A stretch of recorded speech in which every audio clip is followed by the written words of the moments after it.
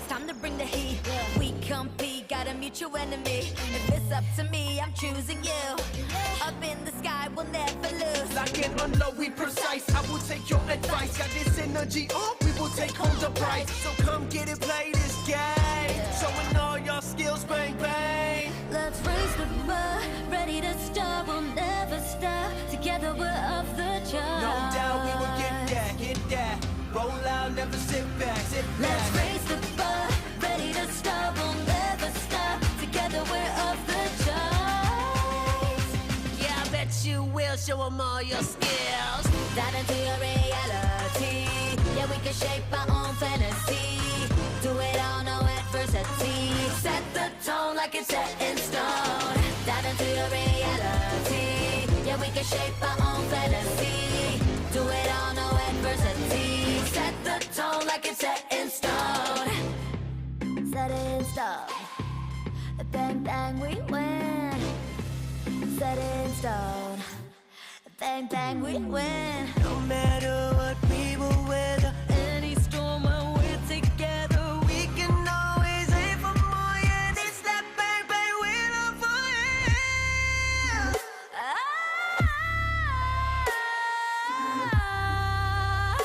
yeah. Set the tone like it's set in stone. Dive into your reality. Yeah, we can shape our own fantasy. Do it all, no adversity. We gon' set the tone like it's set in stone.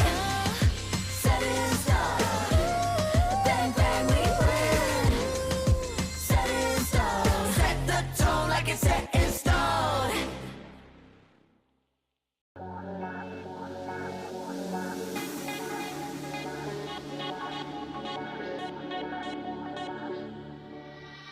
Feel the pressure, trap is coming, coming. You better watch out. I'm on fire, baby, burn it, burn it. Feel it, Everything like no one knows it, knows it. I'm too good for you, I'm too good for you.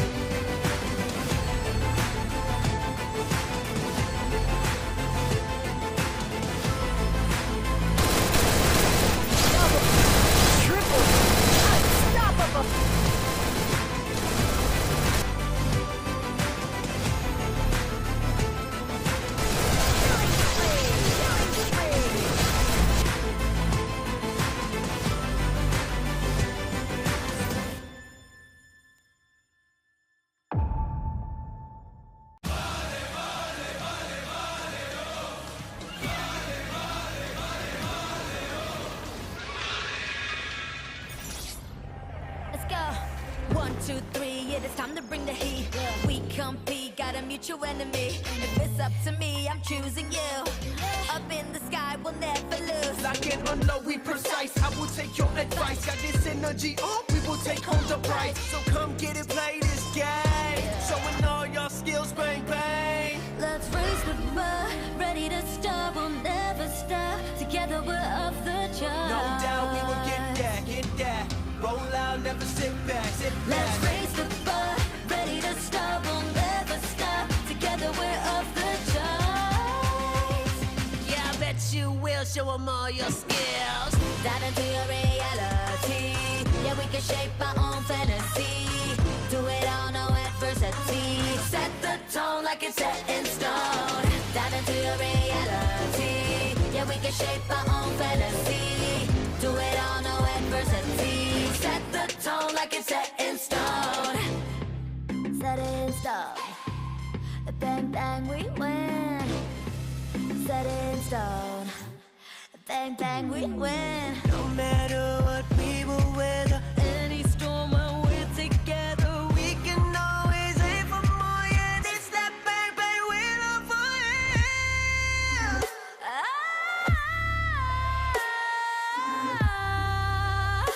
yeah. Set the tone like it's set in stone. Dive into your reality. Yeah, we can shape our own fantasy. Do it all, no adversity. We gon' set the tone like it's set in stone. Set in stone. Bang, bang, we win. Set in stone. Set the tone like it's set in stone.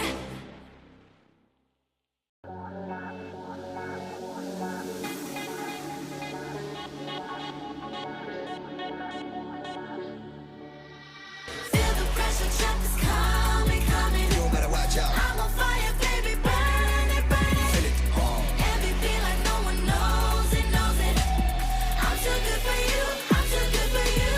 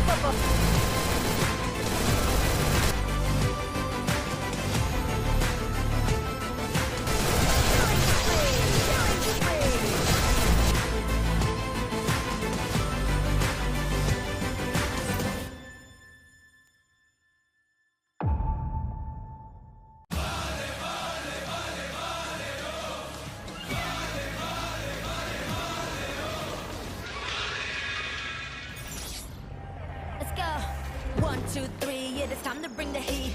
We compete, got a mutual enemy. If it's up to me, I'm choosing you.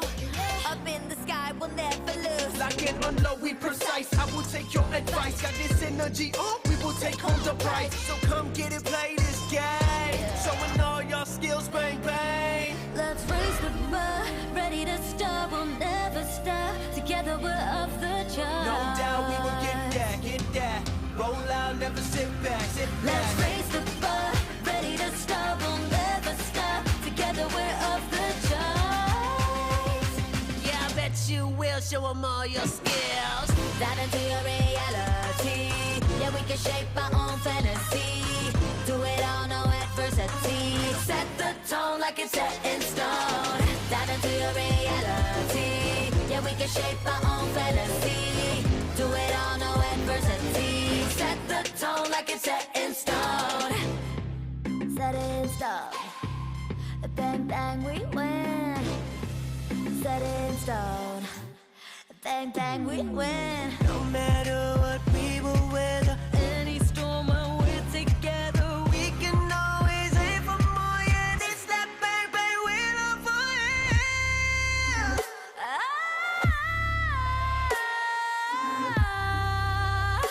yeah. Set the tone like it's set in stone. Dive into your reality. Yeah, we can shape our own fantasy.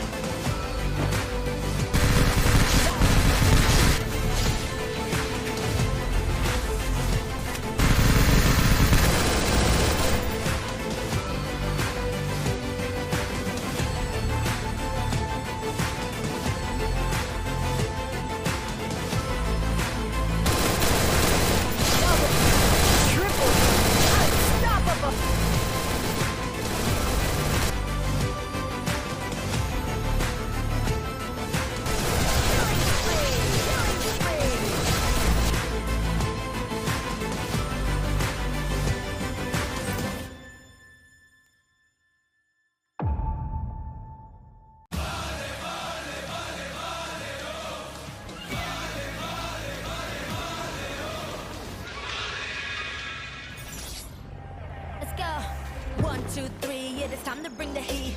We compete, got a mutual enemy. If it's up to me, I'm choosing you. Up in the sky, we'll never lose. Lock and unload, we precise. I will take your advice. Got this energy up, we will take home the prize. So come get it, play this game. Showing all your skills, bang, bang. Let's raise the bar, ready to start, we'll never stop. Together we're off the charts. No doubt we will get that. Roll out, never sit back, sit back. Let's raise the bar, ready to start, we'll never stop. Together we're off the charts. Yeah, I bet you will show them all your skills. Dive into your reality. Yeah, we can shape our own fantasy. Do it all, no adversity. Set the tone like it's set in stone. Dive into your reality. Yeah, we can shape our own fantasy. Do it all, no adversity.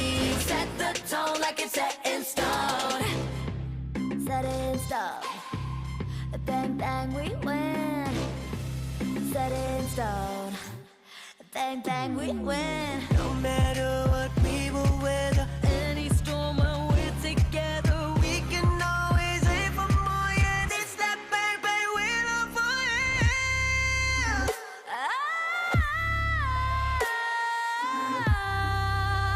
Yeah. Set the tone like it's set in stone. That is your reality. Yeah, we can shape our own fantasy. Do it all, no adversity. We gon' set the tone like it's set in stone. Set it in stone. Bang, bang, we win. Set it in stone. Set the tone like it's set in stone.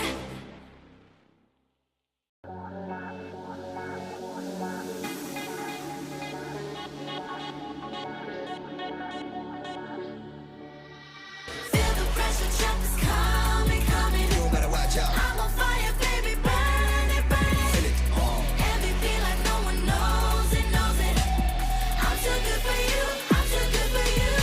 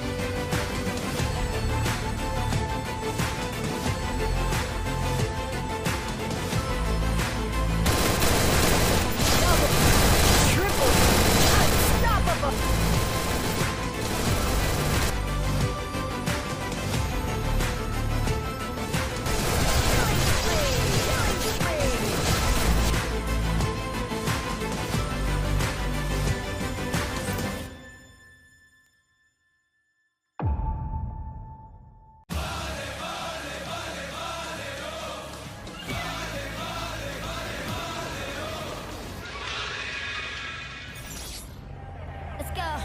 1, 2, 3, yeah, it's time to bring the heat. We compete, got a mutual enemy. If it's up to me, I'm choosing you.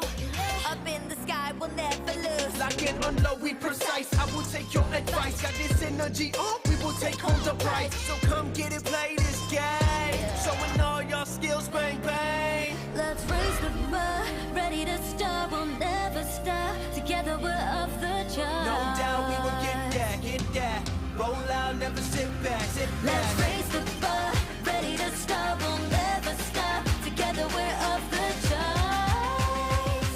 Yeah, I bet you will show them all your skills. Dive into your reality. Yeah, we can shape our own fantasy. Do it all, no adversity. Set the tone like it's set in stone. Dive into your reality. Yeah, we can shape our own fantasy. Do it all, no adversity. Set the tone like it's set in stone. Set in stone. Bang, bang, we win. Set in stone. Bang, bang, we win. No matter what we will weather, Any storm when we're together, we can always aim for more. Yeah, this that bang, bang, we love for you.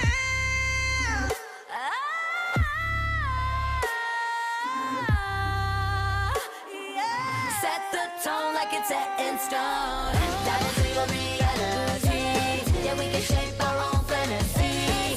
Do it all, no adversity. We gon' set the tone like it's set in stone. Set in stone. Bang, bang, we win. Set in stone. Set the tone like it's set in stone.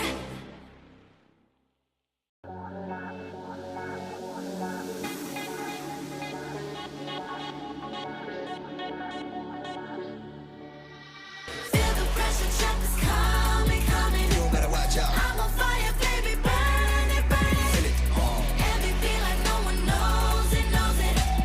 I'm too good for you, I'm too good for you.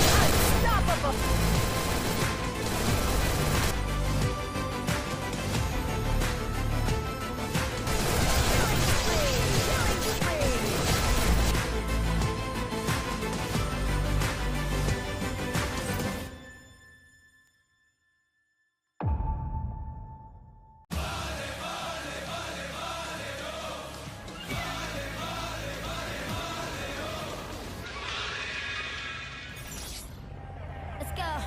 1, 2, 3, yeah, it's time to bring the heat.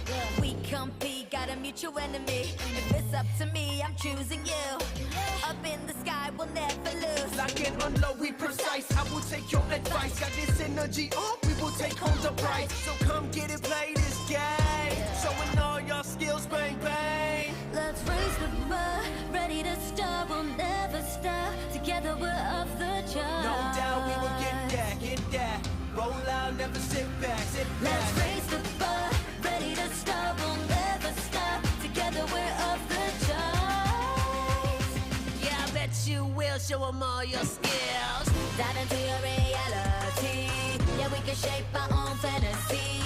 Do it all, no adversity. Set the tone like it's set in stone. Dive into your reality. Yeah, we can shape our own fantasy. Do it all, no adversity. Set the tone like it's set in stone. Set in stone. Bang, bang, we win. Set in stone. Bang, bang, we win. No matter what we will weather, Any storm when we're together, we can always aim for more. Yeah, this that bang, bang, we love for you.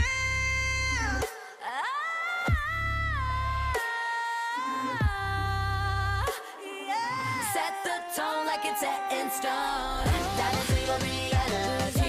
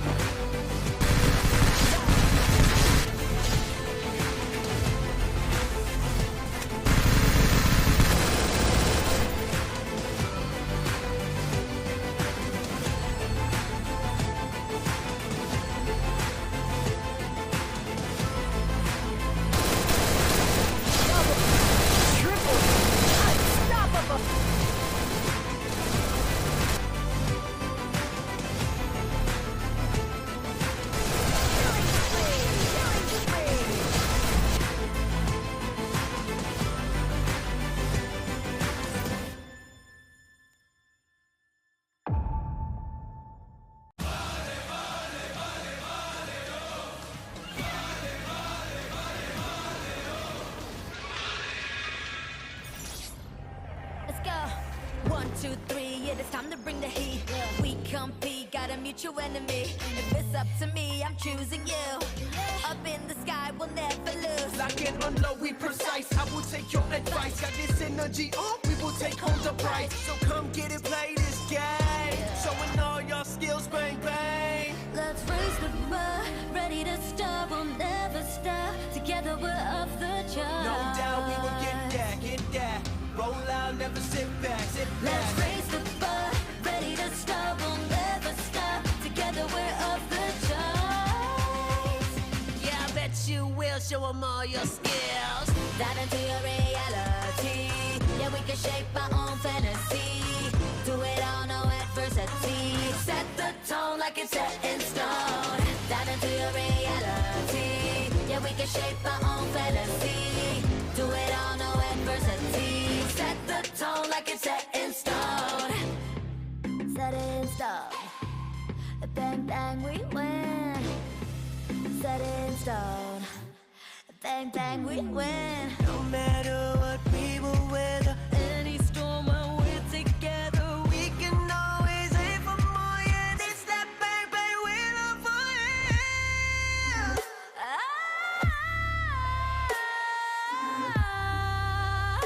Yeah. Set the tone like it's set in stone. Dive into your reality. Yeah, we can shape our own fantasy. Do it all, no adversity. We gon' set the tone like it's set in stone. Set it in stone. Bang, bang, we win. Set it in stone. Set the tone like it's set in stone.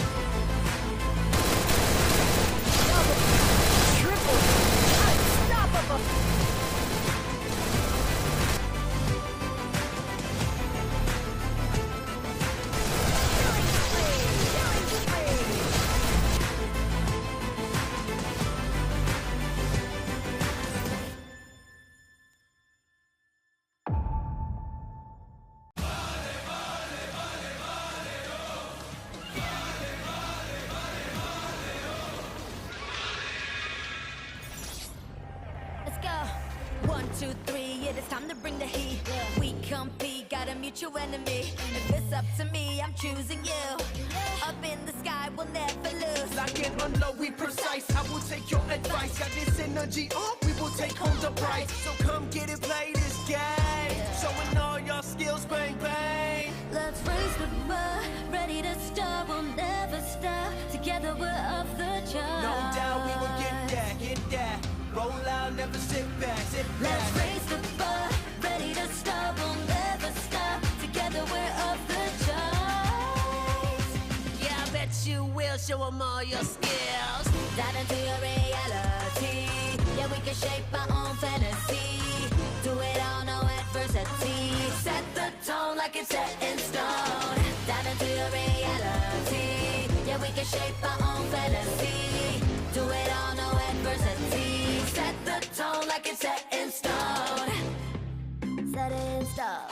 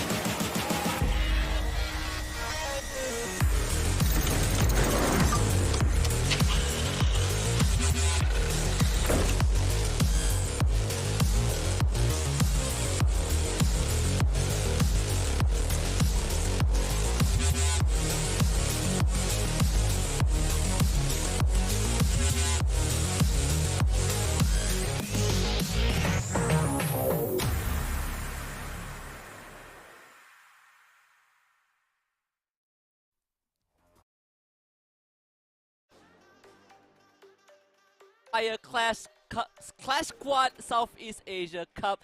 First of its kind, as we also look forward to celebrating the 6th anniversary of Free Fire since its inception. So happy birthday in advance to Free Fire, and you're here with us. My name is Husky, and joining me as always is the Mustachio AJ. Crazy stuff, right? We don't have Clash Squad all the time, but now that it's here, I cannot ask for anything better. We're taking all of the fluff out of the Battle Royale. Oh yeah. We're just throwing them into a tiny little compound where we can see the best of engagement. Now what's crazy about this competition is, Husky, from the very get-go, we are on a single elimination bracket. No group stages, no 2 times, no 3 times. It's just that 1 time. You head on in there. If you lose, you're out. Yeah, you only get to play 1 best of 3, right? And every single set is 1st to 6. Yep. You only get to enjoy the luxury of double eliminations if you make it past qualifiers, which is crazy. And at the same time, you know, there are a lot of people out there over the past 2-3 years of Free Fire. They watch the Battle Royale and they say, well, Team A could have beaten Team B if not for intervention of Team C and D. Well, guess what? Now we get to put them to the test exactly how you want it. The teams know who they're up against. Yep. They know which map they're playing on. Yep. We're going to toss them straight in and let them duke it out 4 versus 4. And this is the prize pool. They're playing for a total of $50,000 US. First place, of course, takes home the lion's share of 20,000. Second place, 9,000. 4,000 for those who land in third. And of course, a little bit of consolation down here for the fourth, all the way down to the 16th. From 3,000 for the fourth spot, 5th to 8th takes away 1,005. And of course, the 9th to 16th, 8,000 USD. Well, you get money as long as your team name shows up in the schedule, right? And this is how it's going to pan out as well. For the format, you have 16 teams playing in a best of 3 single elimination for week number 1, which is going to be this week. And week 2, next week, we will have the 4 teams play a best of 5 double elims.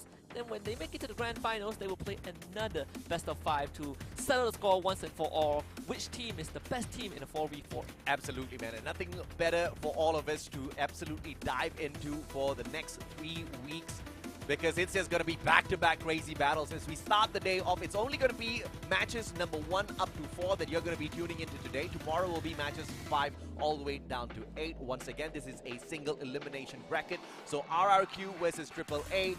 The one that loses gets kicked out of the competition and rinse and repeat the exact same format all the way down to match number 8 that ends tomorrow. Yeah, absolutely crazy stuff that's going to be happening. And it's also pretty laid back, right? We kind of, it's a minor off-season for these teams, so we don't want to kind of weigh them with all these Battle Royale stuff. We just want to see them play some great free fire in a casual setting.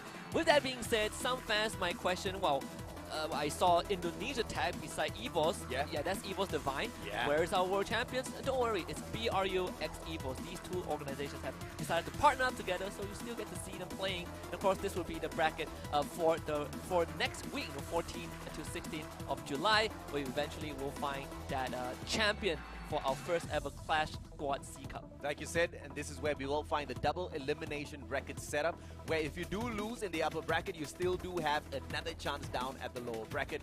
Just don't lose any matches in the lower bracket and you're going to be absolutely fine. Map pool this time round for today is going to be just at Bermuda and Nextera. But this is what I love about Clash Squad. It's not just a specific part of Bermuda. Each and every single round, we're going to be visiting to a different compound altogether. So these teams, I'm pretty sure they know the map in and out already. Yeah. Let's see exactly how they engage out there. Yeah, if anyone has watched, I believe, this content creator showmatch cup that happened, I think in 2020, we gathered, content creators and pro players across Southeast Asia and put them in Clash Squad as well. And that was very interesting because Bermuda, I believe, one of the favorite areas was Factory. So if we get there, it's going to be so fun. But of course, for our first matchups, RRQ Kazu against Attack All Around. First to 6 wins the set. Absolutely, and we will have a potential 3 game. I say potential because this is a best out of 3. If one of the teams wins out 2 rounds in a row, it's going to be game over for the other. They're going to get kicked out of the competition. Attack All Around. Everybody knows the name. They are the world champions, at least from Sentosa, the Free Fire World Series from 2022. But after getting the championship, they kind of fizzled out of the competitions. Yeah, and the best part is that it doesn't matter if you are a world champion or a 2-time world champion. In Clash Squad, everything gets thrown out the window. And the best part is that they get to play with their character setup as always, right? Just in the Battle Royale mode. And we also get to see a different approach to how these teams set their loadout. We can see Clue, you see Andrew, you don't see Orion often. Kay is also even picked up. Olivia is in the roster. We have a plethora of characters to go through. Absolutely, man. Battle Royale versus Clash Squad, 2 very different modes of approach. In this one, it's a quick and swift movement in. Of course, in Battle Royale, where the map is so much more bigger, way more enemies to kind of look out for, you will have a different setup with you. Bringing Clue in by Legolas, that's going to give them a lot of preliminary information before they can go in for the approach. Now, if you take a look at Attack All Around setup, Karoro brings in the Orion. Now, Orion did make an appearance in FFSI. We were thinking, okay, he might not get used all that too many times, and he wasn't abused. There was just one guy. I totally forgot exactly who it was from an Indonesian team. Yeah. Was it First Raiders Eclipse? I believe it's First Raiders Eclipse. I just don't remember the player. In Battle Royale, I was quite skeptical as to how Orion is going to function. In Clash Squad, on the other hand, I absolutely believe this is a skill you're most definitely going to be abusing out there, right? Because first few bits of damage, all you need to do is just pop the skill. You're not going to be taking any bit of damage. You're not going to be attacking back, but at least you survive. And that's going to be crucial. Yeah, and this is actually a loadout that I expected, that's closer to my expectations. Seeing the Kelly, seeing the Hayato, the very basic standard CQC loadout. Of course, I think in this case, Attack All Around are the team that has brought, I believe, 4 Kellys into this match. RQ Kazu has a lot more variety in what they have set up for themselves, and either way, but I just want to mention, it's also great to see Dimitri back. It's been so long. I have to agree, right? And of course, no brainer as to why Kelly needs to be on your squad. It gives you that extra bit of sprinting speed, and that is going to be required, especially if you are a team that wants to set up your defenses a little bit early. I'm looking to see exactly who's going to be the flanker on both sides, because that's going to be the crucial player that potentially changes the tide of battle. But the timing of execution needs to be there as well for maybe the 2 or 3 players that get sent towards the middle part of the map. The circle also closes in really fast. I believe it's 15 to 30 seconds, something like that. So for those who are new to Clash Squad, you might find it a bit fast. Yeah, it's quite a daunting mode if It you're is. not very used to it. But this is exactly why the C Cup Clash Squad is going to be the event for if you're a Free Fire fan. You want to tune in. You want to see exactly how they handle these fast-paced engagements in a tense situation against world-class teams. No excuses, right? Yeah. Everyone gets the same balance in terms of resources at the start of the set. Everyone gets access to the same amount of utilities and weaponry. You don't get to say that there's a divine intervention that caused the team to get wiped out. Yeah. This is all up to their skills, their management of resources. I promise that is one of the most right statements you've made because everybody, okay, first of all, they got to earn that money, but they get to choose exactly what sort of resources they want. They don't leave it up to the gods of RNG. They don't just stumble into a map and expect to find something and not find it, right? They get to choose exactly what they want to bring into these rounds each and every single time.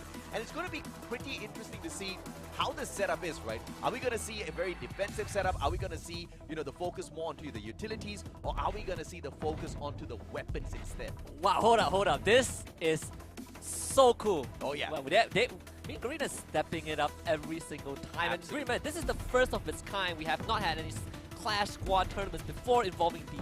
But the pro teams, again, leading up to the 6th anniversary of Free Fire, what a great way to Hey, look at Mr. Wagon. kick this off. And you have Mr. Wagon in the middle, right? Our friendly mascot. But here it is, jumping into Bermuda for our very first set.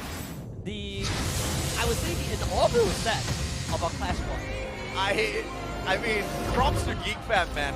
There's this one thing that I love about this organizer is the fact that whoever who's handling the graphics in the background, they kill it each and every single time. I'm loving it. They cooked way too much.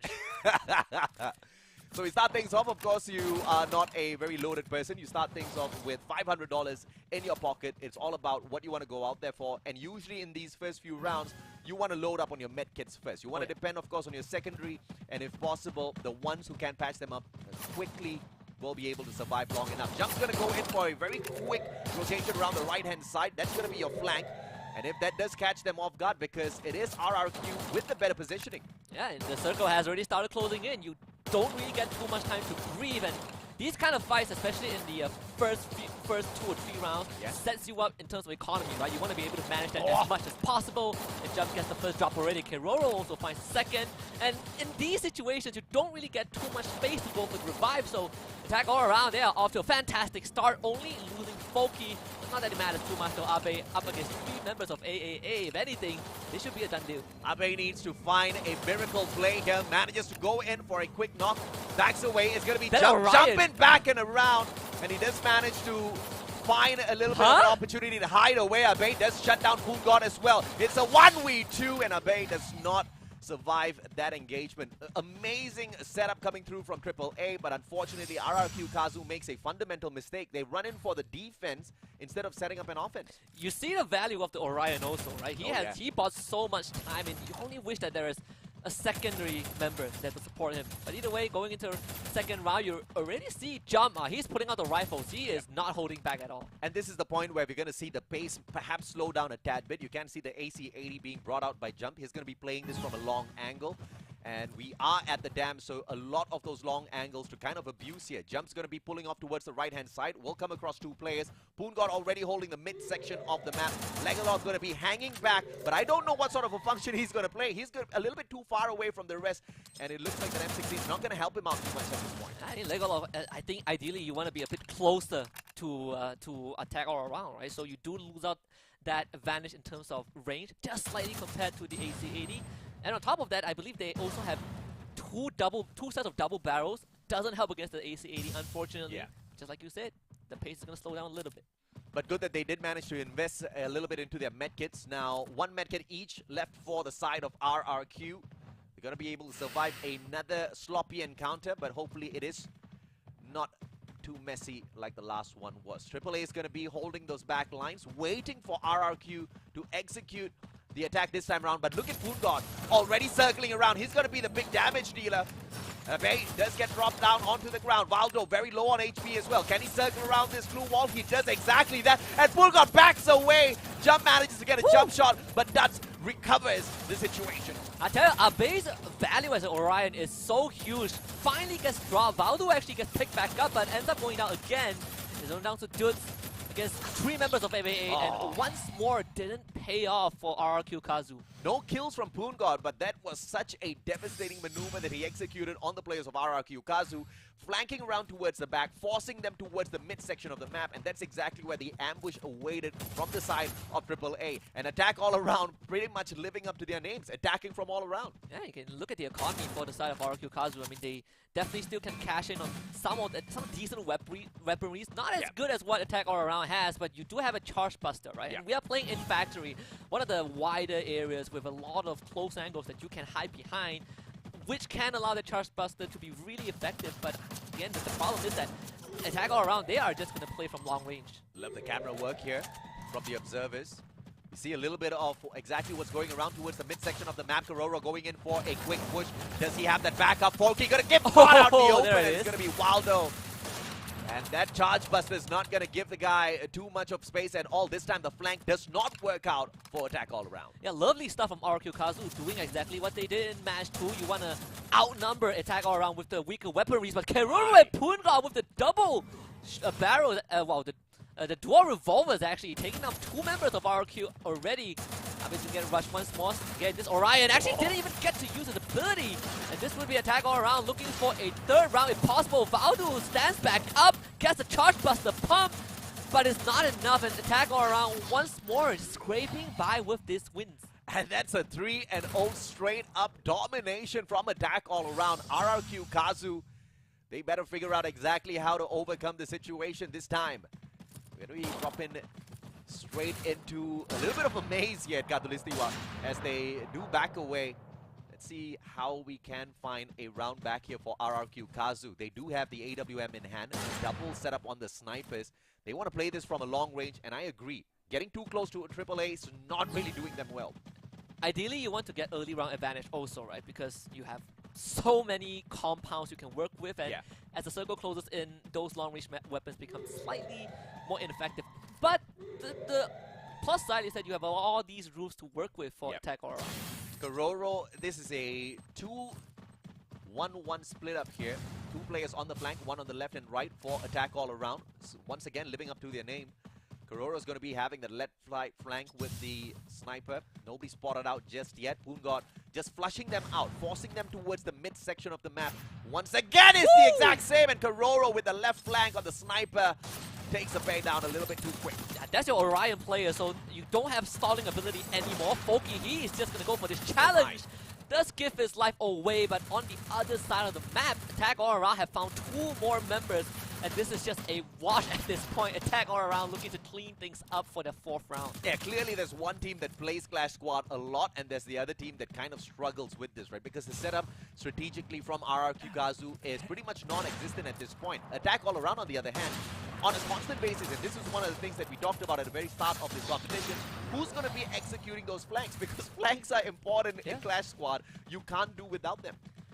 It's also a decent litmus test to see how teams handle these kind of compound fights, right? So obviously the factors are a bit more fixed, right? You don't have RNG to influence, but given the same resources, you get to see Attack All Around. They actually are managing these fights so much cleaner than what RQ Kazu has been doing. Double Charge Buster, double sniper rifles from RQ Kazu. They are amping it up, but you look at Attack All Around, they double down. They have 3 snipers.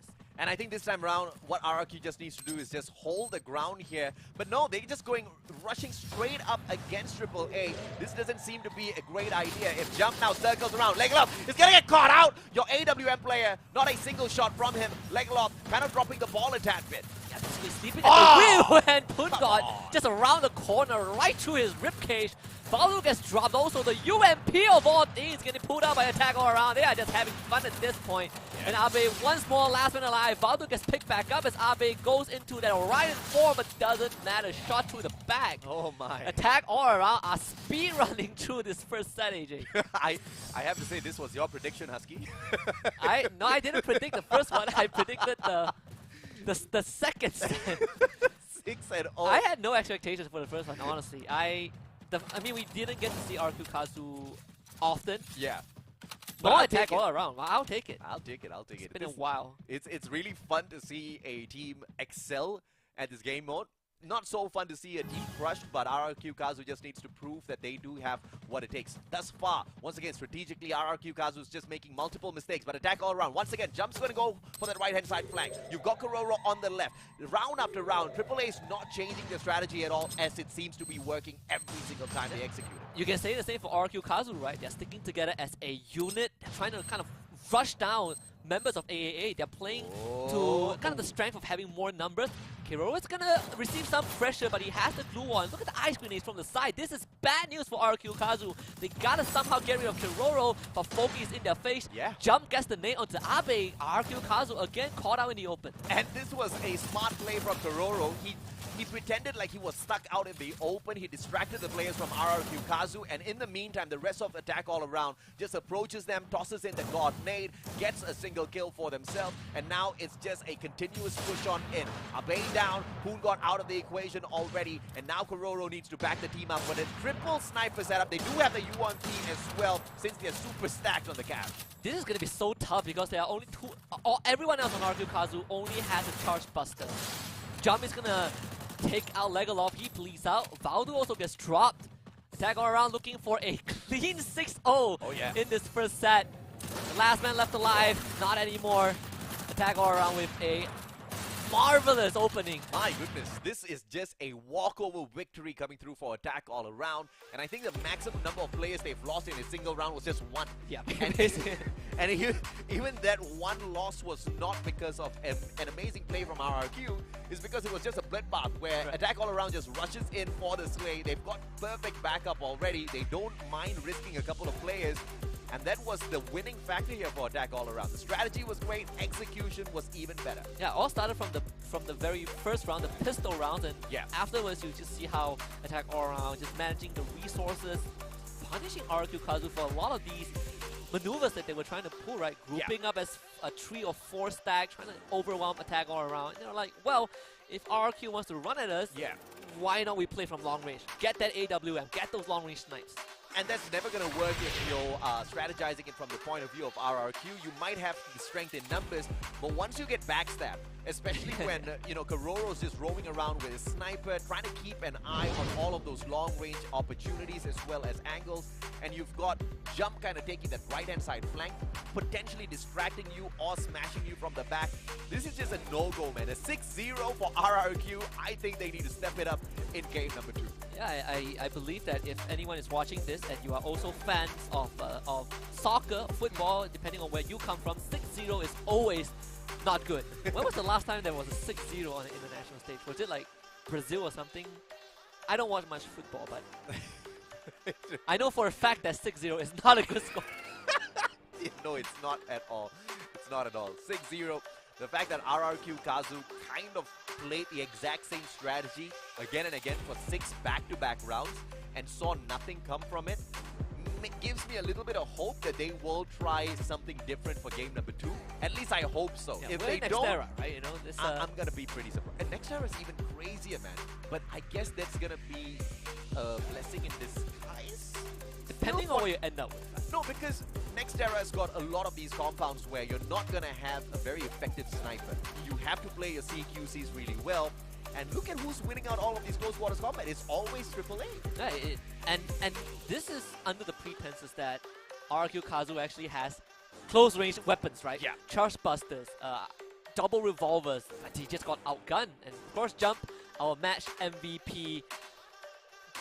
I don't know what to say. He is blazing through the competition. 40% hit shot rate, by the way. The main reason why he was able to get so many of these kills was, once again, time and time again, it's the right-hand side flank, right? The players on the side of RRQ did not want to go towards their own right, because that would have ended up on the left-hand side of attack all around, where they will come across Kororo and his crazy AWM snipes. So the only opportunity was to either take the flank against Jump, which is moved towards their left, or everybody just runs in towards the middle. And 6 times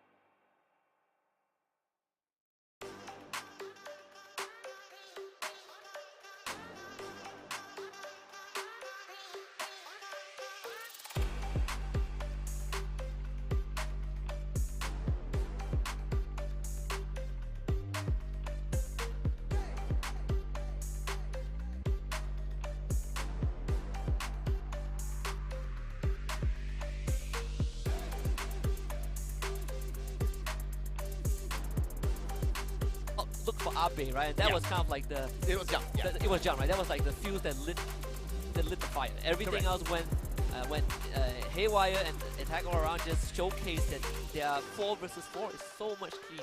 And in this game mode, you really have to have a star player who can handle his own battles. Oh, yes. Like what Jump can do. And you see the setup from him, it's very simple. Bring in the Charge Buster, have a couple of grenades on yourself. Most importantly, have those glue walls, which I'm pretty sure RRQ Kazu wanted to do, but they were pretty much depleted of their resources before even going in there to purchase. They weren't getting enough funds. I feel like if you're a supporter of any of these teams, you get to, if your team wins, you get to brag about it a lot, right? I mean, Yeah. end of the day, this is all fun and games. I'm pretty sure that this whole Clash Squad Cup is for these teams to kind of unwind a little bit, Yeah. you know, take their minds off of the battle royale, the arduous RNG and intervention of other squads, and Yeah. just have a good 4 versus 4 against other squads. But Yeah. even then, you still have a bit of that pride with you. I mean, a bit of pride as well as solid Money, stack right? of cash at the very end of the line here. So Yeah, you earn more than double if you are first place, which is compared to second. I hope RRQ Kazu's not chilling, resting on their laurels, thinking, okay, you know what, 1,000 USDs in the bag already. I mean, if they are, it will be over very soon. You know, they are one set away from basically bowing out of the competition. You would have a tournament time of, well, I'm pretty sure to get to this stage they have to Yeah. play through the local regions, Yeah, the local correct. qualifiers and all that. But in the top 16, your screen time could be less than 30 minutes. But I'm actually very surprised that RRQ Kazu just did not change the strategy for even a single round. This could just be, you know, a strategy to sucker in, attack all around, and then ambush them at this point by getting their confidence to tip over into overconfidence. And maybe now they shock them and they take the match right back into their hands. I hope so, because RRQ Kazu, I came here for some grueling battles, man. At this moment, it's not at that level just yet. So I still have a tad bit of hope. So they have the 6-0 attack all around in map 2. So Okay. so we have a series on our hands. Maybe 6-5, because attack all around's not give it away that easy. But I'm hoping to see a little bit of a difference here. Now, I don't know exactly what sort of a battle style RRQ Kazu prefers in Clash Squad. By the way they were purchasing their weapons, it seems like they want to have those long-range engagements. But the compounds earlier on kind of forced them into a very specific spot to the middle side of the map on a defensive setup. We even saw that in the first round itself. So maybe, as we drop into Nextera, that's going to be the blessing that RRQ Kazu deserves. And with what RQ is running, right, obviously you have the Orion, and at the end of the day, he is someone that can kind of keep himself active in the fight for extended periods of time. You are buying space for your teammates. The problem is that he doesn't get to do anything else aside from just running around in circles. Yeah. So you need someone to kind of back you up. Hopefully RQ Kazu can do that. They're heading into map 2 on the next era.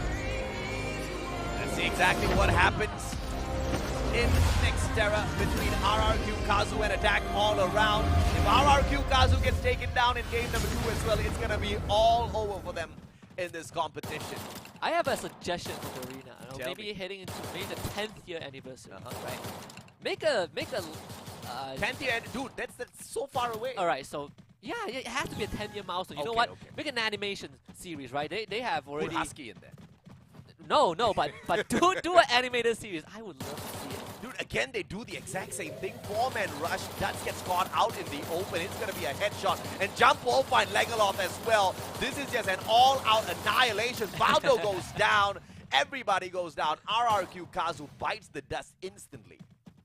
I wonder if Legolas is still the shot caller of RQ Kazu. I think last time we saw him last year, he Yeah. was the shot caller of the team. Not that it matters too much in He this is. situation, you know. I mean, attack all around at the end of the day in that pistol round was just clean and crisp. But now you see the 4 sets of double revolvers for RQ Kazu. This is just the second round. I think attack all around might respond in kind. They have an SMG with Foki. That is going to allow them to have better CQC.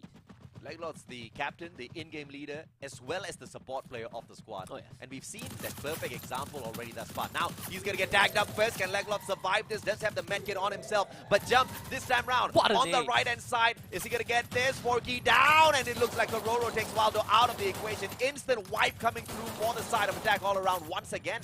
And it was actually good stuff for RQ Kazu. They got a good name from afar and just couldn't finish the job. Legolas downs Kiroro but gets taken out instead, and attack all around still doing it very clean.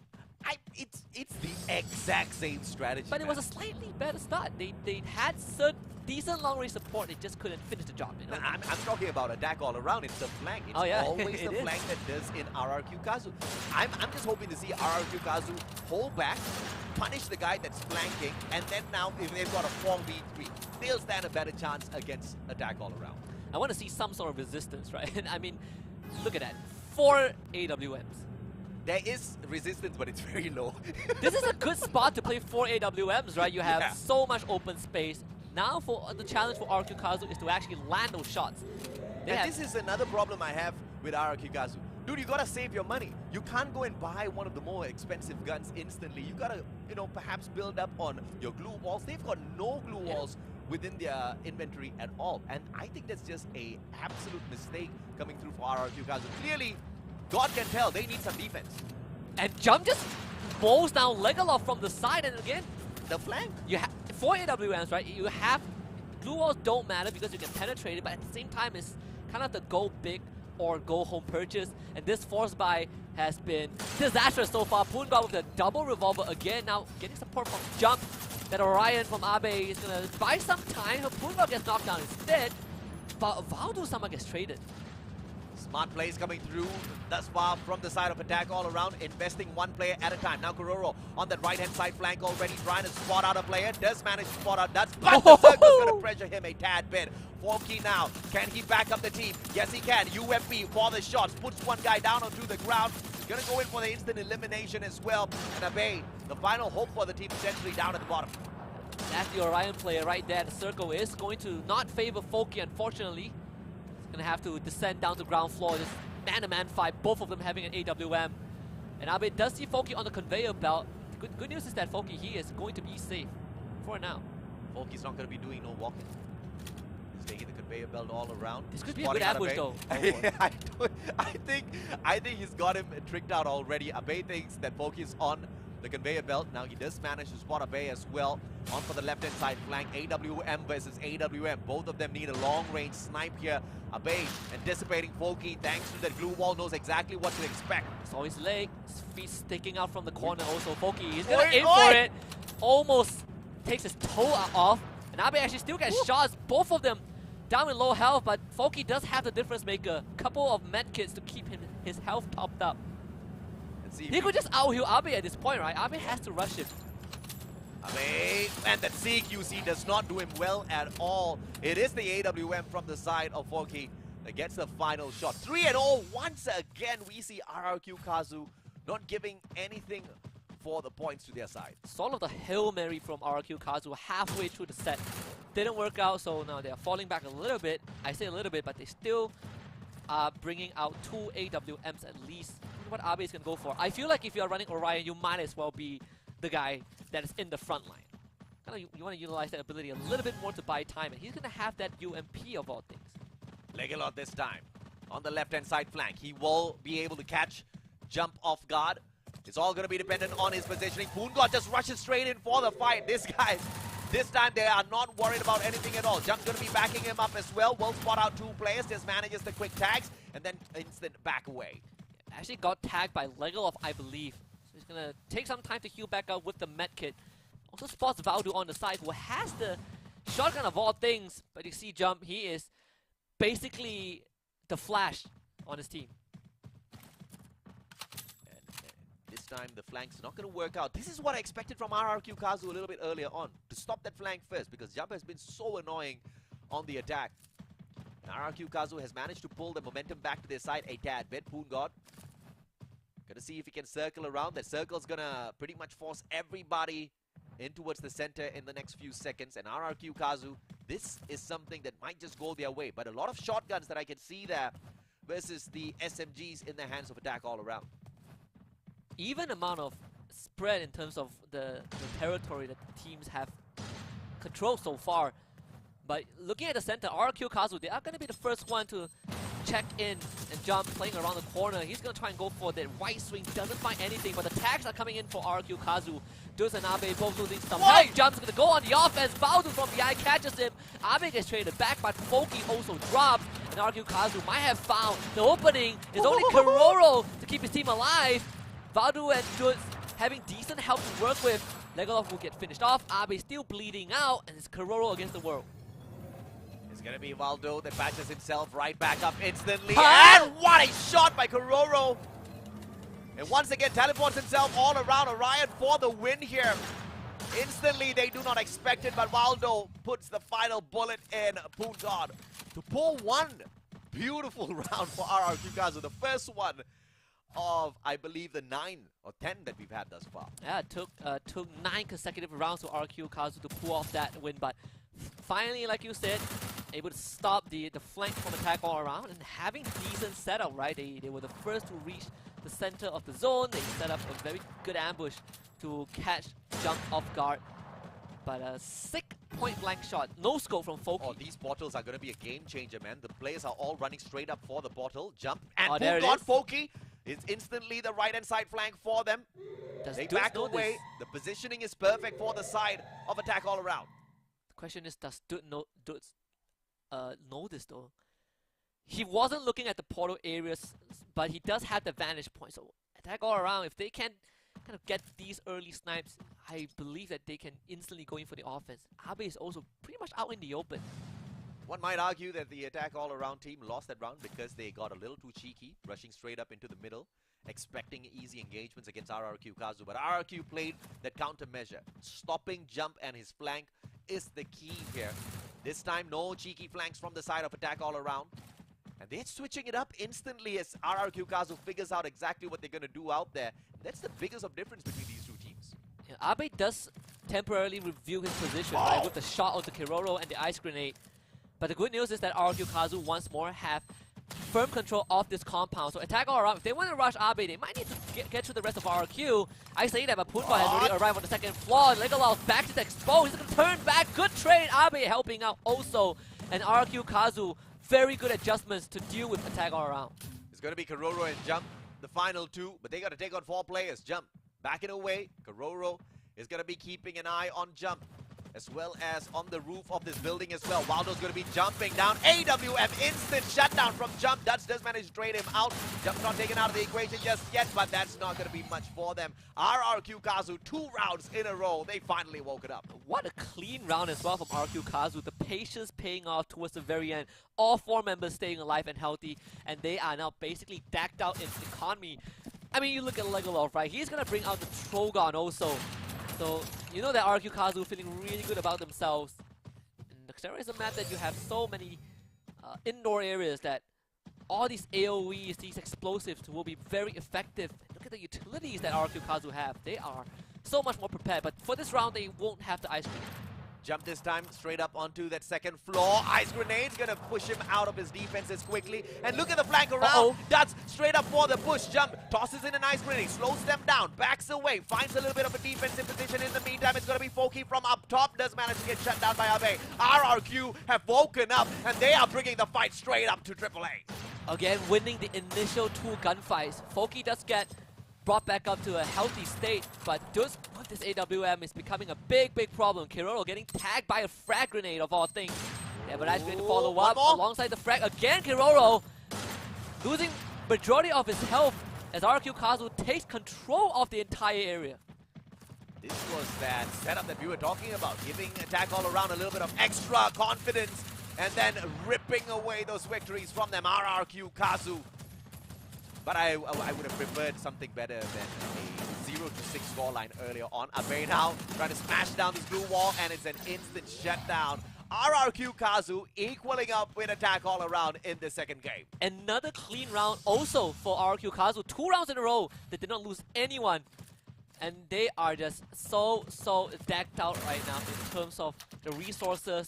They have very good secondaries for these close range fights, and they have also basically managed to figure out what Attack All Around wanted to achieve all this time. Attack All Around just couldn't pump their brakes with enough composure, and RQ Kazu are punishing all these aggressive moves. God, Foki sticking together this time round. I see that flank coming through from Jump on the right-hand side, but it's a 4v2. Pungod's got to get caught up just a tad bit, and he manages to back away towards the ledge, and nobody spots him. Probably my favorite area on Xterra. You don't get to see this in the when they play a normal Battle Royale game because no one fights in Graph Lab. This is going to be a special treat. Looks like RQ Kazu slowly walking forward. Again, good tag from Valdu onto Foki. Those ice grenades, those AWM shots are really starting to hurt the health bars of attack all around. Take it off. AWM, triple AWM setup. RRQ really going for the maximum now. Ah! Just a tad bit more. That hit does not poke on out. Pungod backs away and the shot does not connect from the side of the bay. Nikolov actually gets a snipe from behind, so Pungod ends up going down anyway. Jump basically asleep at the wheel. Abe just point blank shoots him down. Foki under a lot of pressure. He also gets taken out by Abe. Roro against the wall. Once more, the frag grenade is not going to land at any time. The rest of RQ Kazu getting that third consecutive clean round. They have won 4 in a row, 3 of them with 0 knockouts. That's the strategy, Husky. Get their confidence up to a point where it becomes overconfidence and then smash them right back. This is RRQ Kazu with 4 rounds in a row. Attack all around. Does not know what hit them. Oh, 100%. Basically left concussed. Back in Deca Square again, you have those teleporters to work with. RRQ Kazu, it really feels like they don't really mind too much that attack all around are taking these teleporters, sticking together as a unit. In fact, RRQ Kazu might do the exact opposite. They are already on attack all around side. And this time it's RRQ Kazu with the left-hand side flank, triple with the push. That's will be able to find one, tags him up, forces the player out of the equation by slowing him down. He'll need to recover. In the meantime, the rest of them aiming for Jump. Jump with the grenade. Can he cook it up? He cooks it up, but not long enough. Pungod's going to get caught out as well, but a good glue wall will block the entrance. Abe on for the chase. Pungod now from the back, and the shot from Abe is just too good. I cannot believe that Abe just found an opening to just run straight and attack all around, but 2 of their members did get knocked down. Legolov and Valdu. Valdu gets picked back up. Attack all around, showing some sort of resistant Jump against Abe, the Orion, not a target that he can face off. So RQ Kazu pumping out the pressure again, but Jump wins this fight. The glue wall does go down. RQ Kazu finds a trade. Corona right in the face of Valdu. Absolute disrespect from attack all around, and the flank from Foki cleans it up. We are tied up, AJ. What? I cannot believe Kororo executed that. Okay, first of all, he had the information. He knew exactly where to find them. And that one was a total guess shot. He flanks around from the left-hand side of the wall. A quick scope in. He's got 1 player down. And of course, Foki sweeps out the other. It's 4-4 now. And it looks like the players on the side of RRQ Kazu might just be tickled a tad bit. 2 more. Let's see exactly who brings this to a go. Oh, we have a set on our hands for sure. First to 6 wins, so both teams just need 2 more points. The ice grenade, that one going wide. The nade! Good touch by Abe. Going into that Orion form again. It's going to regroup with the rest of his team, but they are expanding the nades really, really quickly. A generous lob of utilities from RQ Kazu that is not resulting in much. A life-saving Orion pop there to avoid the damage from the grenade. Big brain play, instant response coming through. Let's see if Abe can execute that once again. You can see everybody's just topped up with the helmet as well as the vest. They've got the extra bit of defense, but against the AWMs, it's not going to be all that too much. Against the grenade, a couple of shots just needed. But now on the 2nd floor for RRQ, they have to be careful here. Too many players all stacked up in the same spot. Can be very stressful. Jump, big flank, brings goods down to a very low health.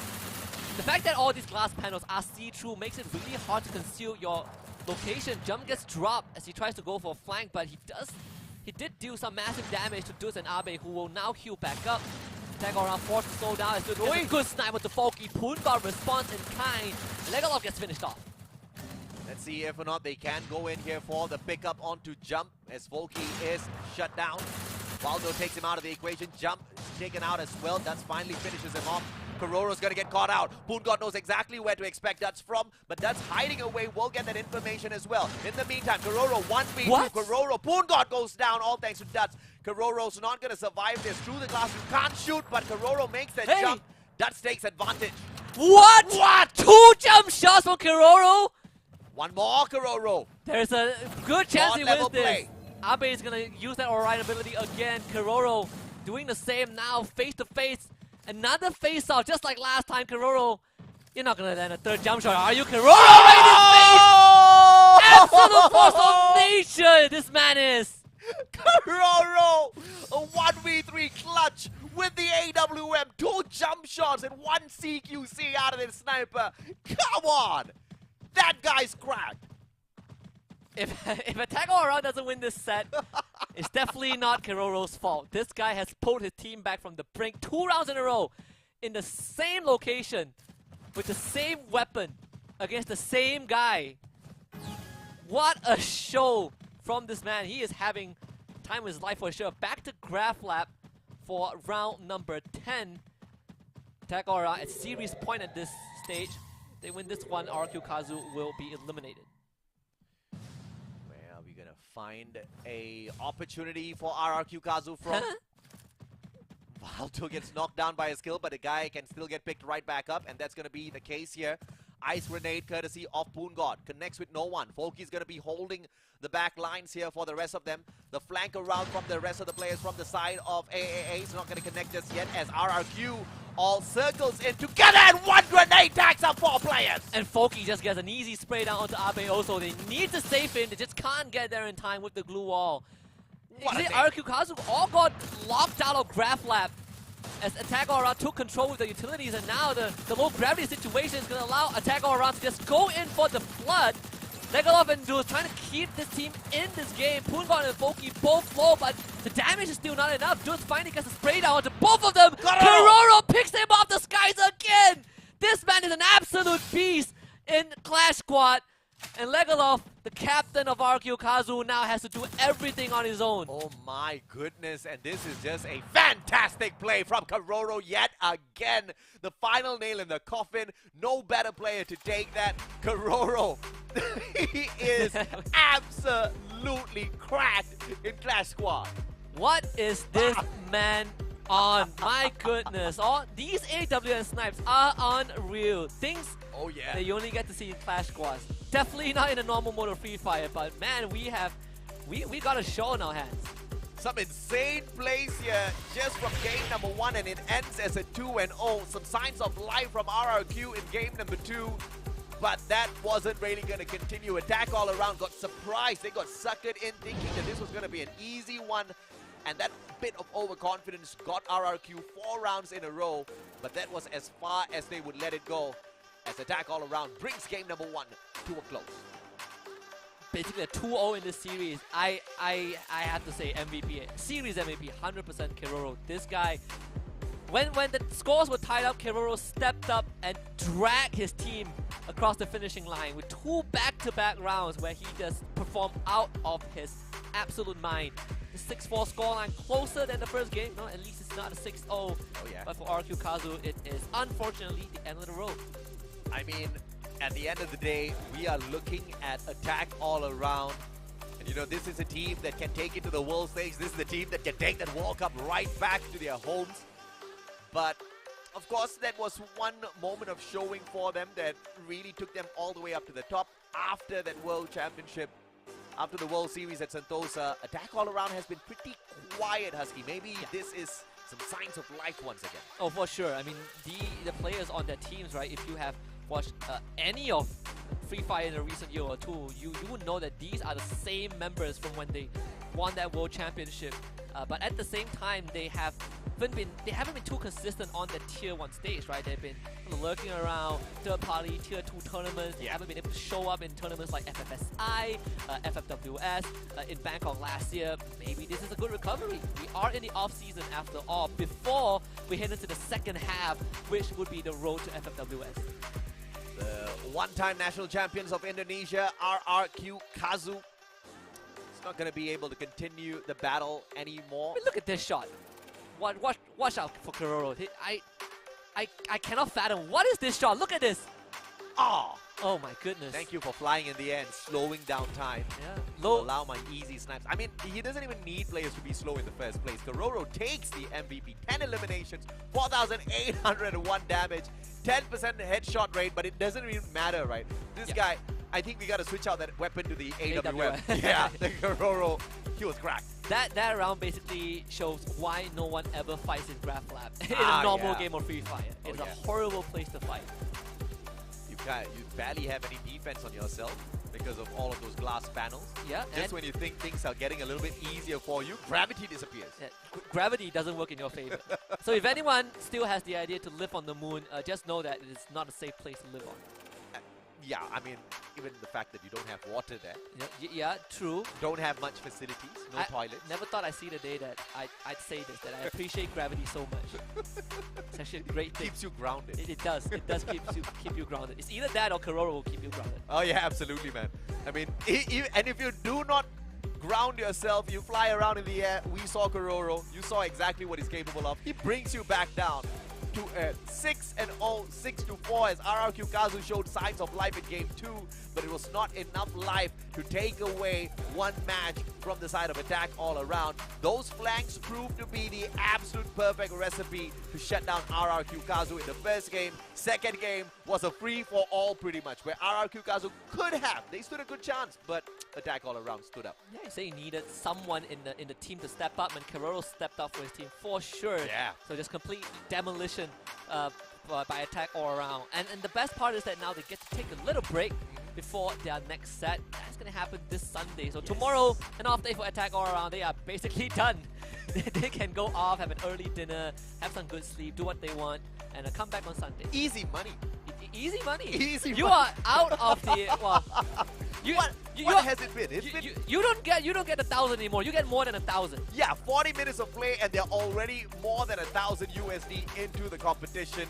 Attack all around, smiling year to year at this point in time. RRQ Kazu, on the other hand, unfortunately, they bow down and out of the competition. Next match, though, it is going to be Buriram United X EVOS taking on Team Flash. My favorite rivalry since FFSI, where Jonah, he was just constantly taunting Team Flash. Well, now they really get to square up in an environment where they will be undisturbed. I think this could just go really, really good or really, really bad for Team Flash. But from what we saw in FFSI, Team Flash proved not once but twice, but can engage with Team Buriram United and absolutely walk away with the win. Oh yeah, they had definitely shown a bit of show that prowess right on the battlefield against all odds, against up against the players of Buriram X EVOS. Yeah. But can they do it in a controlled setting, right? When you just pit them, you know that meme where you have two dogs barking at each other and you just open that fence, open the gate. Yep. Will they still bark as loud? Aye. Or will one get bitten and whimper away? Hopefully we find out quick enough. We're going to take a quick short break. When we come back, it's going to be series number 2 of the day. We got to throw it to the break in a little bit. So I guess we're going to talk a little bit more. It's Buriram United X EVOS. This is not an acquisition, it's a partnership between EVOS Phoenix and Buriram. And I think it's a great partnership, right? Because Buriram United, they bring to the table a lot of experience in the whole world of both esports as well as actual sports. And on the side of EVOS Phoenix, they bring the raw firepower. Millionaires, pretty much. Basically, right? I was joking about this earlier on. I was like, if you can't become world championship, you basically just take the world championships for yourself. Obviously, it's all in good faith. I'm pretty sure that they have so much more to offer. Yeah. We'll see that in the upcoming Game 2.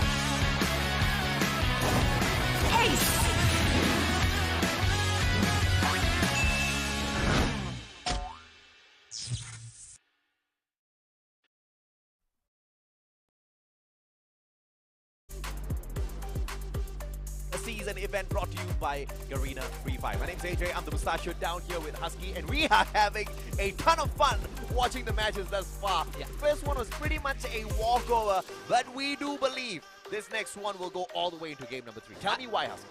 I'll tell you why, because we have one of the best rivalries that has been formed a few months ago. Yep. During FFSI, it's the rivalry between our two-time world champion against the boys at Team Flash. I don't know what these two... what happened between them, but apparently it's Jonah against the world. Yep. And we have the partnership between Buriram United and EVOS Phoenix. So now it's Buriram x EVOS with the two-time world champion up against Team Flash. When you talk about what Team Flash has been able to do thus far, very impressive. They've been to the world stage 3 times. The problem here is in the single round elimination in this bracket, they go up against the 2-time world champs. I mean, they might have been there 3 times. But Buriram United x EVOS has won it twice for themselves. Yeah, Buriram United, I think they've been to, well, not Buriram United, Buriram United. I swear to God, it's a really long name. So BRU x EVOS have been to the world stage, I believe, every single time, as far as I can remember. Yeah. 2 world championships, 1 runner-up. Yeah. I mean, by a few points, yeah. If you compare the record to Team Flash, it's a long shot. But surprisingly enough, at FFSI, we saw engagements that were really promising out of Team Flash. Even though this was the 2-time world champs, Team Flash did not really care. In fact, they were tickled. In fact, they were pretty much energized because we heard a lot from Jonah's mouth. Jonah was a non-stop trash talker all throughout FFSI. And I'm glad he did that because it was Jonah single-handedly invigorating all of the other teams, especially a team like Team Flash, to really step up the game. Jonah carrying the trash talk genre. I feel like whoever gave him the green light didn't expect him to take it that far, right? And it's also fair to say that EVOS Phoenix, BRU x EVOS didn't win FFSI. In fact, they didn't even finish top 3. So it's kind of like that humbling experience I believe a lot of people behind the scenes would have really loved seeing happen. Just so you don't have this 2-time world champion winning everything. It does get stale after a while. But it never gets stale with Thailand continuously taking the championship. Yeah, it's still away, a Thai team that won the whole thing, but it's not them. at least we have new faces. At least.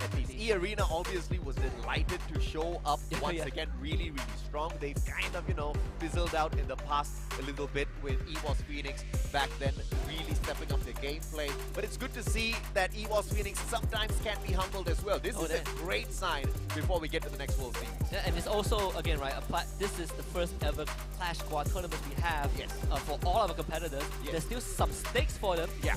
It also kind of preps them for the incoming tournament that's going to lead them to that world stage. Yeah. If anything, we have seen how FFSI evolve as a tournament, right? The format is so much more rewarding, so much more days for these teams to really test the waters and show what they're made of. Yeah. This is also how it's going to be like at the end of the year. Oh man, we have a lot to look forward to. Oh dude, if this is going to be the format applied at FFSI, dragged into the World Series, I am going to be a happy boy. I will fly there if it's anywhere. The biggest problem that I've had thus far with the World Series is it's just too Too few rounds, man. Too few rounds, right?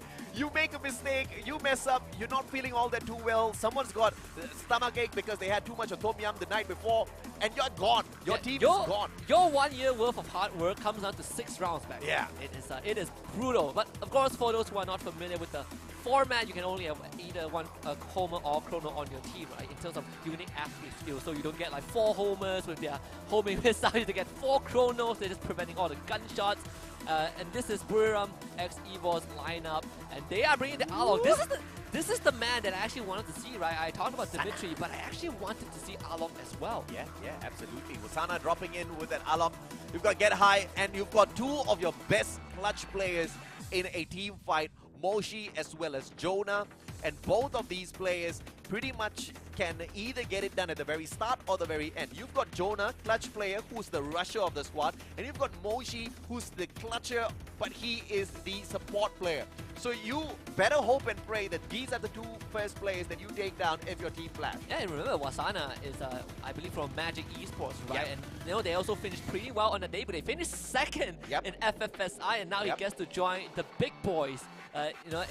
In forms of the 2-time world champion, and also it is a team that I believe there was a graphical error. It's actually Tatsuya, not an A124. I almost got a heart attack. I was like, wow, they're running 2 A124s. So yeah, Tatsuya, Orion, Alok, and A124 for BRU x EVOS. So only 1 unique skill per team, and of course, when it comes to Chrono, or I believe Homer, only one of those can be chosen, just to make sure teams are not too overpowered in the battle, which I really like. It kind of keeps the pace a little bit more balanced. Imagine having like 4 chronos, right? Oh my. It used to be a thing, and was not fun. It wasn't. It most definitely wasn't, right? But this is definitely a scenario that I believe Team Flash can overcome, and EVOS Phoenix has shown many room for error early on in FFSI, where they did go in for plays and perhaps did not walk out the better team.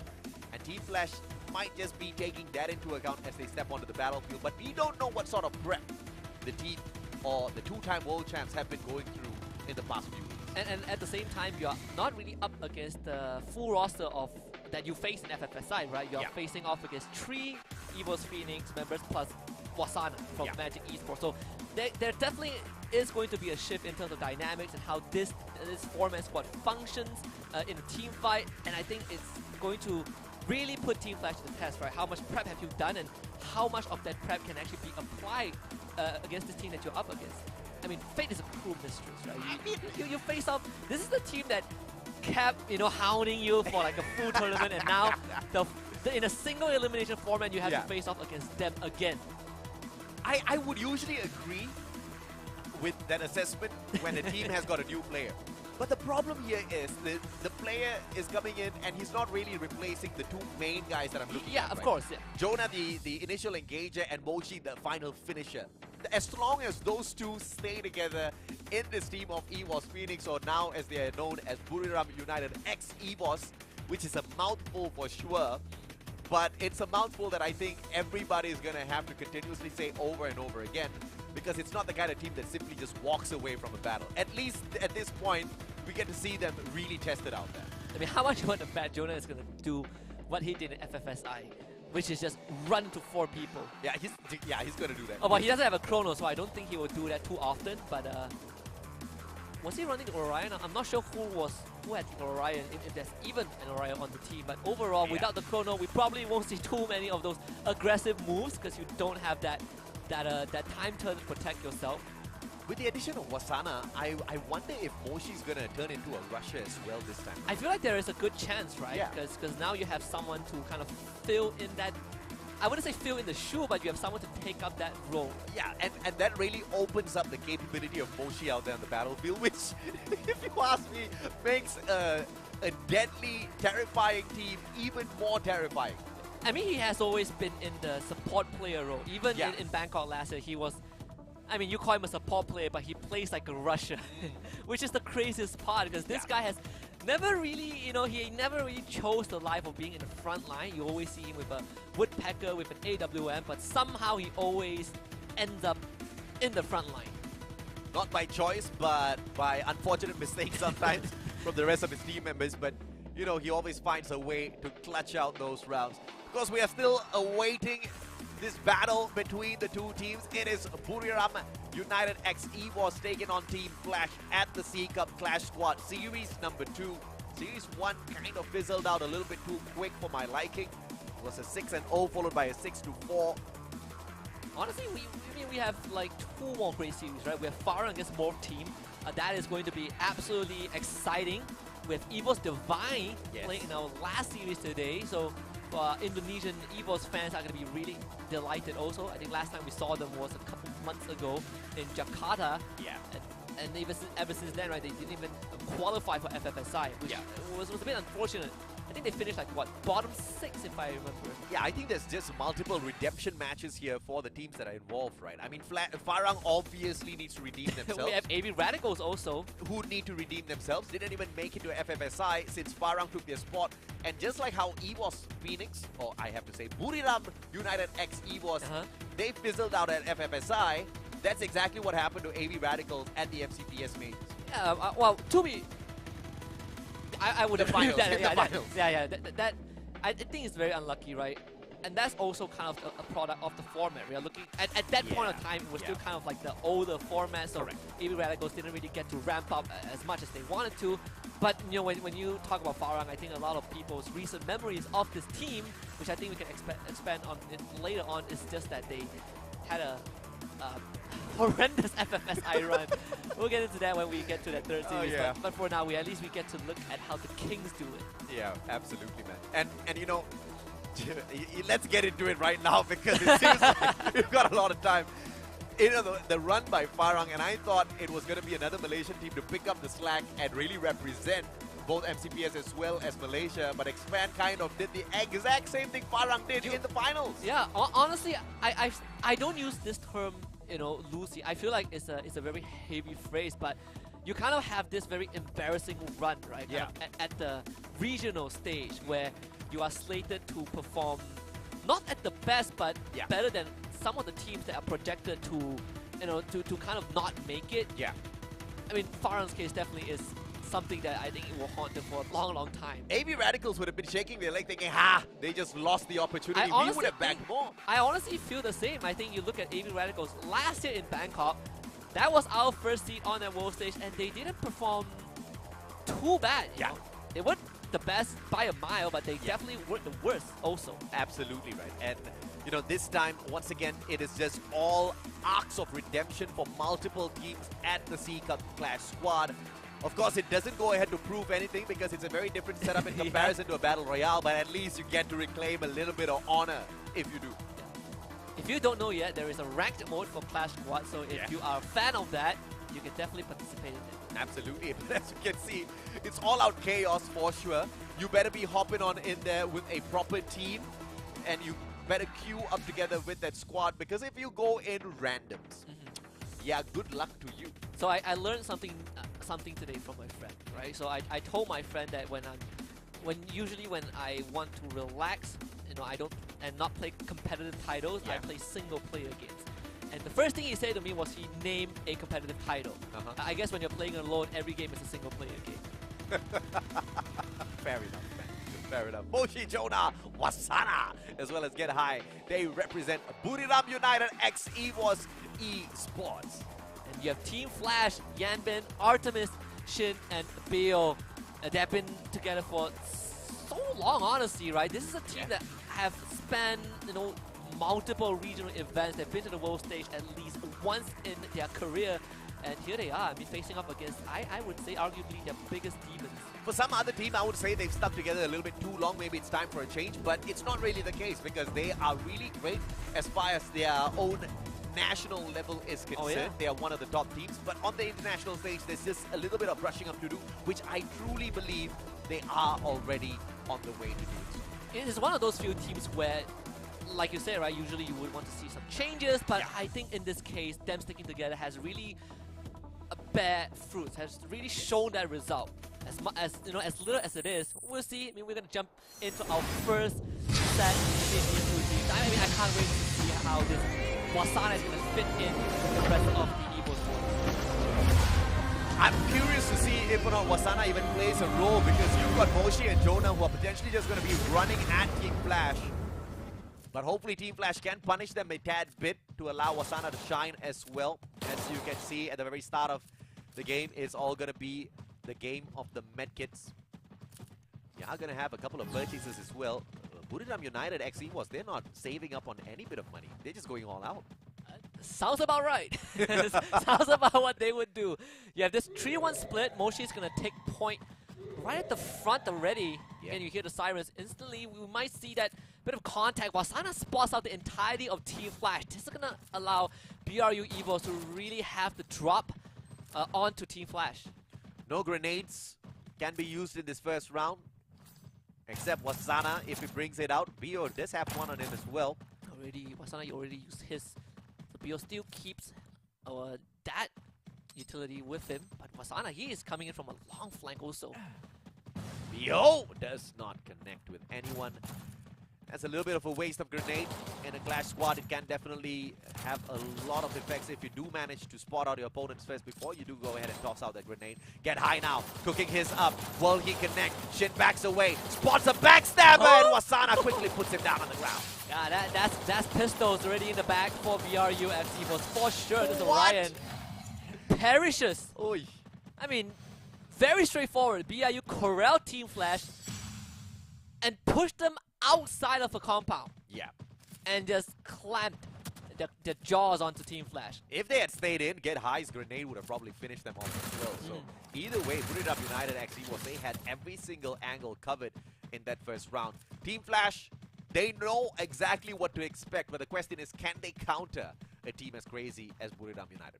It's one of those few teams where it really, when you play a game, this is master level difficulty, right? It tests every single knowledge and mechanics that you know and learn about the game itself. Team Flash, they're definitely on a slightly lighter buy. 4 sets of double revolvers, and once more you see the same spread from BRU. They have basically taken control of majority of this area, and they have boxed Team Flash on that northern corner.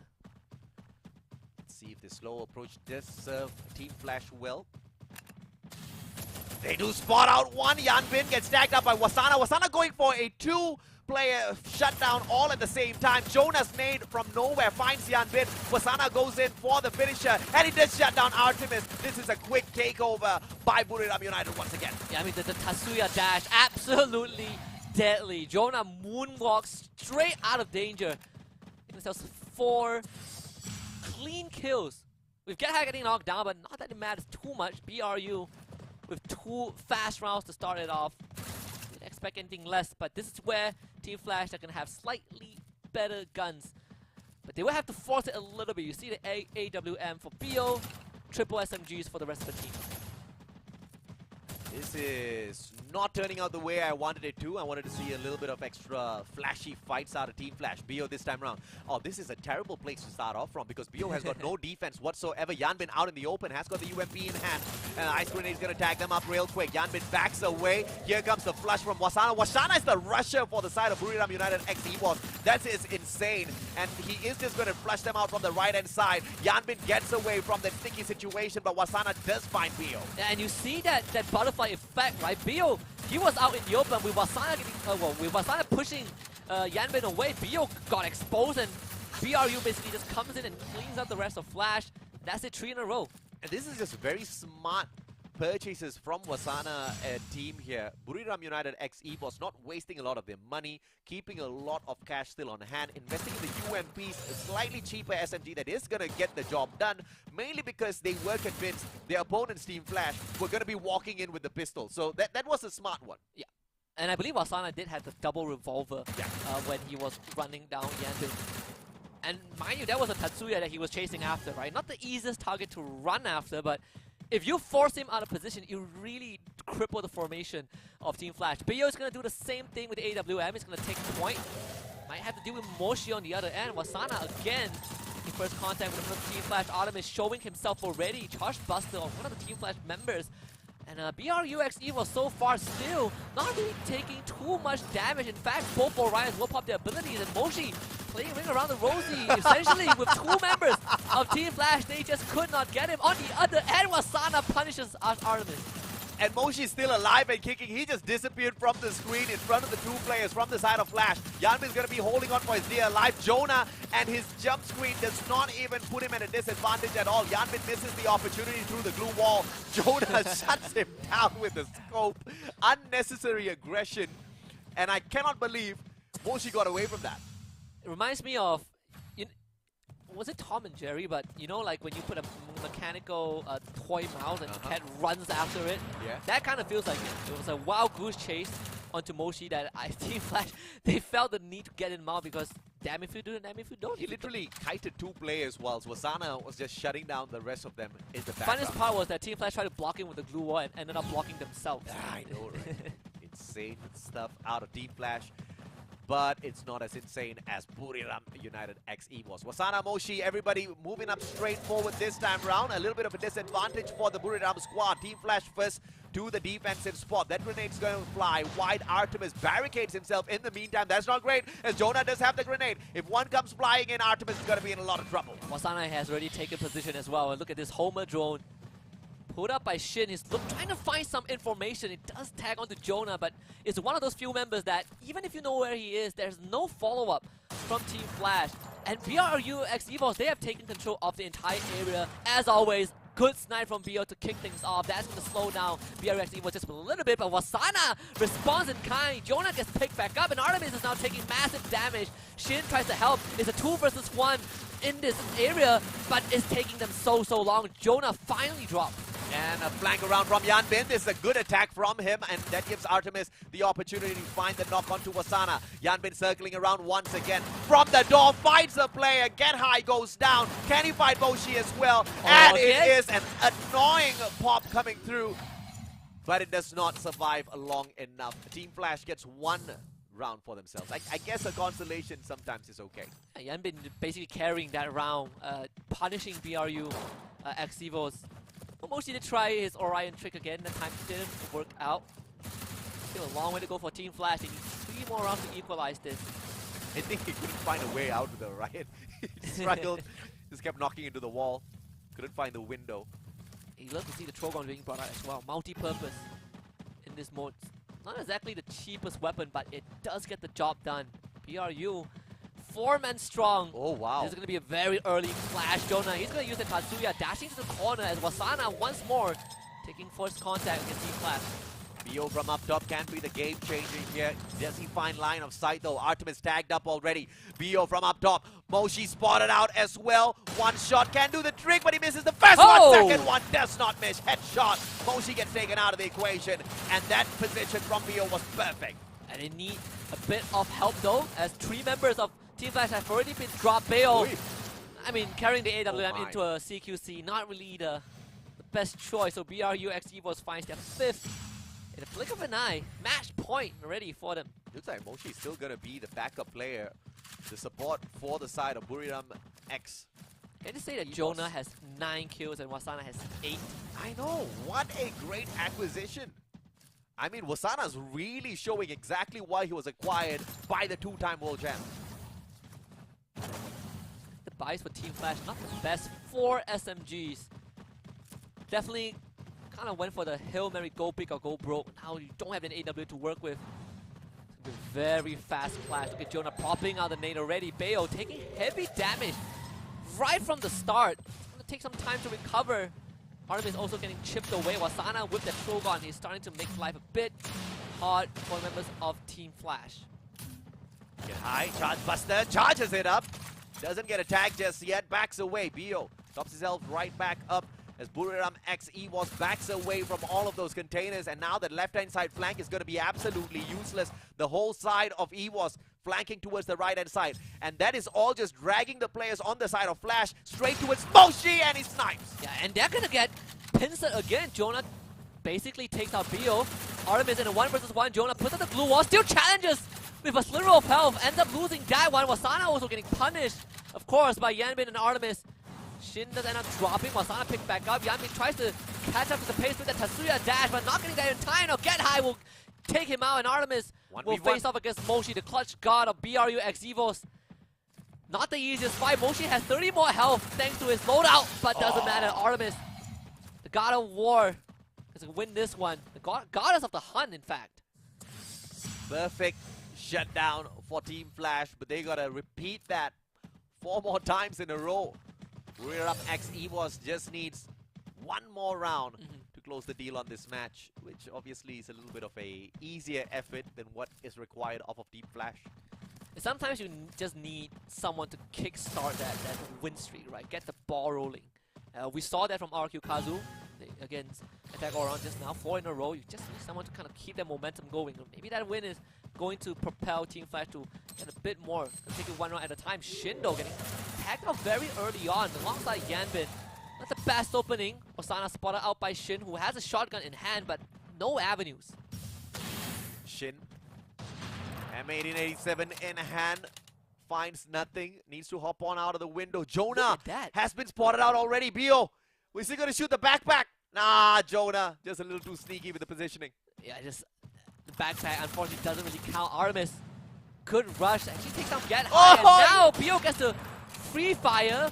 Unfortunately, the glue wall is gonna block off access. Shin takes out Jonah on the side, and ambush that has been he has been cooking for a long time, and now BRUX EVOS down to 2 members. Team Flash baiting them in, finishing them off one after the other. But Moshi and Wasana to find the finisher. Moshi with the AWM. Wasana still alive and kicking. M1887, the pumps coming through from Shin. Wasana gets tagged up, put down onto the ground. Moshi, can he find the safe? 1v4, answers no. Team Flash, lots of signs of life. Alright, I mean, the economy is slightly building up a little bit. See the snowball for Team Flash. Gonna bring out the Charge Buster. 2 SMGs and an AWM. This time, okay, double AWM, in fact, for Team Flash.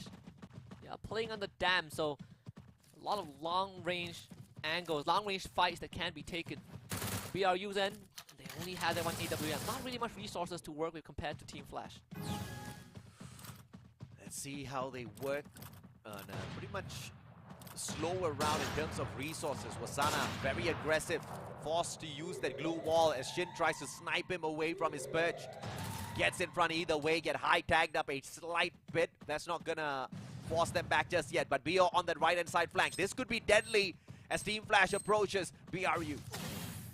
It's not gonna be easy for BRUX EVOS in any way. UAV deploying. Oh! Artemis taking a huge chunk of damage. Does respond with his own utility, that ice grenade. It's not going to be enough to chip his health away as he heals back up in time. BRU though again circling around, and they are, look at the amount of space that Team Flash has. Not too much to work with. Just a second too late with that ice grenade. And we do see that recovery from Team Flash as they continue pushing up forth, and BRU's fully rotated around already. Yeah, eventually, essentially swapping places. Yeah, right? exactly, right?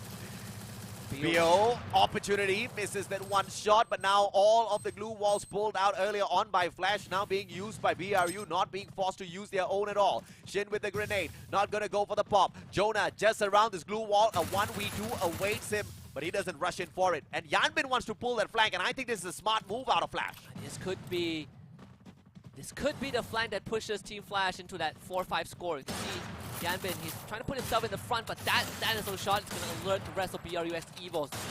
Time left though. The blue one's going to go down. Yanbin needs some help. He's going to get it. The blue zone also closing in.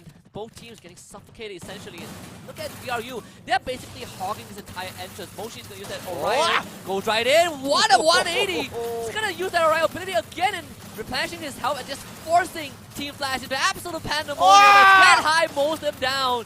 Is Shin and Yanbin to hold the fort, and BRUX Evo's looking for their first map win. And God plays out of Moshi. Finally, Guy just hops on out of the Orion, tosses a grenade, forces Team Flash away from his spot. But now Artemis with a sliver of health left. He does have the med kit to patch himself right back up. Wasana, in the meantime, will go ahead to recover a tad bit as well. Artemis and Shin, both right in front of him. Just waiting for one of them to make a mistake. With the charge buster in hand, Wasana finds the first one. Can he find the second? Opportunity, and it will be the glue wall, but Wasana doesn't get to him before Jonah does. And finally, the end to round number 1 for the side of BRU. Very straightforward from BRUX Evos. Fresh look for Wasana, right? I believe this is his debut with the team. Yeah. Not in Battle Royale, but in Clash Squad. Overall, you kind of see the dynamic. Like you said, AJ, early on, the core doesn't change, but Wasana fits in just well. The core doesn't change, but you know, the existing setup just became so much more deadlier. Instead of just depending on Jonah as the rusher, they now have got a secondary rusher in the name of Wasana, who's equally as effective, which is insane if you think, because this team did not want to beef up their defenses, they stepped up their offense. You know what they say, if I kill my enemy first, my enemy cannot kill me. Unless he tossed the grenade out first. Basically that, right? You look back at FFSI, Wasana was one of the, well, not was, is one of the few great CQC players from Magic Esports, where he essentially not only has high amount of damage output, but he also has a lot of that clutch potential for his team. Absolutely right. And of course, it seems like 6-3 is going to be the scoreline Team Flash will need to stick by for this one particular matchup. But we see lots of signs of life. We see the potential for Team Flash to overcome the team of Buriram X Evos. But what they, of course, need to do is shut down 2 annoying rushes in the name of Jonah, the in-game, he is the team captain, as well as Wasana, the newest addition. Crazy stuff, because it's not easy to engage with them, clearly. Yeah, definitely not. I mean, we're going to head to Nextera next, and you know, if anything, the dynamics definitely going to change a little bit, right? You fight in areas that are normally not your preferred zones. The Graph Lab, one of the few areas that just makes life absolutely miserable for, I think, a lot of these players, because they generally don't access that often anyways. Yeah. You also have, you know, what do you call conveyor belts, you have just very, portals as well, and glass panels, see-through glass panels. I was surprised with the Trogon purchase, but it was the Trogon that did take down Mochi in one of those rounds where Team Flash, I believe, got their very first victory. From then on, it was Buriram X Evos for the victory, but Team Flash kind of held them back a tad bit, winning out 2 back-to-back rounds. And that's the kind of life that I want to see from Team Flash, but it just came a little bit too late this time around. Hopefully, in game number 2, they start things off on the right foot. They start getting those rounds for themselves first, because you know Buriram is going to be stepping up the gas pedal. And this is not the fastest pace that this team can engage with just yet. Oh yeah, and it's definitely, and also it's limited by the resources that they have, right? Yeah. You don't really have 10,000 grenades that you can just keep lobbing into enemies, which is a good thing. But of course, Jonah as our match MVP, no surprise right there, running the Tatsuya is really giving you that boost of movement speed. That extra maneuverability does make life a bit hard, and also it's not too bad of a character. Is so quick. Yeah, it's not too bad of an ability to deal with snipers, right? You can to a certain degree confuse them, but just don't keep white peeking it, because you will get punished. Yeah, Tatsuya is perfect, right? Especially when you want to get into position very early, you get the double pop, and on top of that, you don't have a very long cooldown on this active skill. So it is a fantastic setup when it comes to stepping on into a matchup where you want to get to the front line first, and we all know Jonah as that mad rusher for Buriram United X Evos, and he has been using this character to its perfection. And defensively as well, like you pointed out, if you're going up against a player, it's very decently effective to dash out of the way and find a little bit of cover. And honestly, I now this gives me an idea, right? What we're seeing right now in Clash Squad, right? The setup, the character loadout. Yeah. Could be a premonition to what we get to see for the rest of competitive Free Fire, at least for the rest of the year, right? Maybe we will see Tatsuya on a competitive stage. I don't know if he is super effective on a battle royale. But just maybe, right? When you maybe. see it in action, you're like, there's a chance. There's most definitely a chance because it looks like a decent It run. looks good in Yeah, Clash it looks Squad. good. And later on in Battle Royale, I guess more than one player can bring Tatsuya in, so it might be a game changer as well. You never know. Yeah, I say that, but it's a long shot. I mean, Chrono is still going to take out 2 of the spots, right? So end of the day, you know, if You got the four homers running out there as well. Not many people are going to 4 be paid. J beats, you know. Yeah. So Clash Squad is also a mode where you just get to experiment or get to see some of the characters that you know are not going to show up in Battle Royale. Yeah, Clash Squad, the one thing that obviously all of these teams are focusing on is the speed to get to the defensive spot as well as the speed of the flankers, which we have seen come in extremely effective for not one but 2 teams so far.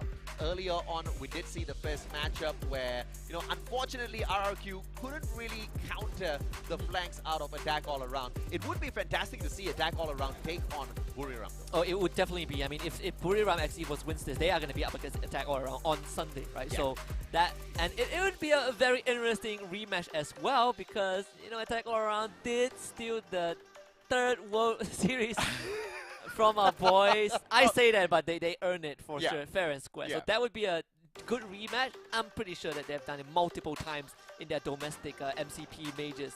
But overall, it's also good to see how, you know, Buriram X Evos are still, they still maintain that aggression. Absolutely, and of course Team Flash did show signs of life not once but twice but 3 times. 3 times, yeah.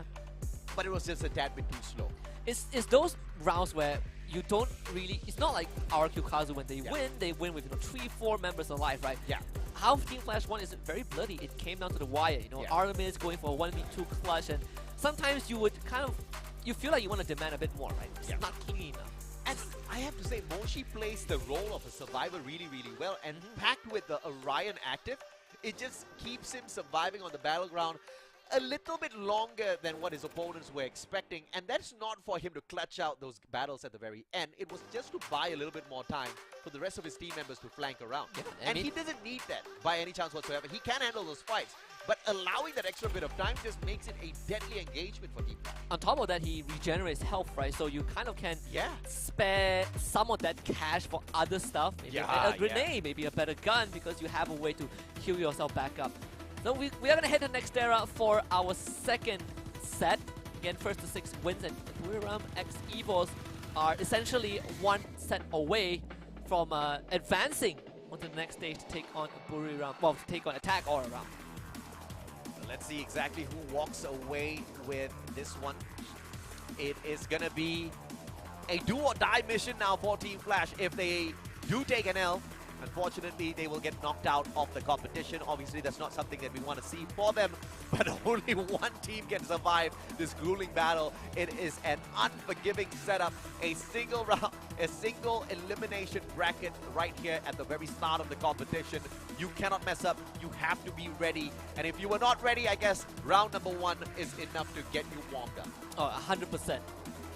And to be very fair, I feel like for most of these teams, it's like their first time playing, well, for all of them, it's actually their first time playing in Clash Squad. I don't think you would spend too much time playing Clash Squads when you are prepping for other tournaments. So, you know, all fun and games.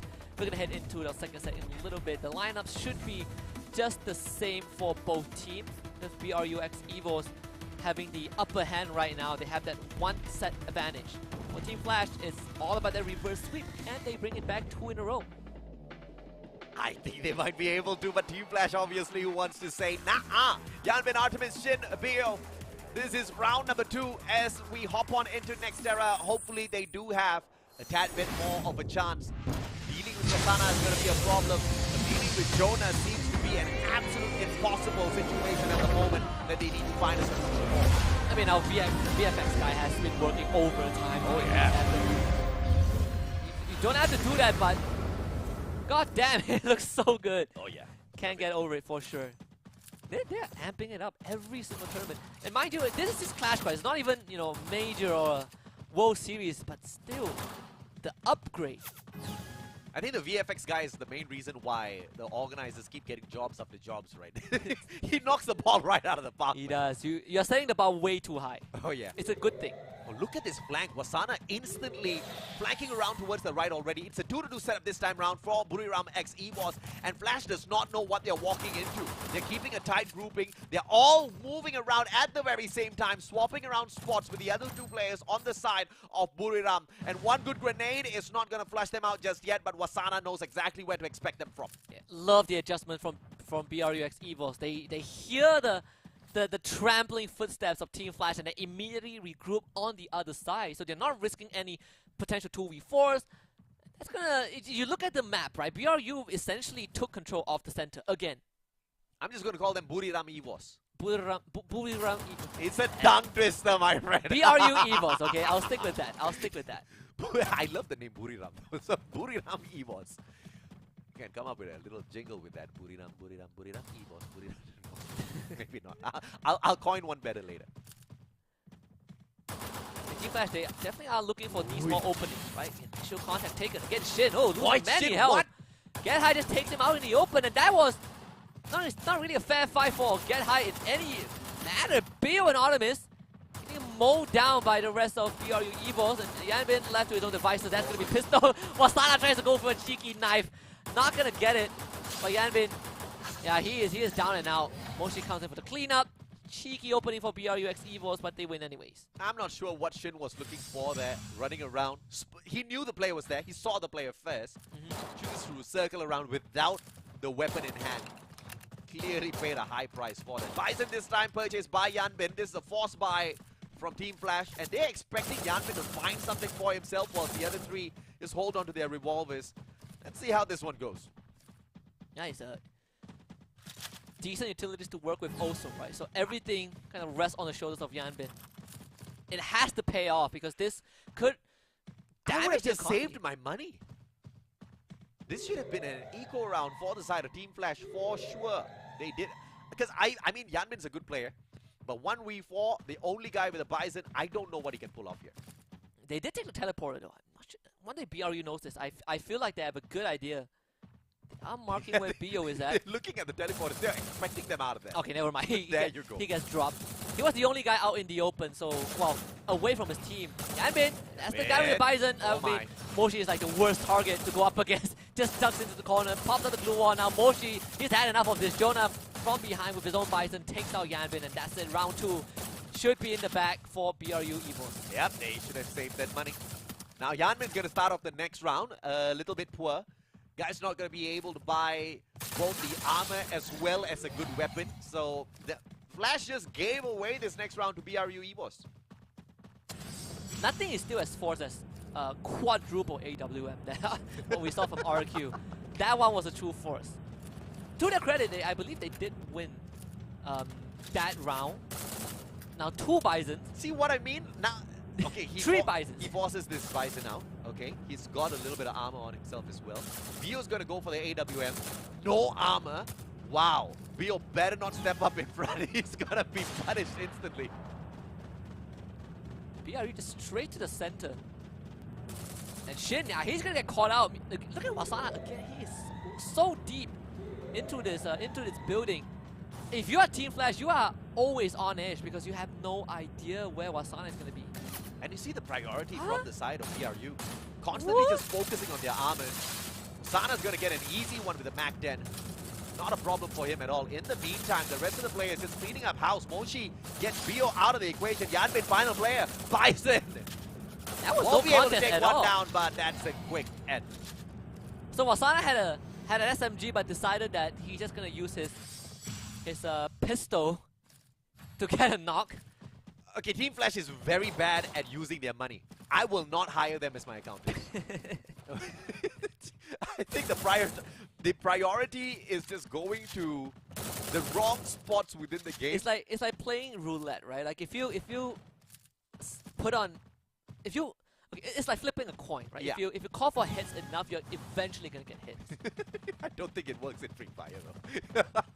If you bet enough, eventually you're gonna win something. You keep betting on hits, your opponents are gonna get the headshot on you. Bio, This time Bio doesn't even have a helmet, so the headshot's just a tad bit more effective. Yanbin does find Wasana. Good engagement as it starts off. That Bison's very effective, but Moshi finds Yanbin Artemis take it down at the very same. Oh my lord. Yeah, I might as well just stop speaking at this point. Yeah, this round is done for sure.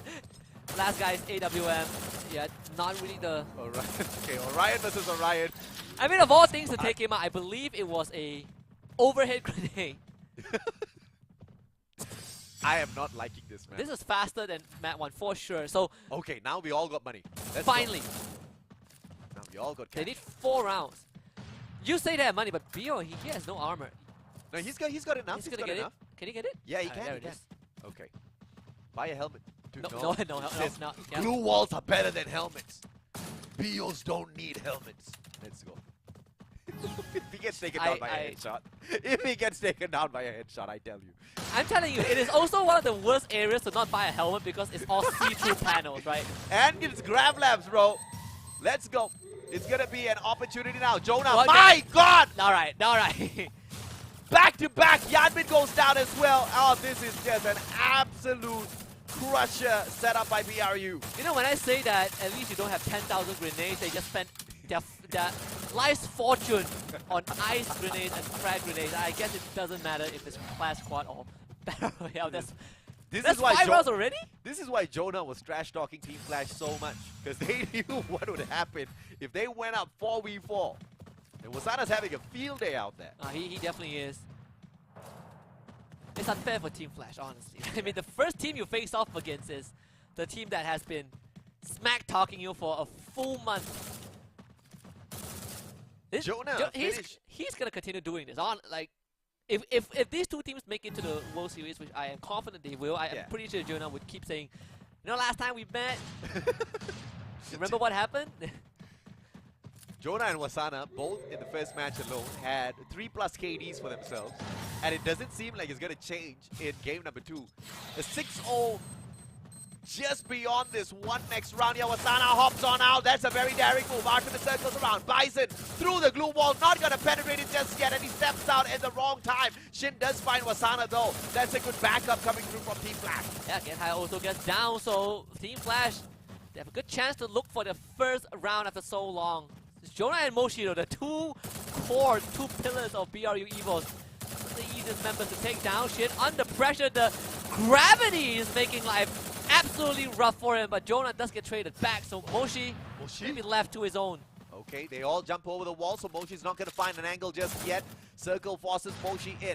1v3. Moshi needs to go crazy. He does have the Orion, so he won't be able to buy a little bit of time as he circles around these blue walls.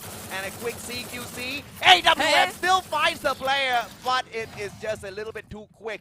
Yanbin does circle around, and he saves the day. I tell you, AWM and Orion is kind of the new thing right now. You come out of Orion form, you just point blank someone, and it's almost always a guaranteed knock. Oh, the Groza's out. Bio means business this Look time at Moshi, look at what he has. There's Moshi. Is that a double AWM? I believe so. I believe so. She's like, I've got so much of money, I don't know what to do with it. Let me just go get 2 snipers. Yeah, but you can't dual wield them. Imagine. Please no. AWM Akimbo, let's go. AWM Akimbo will be such a nightmare for Battle Royale. It's not going to be fun, you know. No scopes allowed, only hip fire. I feel like if you want to enable AWM Akimbo, you need to bring back the old chrono where you can shoot out of it. Jonah and Wasana, well, that's it. That is going to be it for Team Flash unless Bio can pull out a clinic in this 1 versus 4. Jonah looking to rush him down as always. Team Flash put in their place in a blink of an eye. Good point blank shot. Again, takes up all of that HP. Jonah this time around from up top will get pressured. And that's the end of game number 2. BRU X Evos crushes Team Flash in a flash. Not even a win worth celebrating. It's just another day in the office. Yeah. I mean, we expected it. Look at Jonah. He's like, yeah, there it is. There it is. That's a 2-0. Guy can't use a mic. He uses hand signs now. And Moshi is like, all right, I'm going for dinner. You know. I don't know if that's peace or he's showing that they got 2 rounds. I'm pretty sure that's what the math doesn't. The math doesn't check out. They got 5 rounds in total. Okay, so It is a walkover victory from your two-time world champs. Team Flash had nothing on them. Oh yeah. I think it was a little bit of a miscommunication, especially with that second round where Yan Bin accidentally bought, and you know his team was like, "Oi, eco!" And he's like, huh? What? No. 6-1 in this second set. With BRU Evos, they're going to move on, so they will face off against Attack All Around, one of the domestic rivals. It's weird to say that because Attack All Around didn't even make it to regionals, right? But either way, that is going to happen on Sunday. For Team Flash, they are going to join RQ Kazu as the eliminated team. Second team, in fact, to get knocked out from our Clash Squad C Cup. Unfortunate, of course, for Team Flash, but the competition is just going to get spicier as the teams who are very, very efficient on this game mode of Clash Squad will be able to take on each other in the next stage of this setup. The only reason it feels so bad for Team Flash is because it is Team Flash against, you know, the BRU Evos, right? If it's any other team, right, sure, the result would still be the same, but you wouldn't feel as bad. At least that team isn't a squad that Jonah is actively, you know, talking smack about for a full month. you know what? That's what makes it feels bad, like, really bad. Craziest thing is, you don't have Nation going up against Nation. We've got 4 different regions hopping on into this competition. And for the very first stage, we've kind of split them up already, right? So no region takes on another team from the exact same region, which means there's a possibility we're going to have 4 Thai teams and on the next stage. we might get a... Honestly, we might get a Thai finals. You know, like, why am I... This is actually... welcome to the 6th MCPS major for Thailand. Clash Squad mode. It is insane. This region is arguably the best when it comes to Free Fire. 9 eliminations this time round for the MVP Jonah, as he always is for the squad. 2,545 on the damage. 33% headshot rate. I mean, you gotta respect what Jonah can do in the game. I mean, like, I tell you, if the amount of cash prize that Thailand as a region has earned in Free Fire can fund other regions, for sure. Evos alone can fund other regions. Yeah, right? Evos alone can. They are millionaires. Well, the organization. They can run a World Series already at this point. The whole. They probably could run a major World Series. Actually, no, if they join up together as a if they join together, yeah, they could. 6-3, 6-1, Team Flash makes a flashy exit. And this is the second 2-0 of the day. Yeah. Are we gonna see a string of 2-0s today, Husky? There is a chance, right? But at least we are not going to see a Thai team for the rest of the evening, right? We are going to have MCPS, Farang and AB Radicals. We're going to have Indonesia, which is more team, and we are in more team and Evos Divine. Yeah. So now with MCPS against Indonesia, we do go back a little bit in terms of history. We most definitely do, right? And is it going to be an all-out Indonesia matchup at the next bracket, or is it going to be MCPS versus MCPS, or will we have an equal battle here with both regions sending in one representative each? Farang hasn't shown up much apart from the grand finals at the MCPS Majors. AV Radicals pretty much bombed out even at the MCPS Majors, so I don't know exactly what to expect after this. You know what? I just want to see Farang take on AV Radicals. I know Indonesian fans are not going to be happy hearing this, but maybe in an alternate universe, right? I mean, I want Farang to take on AV Radicals because I kind of feel like behind the scenes, well, at least for Malaysian fans, they're not big fans of AV Radicals just because they support the local teams. And there's nothing against AV Radicals by any means. So we have this internal rivalry. It's unspoken. But whenever these two regions clash, it's always a sight to behold. I mean, it makes sense, right? I mean, there's a lot of hate for AV Radicals, especially from the Malaysian side.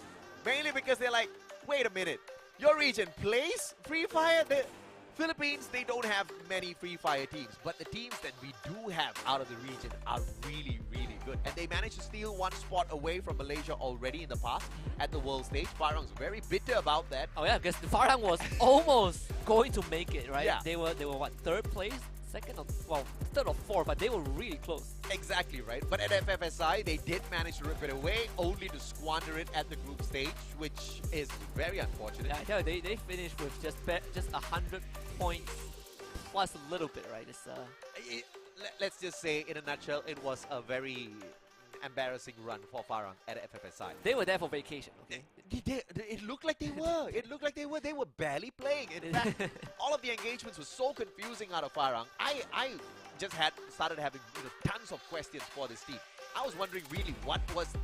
It seemed like they were walking in without a single plan. Like, good news is that they have played against more team before at FFSI, right? So this is definitely not a foreign environment for them. Yes. More of like how much have they brushed up on it. Yeah, I think that was the biggest issue. Them not playing in Malaysia but playing in Bangkok seemed to have been the kryptonite for Farang. Now that they're back on home soil, maybe they've got their managers around them, kind of with the cane in hand. Or maybe like the managers are holding the contract in hand, right? You lose this, we rip it up! I don't think they'll do that. I don't think because Sultan where are they is going to that find true, replacement right? from? Well, to be fair, we have a fair share of free agents, but We do. we do. You don't want All to things start considered, I off. mean, Farang, great look. I mean, this is a team that when they first formed, they actually just went straight to the world stage, right? So it's not by any means a poorly performing team. Just recent results haven't been the best. If anything, I want to see them put up a fight. I don't expect them to beat more team, but I want to see a decent fight. Well, we're going to take a quick short break in a little bit. When we come back, it's the battle between Indonesia and MCPS.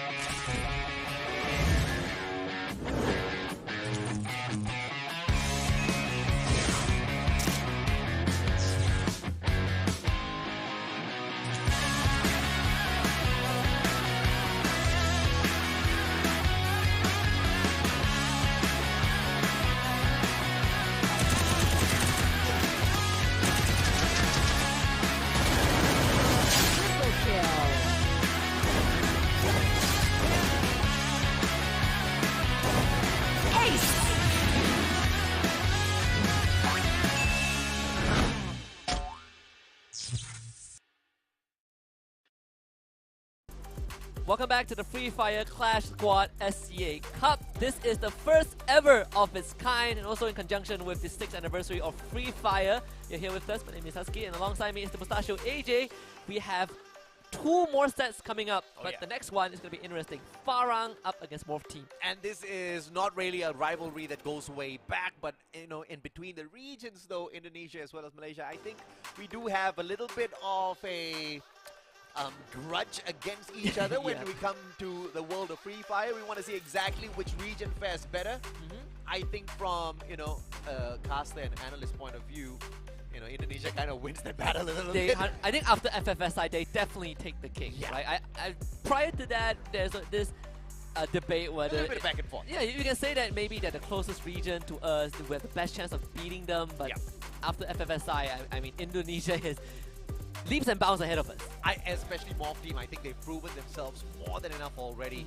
And especially after what Farang kind of executed on FFSI, where they... You're looking at the bottom... last place team. But it's weird. They don't belong there. Exactly. You're looking at the last place team from FFSI against like what, the top 6, I believe? Yeah. From the same tournament. Yeah. Right. So this it looks like on the surface there's this huge power imbalance. Correct. Unless of course Farang has kind of patched up whatever that was going wrong with them during FFSI, and they're back to their usual form, because Farang's the kind of team that really knows how to strategize, and they're really good at the mechanical engagements. At FFSI, I was just mind blown, because it wasn't the usual Farang that we see out there, and this is just pure assessment.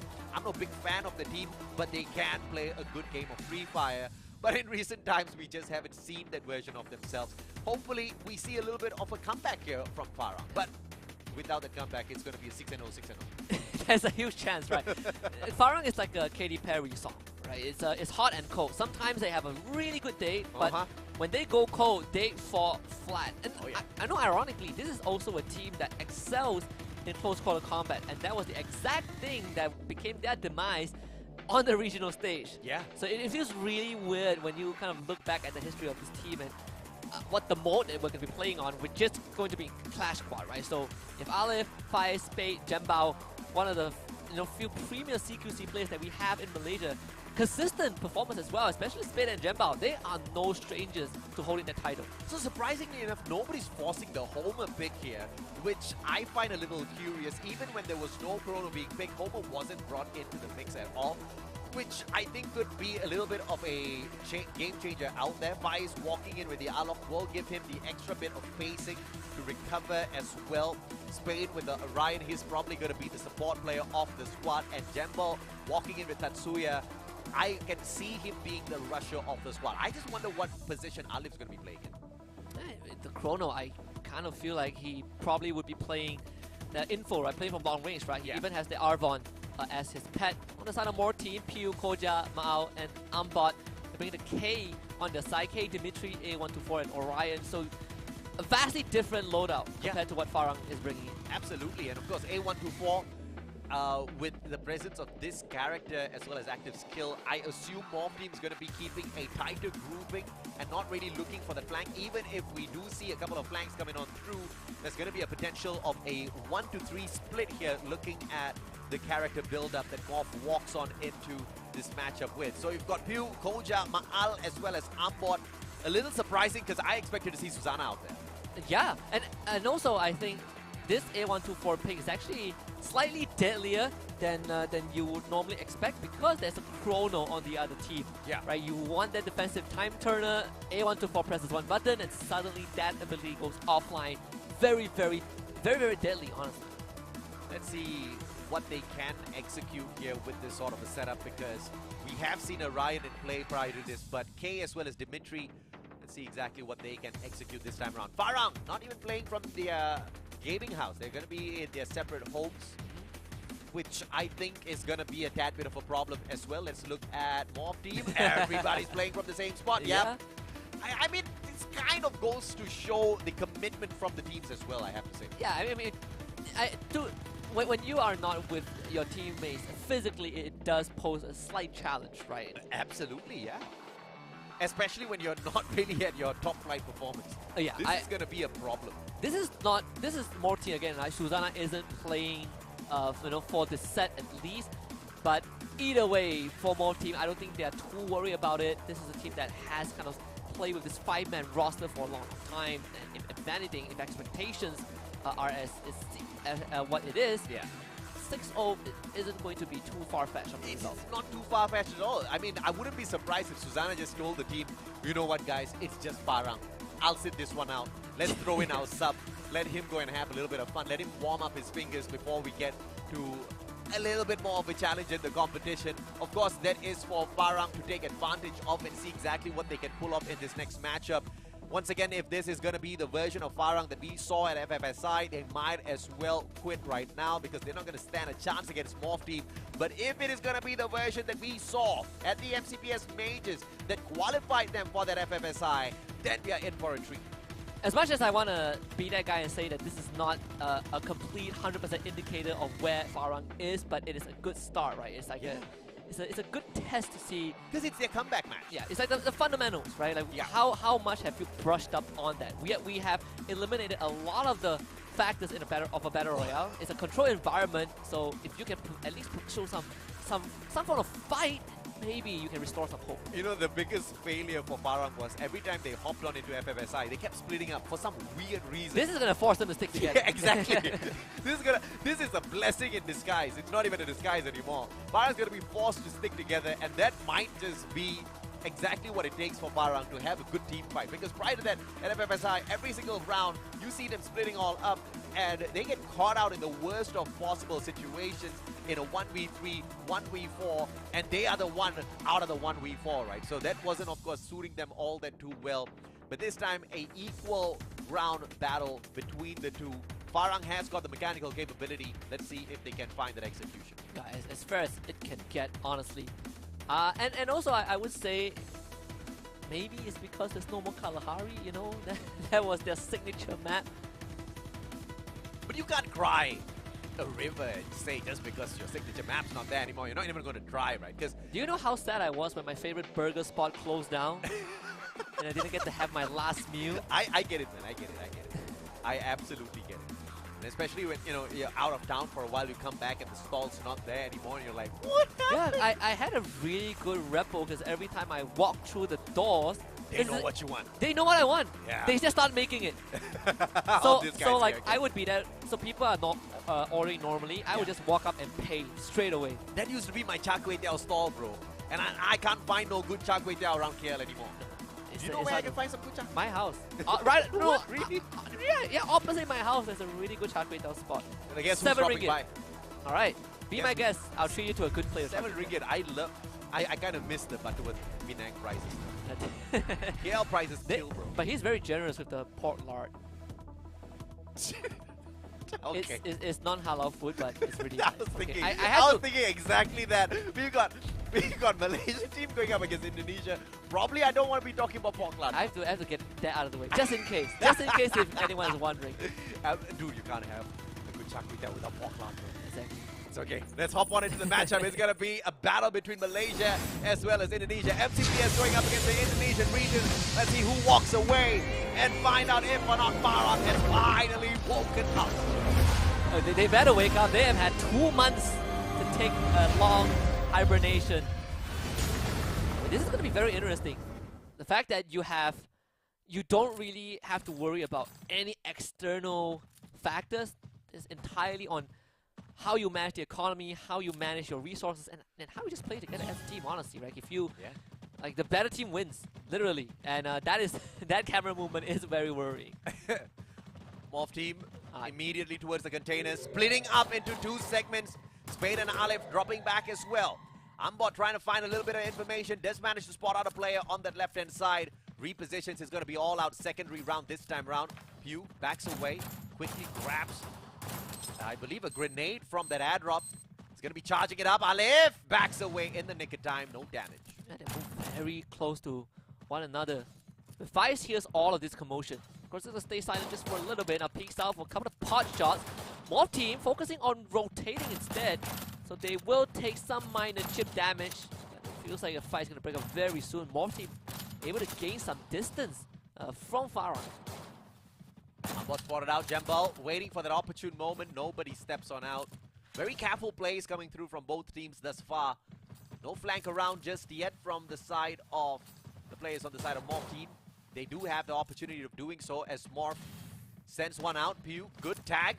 And he will get that information. Sees one on the right-hand side as well. With the sight, he circles around. Pew's going to spot out those players. Pulls out the secondary. Finds the back of Spade. In the meantime, Kojak goes down. One player down. And it will be the sight out of Pew that knocks Spice down onto the ground as well. He wasn't watching his back. And one final player stands. And Morph team gets eliminated instead as Jambal finds a triple out of nowhere. Instead, an ace, in fact. Yeah, I mean, Jambal, what a fiery start for this man. Again, right? If you have forgotten about Farang because of FFSI, it's a good time to remember who they are. Yeah. CQCs, that's what Jambal is really proficient at. You look back at the days that Do Easy. He was the guy. He was the guy that really put Do Easy on the radar 2 years ago before Farang was even a thing. And he was part of Farang when they went to Singapore for the World Series also. Fai's going to be playing from long range. Actually starting the round prone down as well. He really doesn't want to reveal his location. What weapon is he playing with though? From afar, he's got he's got the Parafal. So mid to long range battle is going to be super decent. Jambal, great with the movements, avoids all of those spots, just allowing Alif to back him up as well. Ambot did not expect the shot from the left-hand side, and this Bison's going to be getting an upper hand on the players from Morph team, who are all working with the secondary. But Spade does manage to shut down Koja. Jambal rushes in for the shutdown. Pew out in the open as well, has been forced to use the blue wall at the same time. That's already 3 members down from Morph team. Pew's going to show himself, and that will lead into his demise. Has the life sucked out of him. Farang 2-0. This is proof that Farang has woken up. At this point, Susanna's like, oops, maybe I should have joined. Clean movements from Farang to kind of get the drop onto Morph team, right? I believe you get that side angle. Very good crossfire that they were able to kind of lay out. And Spade getting the initial knock. That one was very important. Force buys out of Morph team here, and Farang on the other hand is fully suited up with their helmets as well as West. The defense on the side of Morph is a little bit lower, so they have to be careful with these engagements, and I don't believe they brought a lot of those utilities as well. One grenade is going to be wasted. Fires with the Powerfall from afar will be able to tag them up, forcing them to use their medkits so early. Massive damage onto Pew. Morph team already forced into a fetal position. Just defensive through and throughout. Jambal to the catch contact, and of course with Spade by his side, both the Bison and the Charge Buster doing incredible amounts of pain towards Morph team. A wipeout in under a minute. And this is the version of Farang that we're getting that qualified for FFSI. Oh yeah. I swear to God, FFSI was just a disappointing run from this team, mainly because they just weren't playing their usual selves, right? Yeah, it really doesn't feel like them. Yeah, it didn't feel like them at all. But this version of Farang, I mean, just look at how clean those engagements are. These are the fights at FFSI that Morph team would have single-handedly won. Oh yeah, absolutely. I think Farang was just, you know, in Lama land at that point of time, you know, in their heads, not really in the game. But it's going to be an interesting push this time around. Ma'al splitting away from the rest of the team members, wanting to flank around with the AWM. And I don't think is going to be in a great position if he finds 3 players. Nope, a whole squad of Farang straight up into the middle. Yeah, Morph team might try to corral Farang straight into Ma'al's line of sight. It could be doable. Faiz himself also has an AWM to work with, right? You can see Alif is checking the corners, Ma'al getting a good shot on the Jambal. That is exactly what you want to look for. Yeah. Trying to get rid of the dual wall. Jambal brought back up, goes down again. Courtesy of Pew, gonna wipe him off the face of this map. Alif gets dropped by Koja, and Morph team finding some sort of recovery. Yeah, winning flank coming through from Ma'al. Morph team finally is able to play this game a little bit, thanks to the fact that they've got a little bit of money, right? They buy those vests, they buy the helmets, a little bit more confidence on their side, and they're going for the push. But Faiz can be the game changer here. They just need to put a little bit of distance between themselves as well as Team Morph. Just checking the outside of the factory.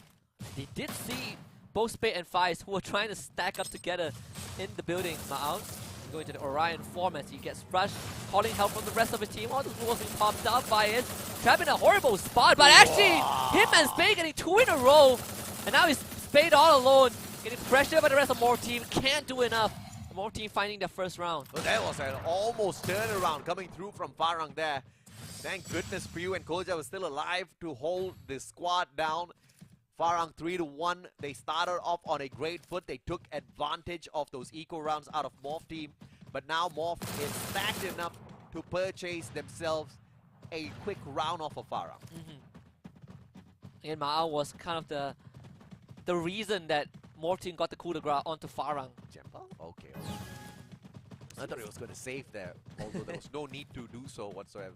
The fight between Faiz and Ma'ao. We haven't talked about Faiz much, right? Even on FFSI, but he's one of those few snipers that you can rely on. Except at FFSI. Yeah, anything except FFSI. Ice. There was no good things from FFSI. No, there was nothing, man. There was really nothing. It was really disappointing because Farang was one of those Alright, teams never that could mind. have really gotten in front, but Ma'al once again proves his worth with the AWM, left inside flank, meets Fires, puts a bullet straight through his head, and that's a 4v3, and Ma'al's still going to be the problem here for Farang to deal with. Money is going to be an issue for Farang if they end up losing this round. Can he do some damage to Morph team though? You kind of want to stall it out. Play those close corners. Spade is going to be doing the same. He does hear the footsteps of Pew, reviews himself, and right now Ma'ao's attention drawn to the rest of Farang. Hey! Clear shot onto Jembao. Brings him down to less than a half as Pew gets gunned down by Spade. They need to get the finishes though, or else it wouldn't matter too much. Koja comes in for the support, gets traded back, and Jembao ends up being the last man left alive. And he's not going to go down as well. Koja gets the job done. Morph team catching up. The advantage for Farang earlier on, obviously no longer an advantage at this point of time. It's turned into a situation where there's equal battles on both sides. Farang does have enough cash to suit up, get all of the guns that they want, still get enough armor to battle out against Morph team. But they have to be really careful with this, right? They can't oversplurge. Morph team is so rich, and look at the reserves that they have. Farang just cashing in the entire bank account for this round. I think it's one of those few rounds where the force buy is warranted. You don't want that equalizer. In fights against Ma'ao, that's going to be the crucial fight. Ma'ao this time getting tagged. Also getting chased down as well. Jembao desperately trying to flush out this sniper, but he actually gets shot instead. This is a big round for Farang. If they can win it, they're going to force Morph team into a position where they have to eco the next round. Because I think Morph has overspent in this round already. Jembal does go down. Pew takes him out of the equation instantly. It's a double stack here from Farang. Nobody found on the side of Morph. Positioning supremacy out of the Indonesian. Yeah, missed opportunity for Faiz. Also, Pew's back was turned, but he couldn't get the knock, and now Spade basically getting pincered. The rest of Morph team, they're going to try to run down Faiz and Alif also. Spade needs to hold his ground on his own. Not an easy task as he gets split from the rest of his team, and now let's be at least 3 members of Morph team trying to run him down. He's not going to stand a chance. I thought that blue wall was going to be able to keep them away from the bridge, but a very smart maneuvering around that blue wall in a tight corner by Morph team. You need a lot of mechanical skills to be able to pull that off. Yeah, Faiz also not landing his shot, so it's just too many shots missed from Farang, from Faiz. The whole hands. Morph team now equalizing it. We got a stat on our hands. Oh yeah, absolutely. Advantage kind of equalized now. Once again, it's not going to be a round, even though they do go ahead and lose. That's going to punish Farang because as we head on into round number 7, they've got more than enough money to take a more than equal round in terms of utilities against Morph team. Let's see how they work this one out. Ma'al is the prime player that has to be eliminated first. And of course, Pew, in those close quarters, they just have to find a way to avoid him. Farang again spending everything that they have. Faiz doesn't have a helmet, so those headshots become so much deadlier. Ma'al again playing on the outskirts, and he has 3 of his other teammates to protect him, right? So you can't really rush him down, even with Tatsuya. So he just gets the spot onto Jembao early on. Pew already taking point in front alongside Armbot. Farang going for the peek out, but couldn't get any kills. The timing is just off for Farang. It's not really great for Morph as well. Those engagements, those shots are not connecting at all. He's going to have those glue wall melters all around him and no more defenses for Pew. Does he go down? No. In the meantime, Koja finds Jembal instead. Koja backs away. 2 players from the side of Farang now attacking him at the very same time. Koja down. Backstab by Faiz. This is all turning great for the team of Farang, but Faiz cannot deliver just yet. Oh, using the Tatsuya to dash away, but still ends up getting down. Oh, look at this. And now Spade, the shotgun in hand, has a lot of work that he needs to do, and he's just going to get chased down. No Orion abilities for him, but Jembao actually able to withstand and pick himself back up just in time to keep this round going. only for a short moment. Morph team overtakes Farang 4 rounds in a row. 4 rounds in a row for Morph team. This is not off to a great start at all for the MCPS squad. Farang, Oh, it was out to a great start, but just not a good ending. this is, when I say start, I mean the whole match, man, because, you know, you would expect them to take a win and build up the confidence a tad bit here. Those 3 rounds, in fact, is going to play against them, because just when you thought you had it in the bag, now you're starting to doubt yourself. Morph team, they just need 2 more to end this. Ma'al together with Koja this time round. Both of them with the snipes. Faiz is going to flank around from the left-hand side. This seems to be a better setup on the side of Farang. I mean, from round 3 or 4 onwards, right, when everyone has enough money, that's where you fight your enemies at their full power. Ma'al again taking early damage. He'll try and heal back up. Olive receiving the same treatment. It's going to be a 2 versus 1 on this corner. Blue wants to isolate that angle, so Morph team, they're not really rushing to take a fight. See if or not. What? Faiz, you cannot miss that. Uh-oh. Oh, he's gonna get a run Misses now. that as well, and Pew takes advantage. Headshot straight up. Faiz pays for missing that initial shot. Goja now circling around. 2 players caught on the other side of this barricade, and the glue wall's not going to keep them back away. Ambot finds Spade, and they hop on over to fight Aleph as well. Yeah, Morph team, they are feeling really good about this round. Once more, it's Jembao against the world. 5 in a row. Doesn't get anything. 5 in a row, a reverse. Potential 6 rounds for that reverse sweep to become a reality. I mean, Morph team, they are. By the way, look at the money. I think Morph team is just on an auto buy mode right now. I feel like if you have enough cash, Yeah. the overflow should convert into 1 round's worth of money. So so Morph team has essentially won. Right? They have way too much cash. 8,500 for one of them. I believe it's Ambot or Pew. A 1.4 KD for Pew at the moment, and the guy is just absolutely stacked in terms of firepower. It's a good setup once again coming through from Morph. 1 guy on the flank. The rest of Team Farang all sticking together. This is a bad idea because Morph team has got a lot of grenades that they can make use of. This is to a certain extent, kind of a sniper gap, right? Oi! Oh, Jemba, what are you doing out in the open like that? Thank God he jumped. That could have been a hit shot. Koja with the initial punisher. Jemble's going to patch himself up behind the glue wall and back in the pink of health. Good glue wall by Faiz, but that's just to barricade himself in. Ma'al taking the aim. No grenades sent towards Faiz just yet. He backs away.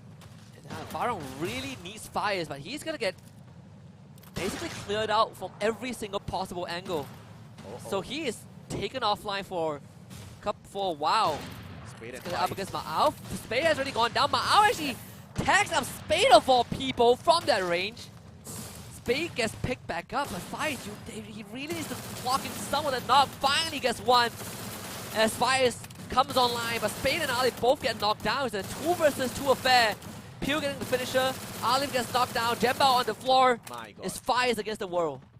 And Ambot's on fire this time round, taking over the kill feed with 9 eliminations in this matchup.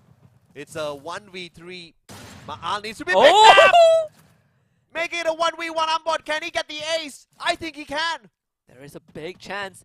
200 health though. It has to be a headshot from Faiz to even have a chance to get that knock. Or 2 body shots, in fact. If you don't want to play CQC, Ambot has the shotgun in his hands. And he has more health. With the circle closing in, this is not looking good for Faiz at all. So he's going to also swap to his shotgun. Tatsuya dash, get some distance, vantage point, loses that one now. My God! Not even a dent onto Ambot. So more team. 6 rounds in a row for the reverse sweep in this first set. Unbelievable performance out of the Indonesians. And Farang, they have to be kicking themselves at this point of time. They thought they were off to a fantastic start all the way down to the end. But things took a turn for the worse right after the 3rd victory, with Morph team waking up and sweeping them, reversing out the scoreline 6-3. That is the biggest morale killer for sure. If you have a lead and your enemy comes back swinging in that fashion, it's back to the drawing board. Prep for next era. Look, forget about what happened in Bermuda. It does not matter at this point. We talked about how this was a game where Farang can redeem themselves.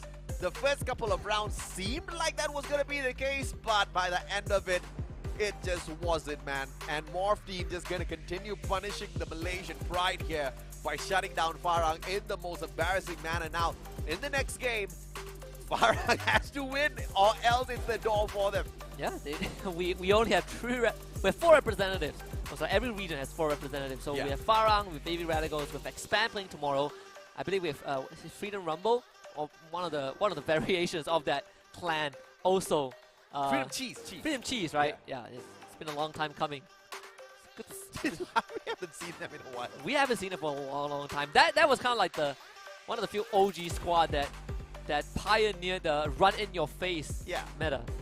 I'm actually surprised to see Freedom Cheese here. I would have expected someone like Tactical Index perhaps to be invited. I guess they were busy. To be very fair, that we all knew what that slot could have went to. Sam, what? I swear to God, I think it was such a waste for Sem9 to let go of the squad. Because they were just getting to their winning ways. Yeah. They were just, I mean, I think 2 tournaments is what Sem9 had the squad for. We both agreed that they were 1 major away from being champions of Malaysia. Yeah. Either that or at least making it to the world stage, right? They would have, man. They just needed 1 tournament. I wonder where the guys are. Maybe we'll see them down the road. For sure for the next major. We definitely will see the players, but the brand is just, calling it quits on Free Fire for some weird reason, because I think if they had just... I understand why. It's kind of off-season, and you still need to pay those salaries and all. But it's a good team to hold on to. It's a team with a lot of promise, and they've proven it on paper that they found those improvements. So, my heart goes out to the players as well as Hajiyat. But let's talk a little bit about Ambot, who overtook Pew in the final round. Yeah, this guy definitely came alive when the team needed him most. Started with Ma'al, letting those crucial, he basically gap fires in the sniper war. He was uncontested even. Yep. Faiz couldn't really find the speed of those shots. Oh yeah, you can see kind of like the disparity in accuracy and everything. But of course, Faiz struggling in this first set, and in the CQCs, I would say the decision making from Morph team is also very decisive, right? Yeah. They were like, well, this guy's missing a bit too much shot. Let's just kill him off, put him out of his misery. And one of the biggest weak points on the side of Farang was the lack of initiative to invest in their glue walls. I think they were kind of banking on just getting a better gun, but they were not focusing on their defenses at all. 3 out of 4 players ran out of glue walls a little bit too quickly. I mean, you saw Faiz was kind of holding the back lines. He kept popping out those glue walls even when it was not needed. There were no shots being fired against him. And dude, you don't get free glue walls here. You really need to buy them. It's like, Jembao, go kill. Spade, go kill. Faiz, please. It was a missed opportunity. It was. And I think, when you use these glue walls too sparingly, right? Yeah. You are too generous with these resources. It works against you. Not only do you waste it, but you also give away your location. Yeah. And we saw like one of the rounds, I believe, was round 2 or 3 at Clock Tower, where they started the round and Faiz was like, I'm just gonna instantly prone down to hide myself. And it doesn't matter because Ma'al just sniped his head off. I mean, it was a great play from Faiz in one of those rounds where he did manage to hide away, spot those players who were coming around for the flank. But missing a shot out of your AWM, not punishing, and then getting turned on instantly by the Bison player on the side of Morph team, I wouldn't call that embarrassing, but that was a huge missed opportunity for at least Farang to pull away 1 extra round from Morph team. And now Morph team is all pumped up. They know they've got this in the bag. Yeah, the final, well, potentially the final set of the series before Morph team just moves on forward and waits for Sunday. To be very fair, I mean, even if you get knocked out right now, there's still $1,000, right? Consolation prize, nothing too much to brag about, but you know what they say, beggars can't be choosers. It's better than nothing. Absolutely right. And I think Morph team has got a strong chance of closing things out, but once again, Farang proved to us from the very start that they can have a good one to take this victory away from Morph team. But I think where they kind of fell off a little bit was the investments in their utilities. They kind of overspent in round number 3, which they shouldn't have, because round number 4, they got instantly punished with that. Yeah. And I thought Morph was making the exact same mistake. The moment they had enough money, they were buying out double primary for the attack. You can see that when you are really snowballing the rounds and you don't lose any members, like a clean sweep. You really start building up the back, right? And it becomes a big problem for your enemies because they just cannot outpower you. You literally drown them in money, in excess cash. Dextera for the second set. And Farah, you gotta brush off that set number 1. It is a very rough way to get the first swept. But it's not by any means a done deal just yet. 2 players on the side of Morph team with a 2.5 plus KD. That is not good if you're Farah. Any KD above 1.5 is absurd. And none of the players on the side of Farang have got a KD above 1.5. Alright. In fact, 2 of them are on a negative, which means they are in a tad bit They are of feeding. trouble. Yeah, they're definitely feeding. Spade, good position though. Ma'al can be caught out here. He just needs a little bit of information. Double revolver in hand, and it's not gonna have any effect whatsoever. Some early chip damage being traded back. Okay, Ambot winning that one. Pew also getting his own, and wow. That's it. You hate it as a caster when you just start getting into the groove and it's over. That's it. That's as fast as that's as much as we can get. Deck a square this time round. You've got those little portals to play around with, and hopefully it does help Farang get a bit of a flank around Morph team, because earlier Morph team had a terrible start. They made a comeback, but this time they are off to a fantastic start. And they're going to starve out Team Farang from the very get-go. And you see the force buy out of Faiz as well. Yeah. Bringing the AC-80, he better put down some good shots. Again, right, if you're winning rounds without losing members, you are building up economy. And it gets... Instant flank. Why not, right? You have the weaponry. Yeah. And you've got Pew and Mbot very smartly circling around, using the teleporter.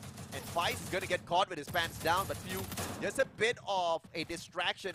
Farang thinks they've got him in a corner, but that's just going to keep them a little bit entertained whilst the flank is executed. Yeah, Faiz needs to really make use of that gun. I mean, it's a go big or go home. If Farang gets wiped out right now, you basically throw the next round down the drain. Using so much resources for nothing. Amber getting Spade already. The double revolver. Just mowing right to his health bar. Spade getting finished up. Pew does get traded back by Jembao, as he also has a double revolver, but he instantly heals himself back up. Koja getting challenged around the corner. Just bring around the Rosie. Ambot gets rid of Jembao. I mean, Ambot is alive right now. Koja was at a disadvantage. Alif was outplaying him, but he just missteps that one time, instantly punished. And now it's a 3v1, potentially a 4v1 if they find Ambot as well. Fai is all alone with the AC-80. This was the force fight that you don't need, bro! And he does get taken down. Cheeky plays from Morphe gets punished. Yeah, very, very cheeky. Wanting to go for the knife onto Faiz. It's going to be Ma'au against the world. Well, I say that. He's just going to bring his teammates back up. Big deal. You can try again. Another knife, maybe? Oh, he's going to get knocked out again. Ma'au throws that round away. Okay. Alright, I see what you're doing, Morph team. Full ace coming through from Faiz this time round. And that's mainly because Morph was trolling them, right? Yeah. If they had just gone in there and took the shots, Farang would have been down 2-0. Yeah, that's good news for Farang. Now they get to invest in another AC-80 for themselves. Farang desperately needs this next round as well. Yeah. Because that's really going to affect the mental state of Morph team. They trolled once, they lost that, and now they've given the momentum away to Farang. I think that's going to be very effective.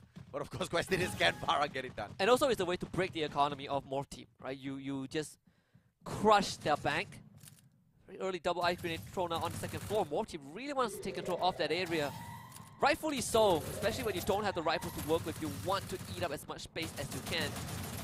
But these corridor fights will be very deadly just because Farang has the range advantage. Spade with the AC-80.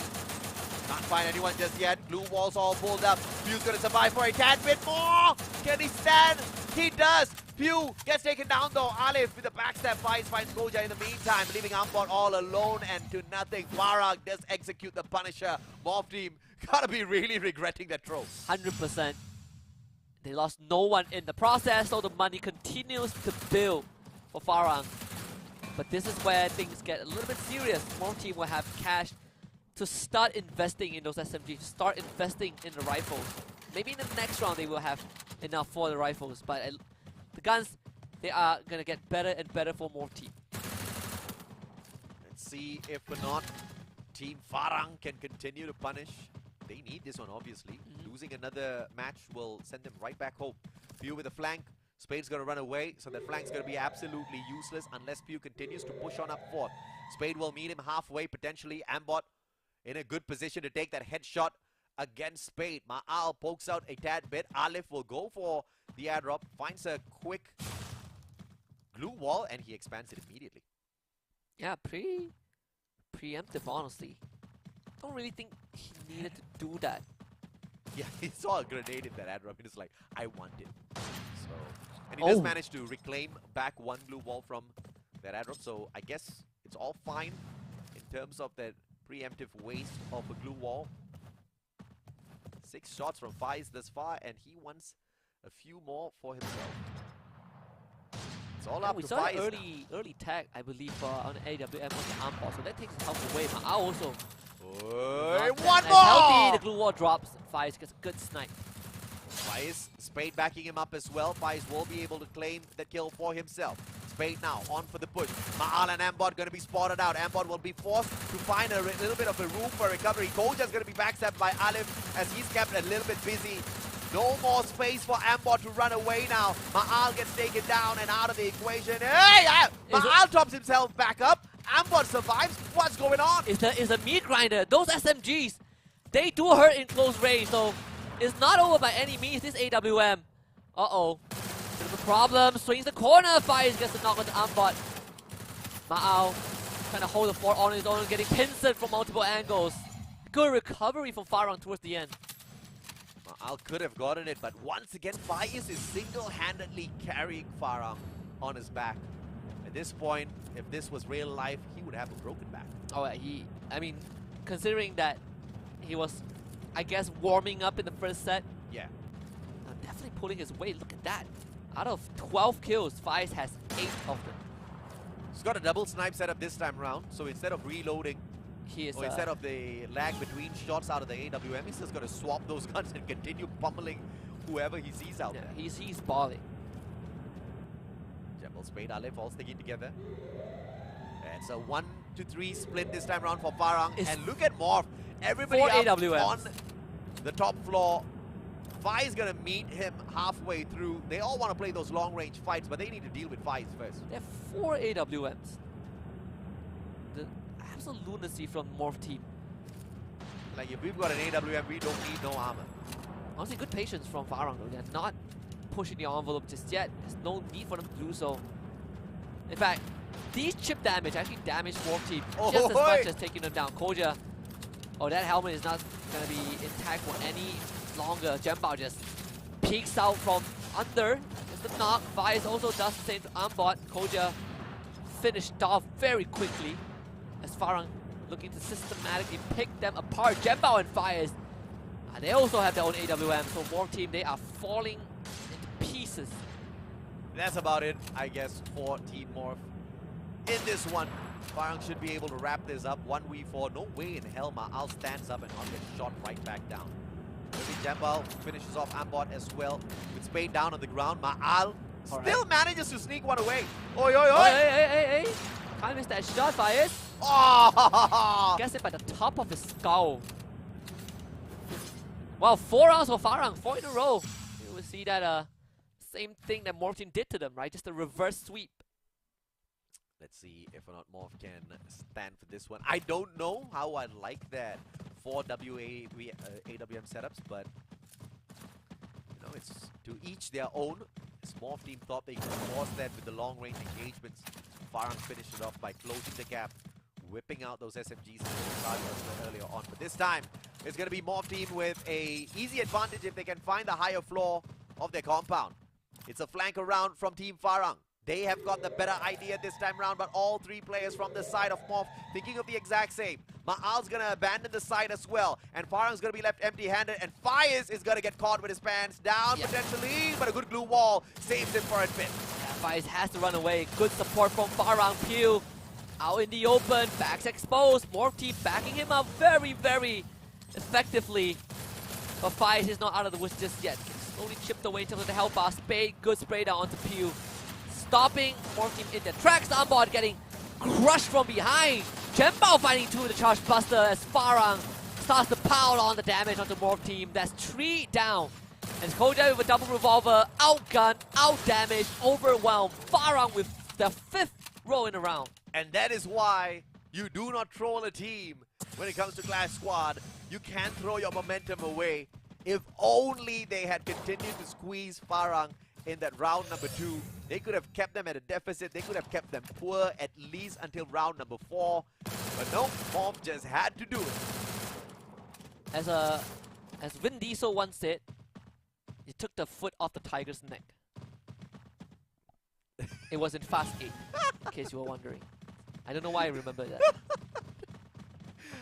You gotta be a different kind of monster to have your foot on a tiger's neck in the first place. Yeah. I mean, If you think a foot is gonna keep a tiger down, you gotta be a monster to think that family gets you through everything, okay? That is the true monster. family probably gets you into trouble in the first place. Exactly, that's exactly what happened, but doesn't apply to him. Farang looking to close this out and bring us to a third set. It will put us back to Bermuda, but look at that Morph team. They are sent on the run. Circling around, good movements by Ambot. He's gonna find a better defensive spot for himself. Pew gets tagged up, heals himself up instantly. What a snipe from Fires, but he does get down by the nade. Looks like they can release that. Spady! Doesn't back away, gets tortured by that SFG. It's now Pew on for the flashy bits. Gets 2, can he get 3 as well? Turns around, and it's gonna be Pew for the play. Yeah, the second round for Morph team, finally. 4-0 some more. Losing no one, so to save some of those cash, but Farang, they have a lot to spare. They have plenty to spare, in fact. Just one more round, one final push, and we get a map 3. It's only if Farang can do it, though. I think they'll be able to pull this off. That's a double charge buster setup So we alongside have the M1014. 5 AWMs for Morph team. Well, yeah, basically that. I don't know if I'm a big fan of the 4-man AWM setup. It's going to be a rush, a crazy rush once again coming through from the side of Farang. If Morph gets the first player, maybe. Pew, beautiful spray.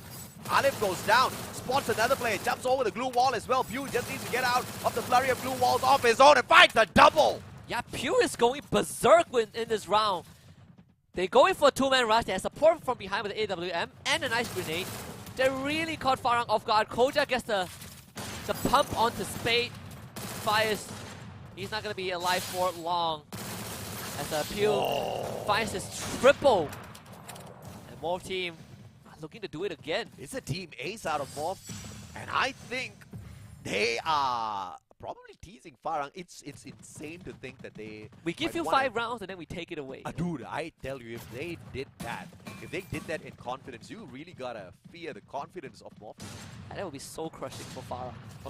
It would be Again, embarrassing and soul crushing, which is not great at all. Embarrassment, we used to that. But it's not easy being a fan. It's not. It's not. Goja, Ma'al, everybody up on top, but the Sniper's the last one to get up on top into a better position. Jembal, AC-80, connections not gonna be found just yet. Faiz does get tagged up. Ma'al doing his work. Yeah, both snipers actually trading a shot at the start of the round, so you can see that Jembao, not Jembao, the Faiz only has 1 less medkit. I'm looking for an angle. That nade is going to clear out the roof. Not that it matters too much though. They had an ice grenade in that area. UAV is going to get sent out. They want to scout out where the members of Farang are going to be at. I feel like Farang might not expect Ambo to be on top of this supply crate. I don't think they're expecting that at all. Ma'al, opportunity. Jembal just needs to step out of his defenses. One quick moment is all Ma'al needs. He's trying to keep an eye on 2 positions at the same time. Faiz and Jembal in a lot of trouble. Both of them can engage long range though. It's all about who takes that first shot. Jembal does show up. Ma'al doesn't spot him just yet. I'm trying to tease Morph team a little bit, kind of draw out that early fire, but now he definitely sees some of the Morph team members. Space also playing underneath. You have this death trap set up by Farang. What was that shot by Ma'al? Oh my. Jembao gets dropped. Way too quick. Spade. The circle's going to force Farang in a little bit deeper. Positioning supremacy by Morph team. Finding the upper levels here. As well as the advantage. They don't really need to travel around too much. Circle's not going to tease them. Spade spots out Ma'al, but not a range where he can engage with cleanly. It's a tough spot for Farang to be in. Alif is taking some chip damage from the back. I mean, Farang, they want to find some sort of avenues, but Morph team has already boxed them in the building. A Hail Mary attempt from Fires. He's going to get shredded by Pew. Onboard finding the win against Spade. Now it's the last man left standing. Morph team finding their 4th round. What? 1 away from an equalizer. No, this is insane out of Morph. I can't believe they're executing this. A double reverse sweep, and this time a actual legitimate reverse sweep where your opponent is just 1 away from taking it and you slap them back down onto the ground. You tell them that, you know, have you ever heard of grounding before when it comes to electricity? We are electrifying, you are not. Instead of... I need to brush up my physics. I wasn't prepared for that. But that was a good one. Bad news for Farang. Their finances have taken a big hit. Oh yeah. Look at the weapons that they had. Their best is an AWM on the hands of 5. That is pretty much it. Graph Lab. Again, quadruple AWMs from Morph team. Jembal doesn't show himself just yet. Koja's gonna be very annoying in a position like this. Fai still hasn't found a corner. In fact, he actually did find a corner, but he can't find a peek around it just yet. Pew. It's all about the timing. Nobody's on the left-hand side. Someone is on the left-hand side flank. So Faiz is in a very sticky situation here, actually. Both teams have someone on the left side. Faiz can drop that blue wall again. He has 1 more left. Grenade getting thrown out. Morph team going to shower Farang with grenades. Ma'ao getting sniped onto Spade, and now chaos ensues. Jembao sprayed off the skies. Not Pew like even this. getting the shot onto Faiz. Not like this. And that's the equalizer. Morph team have clawed their way back. 1 round away from doing the unthinkable. They made it look so easy. I'm starting to think Morph team did this on purpose. Sudden death, everyone starts with max crest. Buy everything that you want. You can buy the whole world. You can buy a trophy at this point with that money. Ah, okay, maybe not a trophy. Maybe not a trophy, but Maybe a fake one. Intellect Center of all places. Let's see who's got the smarter play. Yeah, Morph team again, 3-1 spread. Well, actually, they're sticking together. Ma'al instantly on sniper duty. Armbot also taking point. And the front line with that AWM. Faiz, crucial play from him. Is he going to spot out this player? Pew can spray him down, but Faiz, 1-shot kill maybe if he finds that headshot. Grenade from Pew. Spade, don't walk there! Had to use the Orion ability. Big resources expended, and Pew, he's going to try and take advantage of that by rushing Spade down. So Spade backs off. Hogan taking chip damage. Faiz getting flanked. GG. Buddy, behind you! Faiz, you can't go down like this. Oh, Pew gets the knock. Spade was able to take him down with a point-blank shot, but Farang are falling apart. I mean, Faiz is not paying attention. Might have costed him the whole thing. Spade and Faiz both knocked out. Pew still on the ground. Koja bleeding out. Farang wants to redeem this. Ma'ao and Ambot against Alif and Jembao. Ma'ao gets dropped, and Farang by skin off their teeth. Reverse sweep. It's gonna deny Won't be denied. deny a did a reverse sweep and bring us to a match 3, but man, they really had to work for that.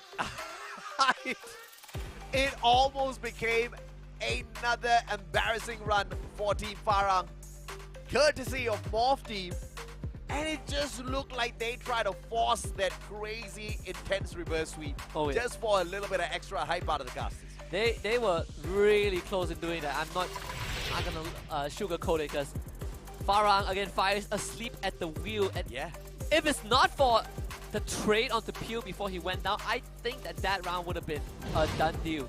I think Faiz is going to get the MVP this time around. The guy really stepped up for the team. 5-6, first game of 11 rounds that we've witnessed thus far in this Clash Squad of C Cup. The closest one we've had so far against, I mean, you wouldn't have, you could not have thought this up. Nah, At any point in time that it's going to be Farang who pulls out this score against Morph team. You know, we were wondering what sort of version of Farang we get. And I'm glad we got a fiery one, at least for Game 2. Because Game 1, they started off a tad bit hot. Then we found out it was just a little lukewarm because Morph team really woke up in that matchup. And Morph actually did the exact same thing this time around, but Farang was just way too forward, way too much in front to catch up with. Yeah, and even then Morph team brought it to a sudden death, right? Yeah. had 5-5 in terms of scoreline, and even got the initial knock. So Farang really hanging on by a prayer towards the very end. When we go back to Bermuda, that's where Farang got reverse swept. If anything, I think more team, you don't really feel too bad about losing this round. And it's but for Farang, you have to really start thinking, right? How did we let that slip away? We were 5-1, and they had to come down to 5-5. You just walk away with the 11 kills, but he would be wishing that he could have made that 13 at the very least. Find that clutch out of nowhere, but he got taken down a little prematurely. Mahal and Ambot were left in the mix, and Mahal just didn't have the kind of gun to take on Farang at that point in time. And there it is, our match MVP, Faiz. He was a bit drowsy in game 1, a bit groggy, not really landing the shots that he desired, but yeah, round 2 he came online. He most definitely did, with a much better KD average this time around, a 1.83. I'm not gonna argue at all. I would, of course, love to see more of the Farang players step up their KDs. But as long as you've got a solid carry on your squad, nothing much to worry about. But from a sudden death in match number 2, we now go to a sudden death series, potentially, because the losing team says goodbye to us. Yeah, absolutely. At least we're being treated to a full series. Oh, right? yeah. The unlikeliest of matchups. We're going to go back to Bermuda for these two teams. So Farang gotta start readjusting for that map, because we will be playing the same areas, and that was the map that they led with 3 points and got reverse swept by Morph Team. Yeah, they got absolutely crushed in the final 6 rounds, where Morph Team just didn't give them any bit of space whatsoever, right? Wait. And just when you thought, okay, maybe this is the time where Morph's just gonna embarrass Farang once again, Farang takes it away from them. But one has to wonder if or not that was just Morph Team being a little bit too cheeky. I mean, they did throw one round away, right? Yeah. I mean, all for the memes and entertainments, all for the side kill. Didn't find it and ended up having to play sudden death. Yeah. So, I mean, for Morph Team, I think they probably got a good laugh from that. I think they had a fantastic time on that matchup. And that was the kind of warm-up they really will be wanting for themselves before the final showdown. Oh, here it is. Loser goes home. Let's see exactly who that's going to be. Loser goes home with $1,000. That is pretty much it. A winner waits for Sunday, but Farang could see them still in good spirits. Is that his prayer mat on the chair? I think it is. Bring God along with him. He needs all the help he can get. Yeah, he does. Recently, I've been searching as well. I've been looking for God? No, not God. I've been looking for those flower petals that you bathe with, right? Like the. Oh, you want a Mandi Bunga? Yes, Why? I want a Mandi Bunga. Yes. What kind of bad luck has been following you around? I don't know, man. It has been an unlucky month. It's been June. Dude, it's a month of declaring your taxes. It's an unlucky month for a lot of people. The past 2-3 weeks have been horrendous. Yeah. Gaming world is great to earn money, not when you gotta pay your taxes. Oh, don't worry. I haven't even reached my taxes yet. It's just unlucky stuff in life. Life happens, okay? Life happens. Life happens all the time. Yeah. I'm being pressured to Mandi Bunga. I guess. I know, cause like I'm Buddhist, right? So we have our own variation of that. And then I ended up asking a friend who's Christian, and he's like, I don't know Mandi Bunga, but I can bring you holy water. I'm like, sure. Dude, God does not discriminate. drown yourself in holy water, my friend. I need some of that blessing for sure. I think you need the holy water and some Mandi Bunga. Sure. You gotta go for both. You can't have too many of these. You can't. You need a bit of that blessing. I mean, Farang can make it, I can. Alright? It's map 3 back on Bermuda. If anything, this is a free fall. Okay, I think expectations throw out the window. I was expecting Morph Team to kind of walk over Farang, but evidently that's not the case. I like what Farang did this round. 3 players going in for that eco round, not spending a single cent. And if they win this round out, Morph is going to be in a lot of trouble. Because this next round is going to be a guaranteed Farang round. If, of course, they can win this first one out. You see the Pew actually making early contact, but Farang, they will hide themselves in a building as Morph Team will secure the perimeter. more interested in thinking like, what is the follow-up for Morph Team right now? Pyramid is always a better take in a compound like this because you're going to find those airdrops on the outside, which gives you the extra utilities that you don't really need to buy. Pew has got a grenade for himself to work around with now. Needs to find a good toss though. That being said, it only lasts for so long, right? After the next 40 seconds, circle will close in, and that's where Morph Team will really have to kind of decide on which entrance that they want to assault. See, they are kind of trying to get a feel of where Farang are at. One thing is for sure, both teams have definitely slowed down a little bit. Farang showing a lot of their respect towards Morph. High time they did. Pew shows up, but he gets punished instead by Faiz. The bait and switch working out in the way of Farang. Jembal with the backstab finds the melee. Ambot goes down. Everything comes squashing down for Team Morph. Ma'al, the final survivor. He will not be the savior. Jembal showing Morph Team how it's truly done with the katana. Remember this? This is what lost you the round. And it seems like the investment was very, very sound for the side of Farang. Now they are stacked in terms of money. Morph has got nothing to work with. They buy the double revolvers for themselves. High bit of damage, but they got to hope and pray that gets to overcome the setup here. I believe that just the AWM alone from Faiz is going to be enough to get the damage done. 3 assault rifles on the side of Farang. If everything goes according to plan, Farang shouldn't lose anyone. Oh, there it is. There you go. Lovely snipe from afar. The Riptide Rhythm from Faiz breaks any potential glue walls. Players get picked back up, but Morph Team having to expand some early resources. While that was happening, Spade was able to sneak to the side as well, so this is extremely good news for Farang. Wasted Riptide Rhythm because they just didn't have any angles to follow up on that. Play does get picked right back up. Ambot gets half of his health chipped away, and Jembal gets super aggressive on the front lines as well. Alif trying to flank around and find a position, finds absolutely nothing. Yeah, he's making sure with the pre-fire. They have an inkling that someone's going to be on the roof. Inkling's right, Koja getting down first. Spade takes care of him. Ma'al getting absolutely pressured. Finds the first. The knock on to Jembao. Can you find another? Forced to go into deal with the Orion, and Ma'al. What a good hold. Just not coordinated enough from Farang. Pew now trying to take Spade out of the equation, but Faiz shows up. Ma'al and Ambot though still alive and kicking. Is it 2v2? Ma'al has stolen the gun away from his enemy, but pays a big price. He does not suspect Spade flanking around from the left. Ambot's going to be left all alone. 1v2 now. Wasn't looking at the right angle, unfortunately, and Ambot only has a double revolver against the rifles of Farang. This should be a done deal. Ambot can just take out another person, just isolate these fights. Maybe there's going to be a chance. Damage the economy of Farang a little bit. Take the initial snipe from Faiz. That's going to be 150. Faiz follows up with the knockout. It's 2 for Farang.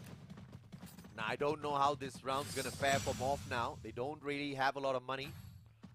2006 is going to be enough to buy you a decent gun, but not enough armor. If you get that armor as well, you're not going to be able to purchase the utilities. Blue wall seems to be the priority for the side of Morph Team, and as you can see, not all of the players going for those SMGs or assault rifles, because that's all they can afford. Two armors. One on Ambot, one on Koja. Ma'al again investing in the AWM, so no means of protection at all. Jembal and Alif are going to run straight into Morph Team. See Pew, very aggressive position. Ooh. Trying to flush him out with the ice grenade. Jembal basically shoved out of his own cover, so Farang needing help. Ma'al taking advantage of that. Circle around Ambot. Alif and Spade both sticking together. The ice grenade is going to tag them up a tad bit. Jembal finds Pew as well. Ambot circles around Alif. Sliver of health, but it's the bait and switch once again. Spade gets tagged up as well. Ambot's a monster at this point. Yeah, and now Spade and Alif didn't really do too much damage onto Ambot, right? So that What? bait and switch, it means nothing. Double revolver taken on 2 of those assault rifles, having no issues with whatsoever. Spade and Alif down on the ground. No recovery from the side of Farang just yet. Jembal trying to save his buddy. Alif can get picked up here. Koja with a god nade onto Jembal, and this is the finisher, courtesy of Morph Team. And Faiz is in a really rough spot. Does get a knock to Ambot, but Koja Just swings the corner, finds the trade. What a recovery from Morty. Just with the double revolvers alone. And that was a perfect eco round for the side of Morph. They won that out without overspending. Now they've got enough money to really beef themselves up. Farang, this is the point where you start fearing Morph team again. And they also do such a good start also. It's like a reoccurring nightmare for Farang. It's going to be the game plan of Morph team having the AWM or Ma'ao instantly splitting away from his team to find a vantage point. Fire is going to try and greet Morph team with his own AWM. Those blue walls are making it really tough for him to be effective. Look at where Ma'ao is. Very good side angle that Farang isn't aware of. Morph team shoving 3 players into the center of the circle. Just having one flanker in the name of Ma'al and the AWM circles around. Fai stacked up. Can he find the finisher? No secondary to play around with. And it will be the Orion that saves the day. Ma'al! One more shot needed! Huh? Doesn't take the flick. Fai's with the exact same gun. Ma'al needs to back away. Down on the ground as Fai forces his way through. Surviving with just 5 HP through the Orion drain also. Could not have asked for a better start, but I mean, Ma'al does get dropped. Fai does get dropped also. Alif getting traded back. Both teams on even footing right now. Armbot, Koja against Spade and Jembao. Jembao getting rushed down. Koja basically awakened with the double revolver, and just with the double revolver alone, he has won the previous round for his team. He's looking to win this one for them as well. 1v2 Spade now. Assault rifle beats both players. Orion's gonna keep him alive. Takes away their HP at the same time. Double revolver. Can he get the savior? No! For Spade, and yes, for the double revolver. And just like that, Morph team has already equalized the set, the rounds. I mean, for Farang, this is definitely uncharted territory in terms of just how they take these gunfights, but familiar feeling, right? The same thing that happened in that first set, same thing that happened in set number 2. Look at the buys for Farang, they really don't have much this time. An SMG and AWM, 2 shotguns. And I think the eco round from Morph in, I believe, round number 2 was just the perfect finisher, right? Because it was the double revolver that just got the damage, took away the guns from the side of Farang as well. Nothing that Farang could do in that round, and no recovery the previous one as well. Pew's gonna have a bait out there by the game, but a glue wall will save him. Riptide Rhythm meets him halfway through, but he's already gone in for a quick one, and he's got a Groza. My oh my, Morph team, they are stacked now. Pew's gonna be able to provide a little bit of damage. Oh yeah. Space swings out around the corner. Let's get tagged up a little bit. Orion ability not popped just yet. Pew getting sprayed out onto Faiz.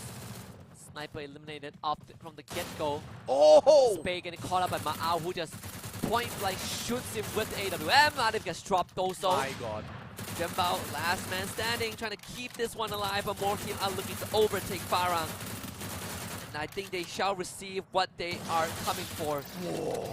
That is Morph team in the lead. 3-2 so far. They take it away from Farang, and now Morph team dictates the pace. 1 round in front, super stacked, they are rich. But in round number 6, they're gonna have a pretty fire fight between the two. But of course, with Morph team having a little bit extra, they're gonna have a double primary setup with their guns.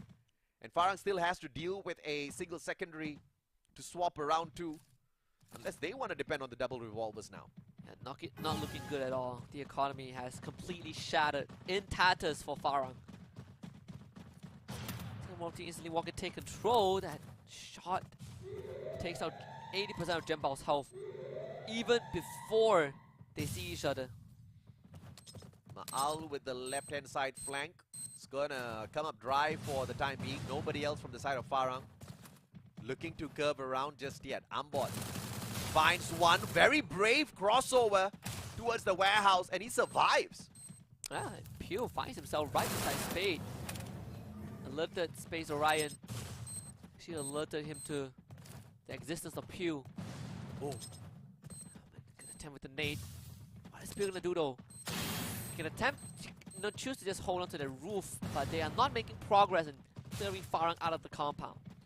Ma'al's flank has been useless thus far, but if he can continue this trajectory, he should be able to find one player from the side of Farang. Ambot Doesn't find any players just yet. Pew can't seem to find any information. Faiz does beat Koja halfway through. Koja snipes, does not connect. Faiz, on the other hand, will be able to tag one up and then will be forced to pull out his defenses and back away. Mao getting a snipe onto Spade also. Fires as he was shooting up. Umbot gets rid of Jembao. Things are slightly, Oh my god! incrementally falling apart for Farang. Fires. Last survivor standing. Not anymore. More team.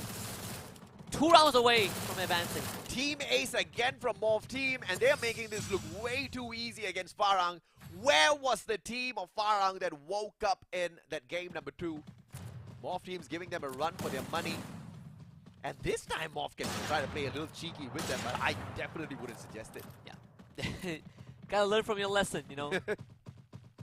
It's not worth the memes if you're losing thousands of dollars. Once again, a double primary setup. 4 players with AWM as their primary and an SMG as the secondary. You can't lose out either fight this way. The only way is for Faiz to get this initial onto Ma'al. They've got a good angle against each other. Ma'al with a better one though. He's already positioned initially. Just needs to wait for Faiz to make a mistake now. Yeah, they're looking good, honestly. I mean, look at slow-paced approach. Farang, back exposed. Fires, he's not watching that angle. Koja is going to fire off that warning shot. That first shot to alert Farang of his position. Frag grenade not doing too much. The ice grenade though from more team. Trying to chip away at the health bars of Farang. Alif. Massive tag. Koja getting dropped with that frag grenade, so Space will be the first one to go. As Ambot gets rid of Jembao, Alif extremely in the red. Wasn't going to get Ambot, but Fires, he's going to lose the majority of his health as well. Jembao picks himself back up. So far, it's only 1 dead for Farang, but look at all the members. They have so less health. Oh yeah, and Koja still goes down though. Ma'al gets a double for himself, leaving Faiz all alone. Can Ma'al find a triple? With Ma'al. Jembao taken out, and he does a triple for the run for Morph Team to find the match point of the series. Just like that, it's match point already. Another potential reverse sweep, right? Farang started 2-0, and now it's 2-5. I don't know if or not Farang can reverse the reverse sweepers at this point of time. Indonesia can sing praises for Ma'al and squad at this point of time. Ma'al this time the MVP for sure, unless of course Koja steps it up in the final round. What perfect area for long-range fights also. Look at Ma'al. He's probably gonna have the same idea as Fires also. So let me look for Jembao though. Backpack sticking out a little bit.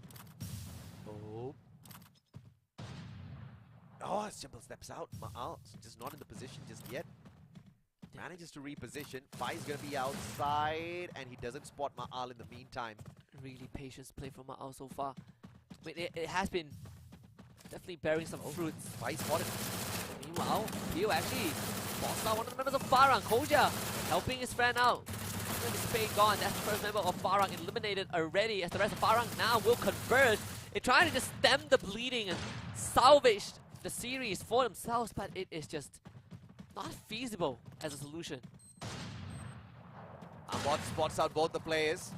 Not getting aggressive with the shots though. Fires down on the ground. Ma'al still super effective. Can they pick him right back up? That's going to be the biggest question. If Fires is not picked up, Farang is going to be out of the competition at this point. Ambot really low on this HP. Alif gets one, but the whole squad gets put down. Morph Team progresses as Farang is eliminated from the competition. A valiant attempt from Farang, but man, both Bermuda maps were reverse sweep from Morph Team. Ah, yeah. 3-0 to a 3-6.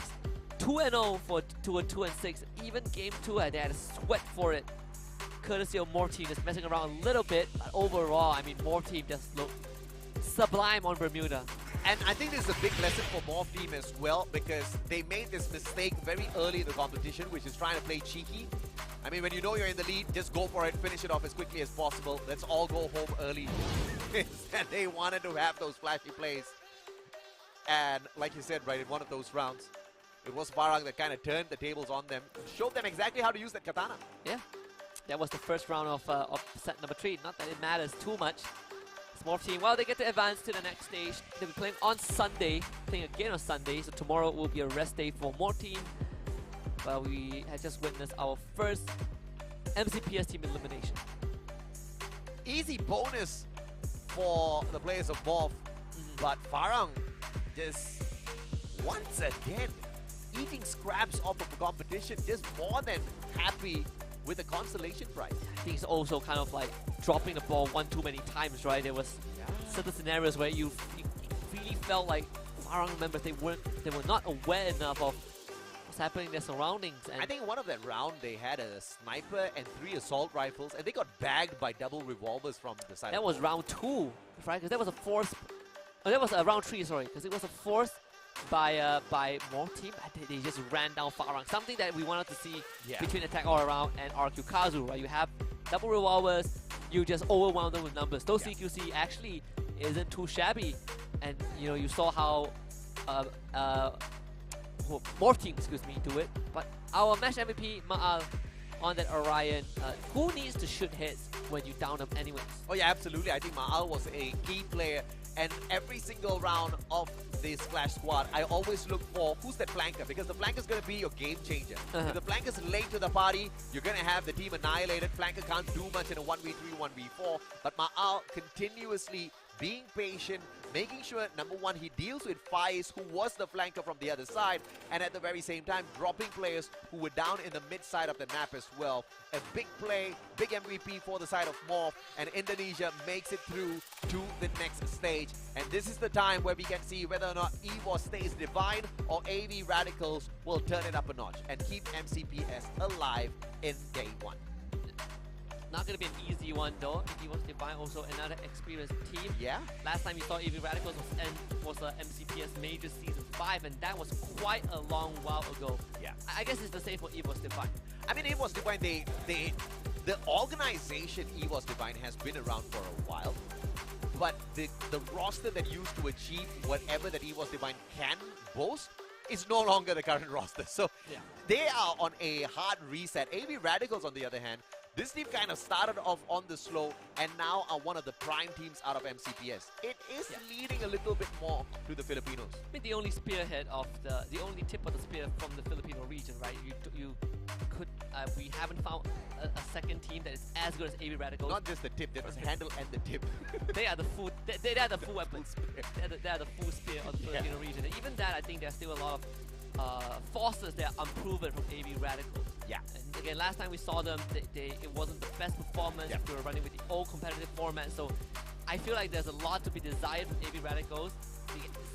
I think for this one, I'm just happy to see AV Radicals again. Yeah, I mean, AV Radicals on a usual basis is very aggressive. They know how to farm those kills. They know how to get your squad eliminated. And they know how to shoot up towards the top of the leaderboard anytime. Yeah. I think the grand finals at MCPS Majors, no idea what went wrong, but something clearly went wrong because they were just not on their game mode on that day. They just couldn't find the center circle. Even towards the end of the group stage, right, they also kind of started falling off. Yeah, I agree, yeah. Kind of the loss of momentum, and they never really recovered from that. And it was Sem9 that did that to them. It was. It was all because of a community tournament outside of MCPS where AV Radicals started shooting at the loot boxes of Sem9 once they had gotten them eliminated.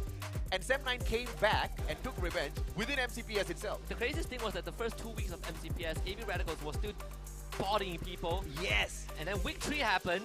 And they just kept getting hot dropped after hot drop after hot drop, all from one team. Sem9 was just hunting for their heads. And guess what? Sem9 found their heads all the time. Sem9 broke the confidence of AV Radicals. And Sem9 could have just been the fundamental reason why AV Radicals just did not make it for FFSI. That actually is a very good and now argument, Sem9 is right? gone. And Sem9 is gone. Well, AV Radicals is still here. We're going to be able to see them later going up against EVOS Divine in our last set of the day. We're going to go for a short break. We'll be back for more Clash Squad action.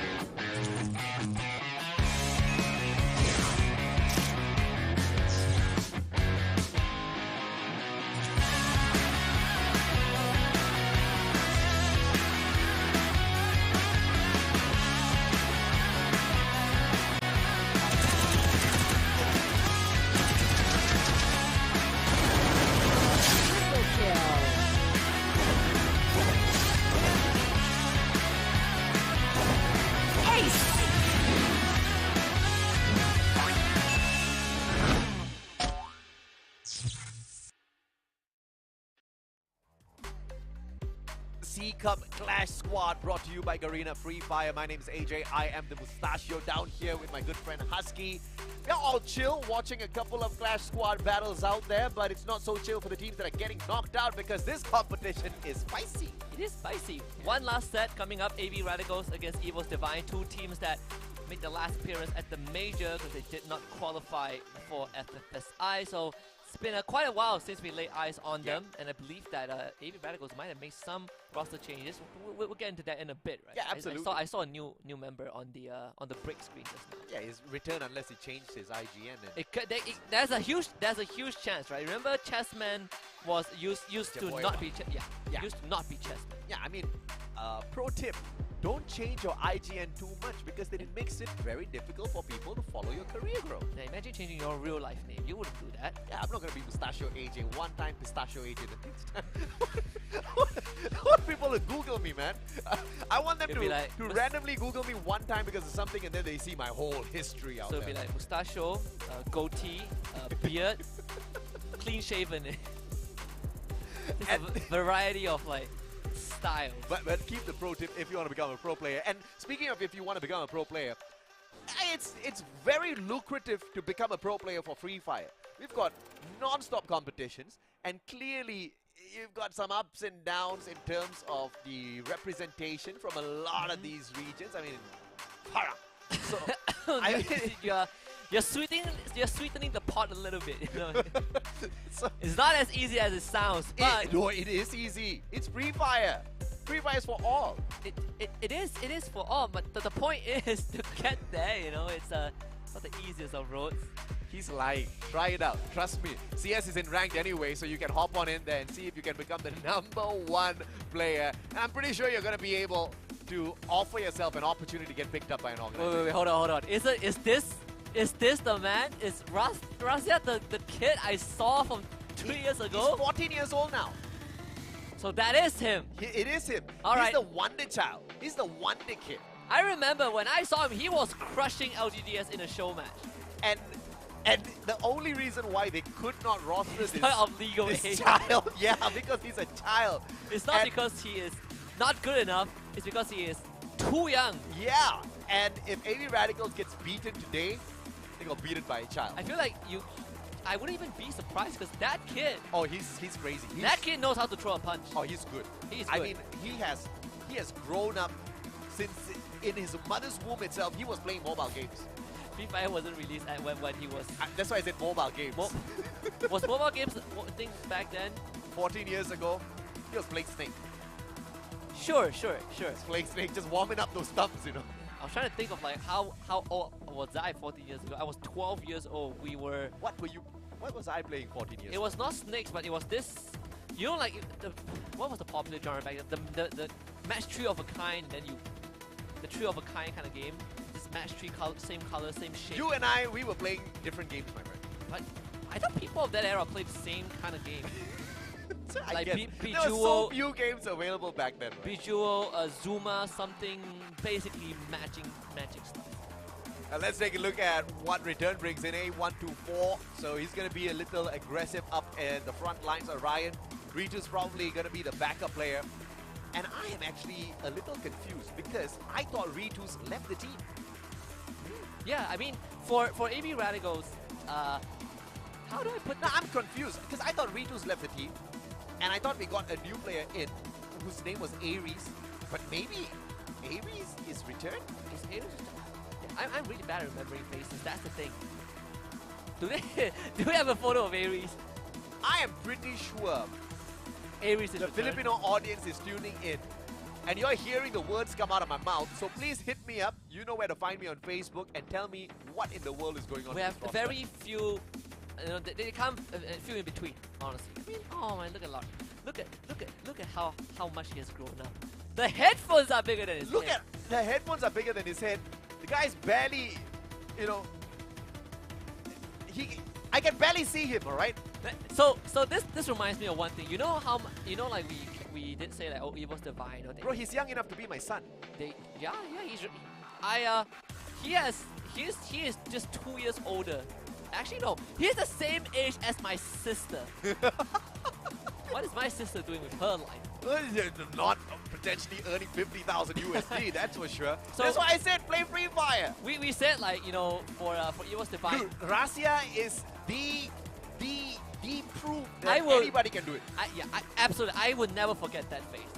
That face that destroyed some of the pro players that we had like a few years ago. I know it's a show match, but you know, as a kid, you don't really have the distinction between when to be serious or not. You Yeah. just take it seriously, right? So Yeah. you grab the bull by the horn. Maybe for the second half of the year, because he just hit legal hate to compete. Oh, watch out! EVO's Divine is coming for you. They are coming for the. He might be the youngest player we see in a World Series. There's a really good chance that he makes it to the World Series. Yeah, there is a huge probability of that happening. That's a huge probability of that happening. What's the legal age for the World Series anyway? 18? Normally the ones that I know of are 16, so I'm not sure if you can make it in 14, but if... No, you're definitely not going to make it that 14, for sure. 16. It's either 16 or 18. Yeah, it should be 16. I think most titles are 16. It's unfortunate for Divine. Rasia's a fantastic player though. Glad that we can see him on this He has stage 2 once more again. years. So focus on your studies first. If he does wrap the players of AB Radicals up in his clutches in this matchup, I think the hype for Rasia and his breakthrough run in the world of gaming is still going to continue for a long, long time. I'm hoping and praying I'm not putting on too much of pressure on the boys' shoulders, because clearly those are very small shoulders. Hey, some people can lift, okay? No, don't. It's not a low blow for you, Husky. Okay? No, You're not a me, strong not me. You're clearly not me. I've been working on it. Okay, my girlfriend says that she's seeing some of that shape, you know, in my muscles, because I've been doing a lot of bouldering lately. I swear to God, I thought you were going to say belly. No. The shape in the belly is not good. That is not good. She hates it.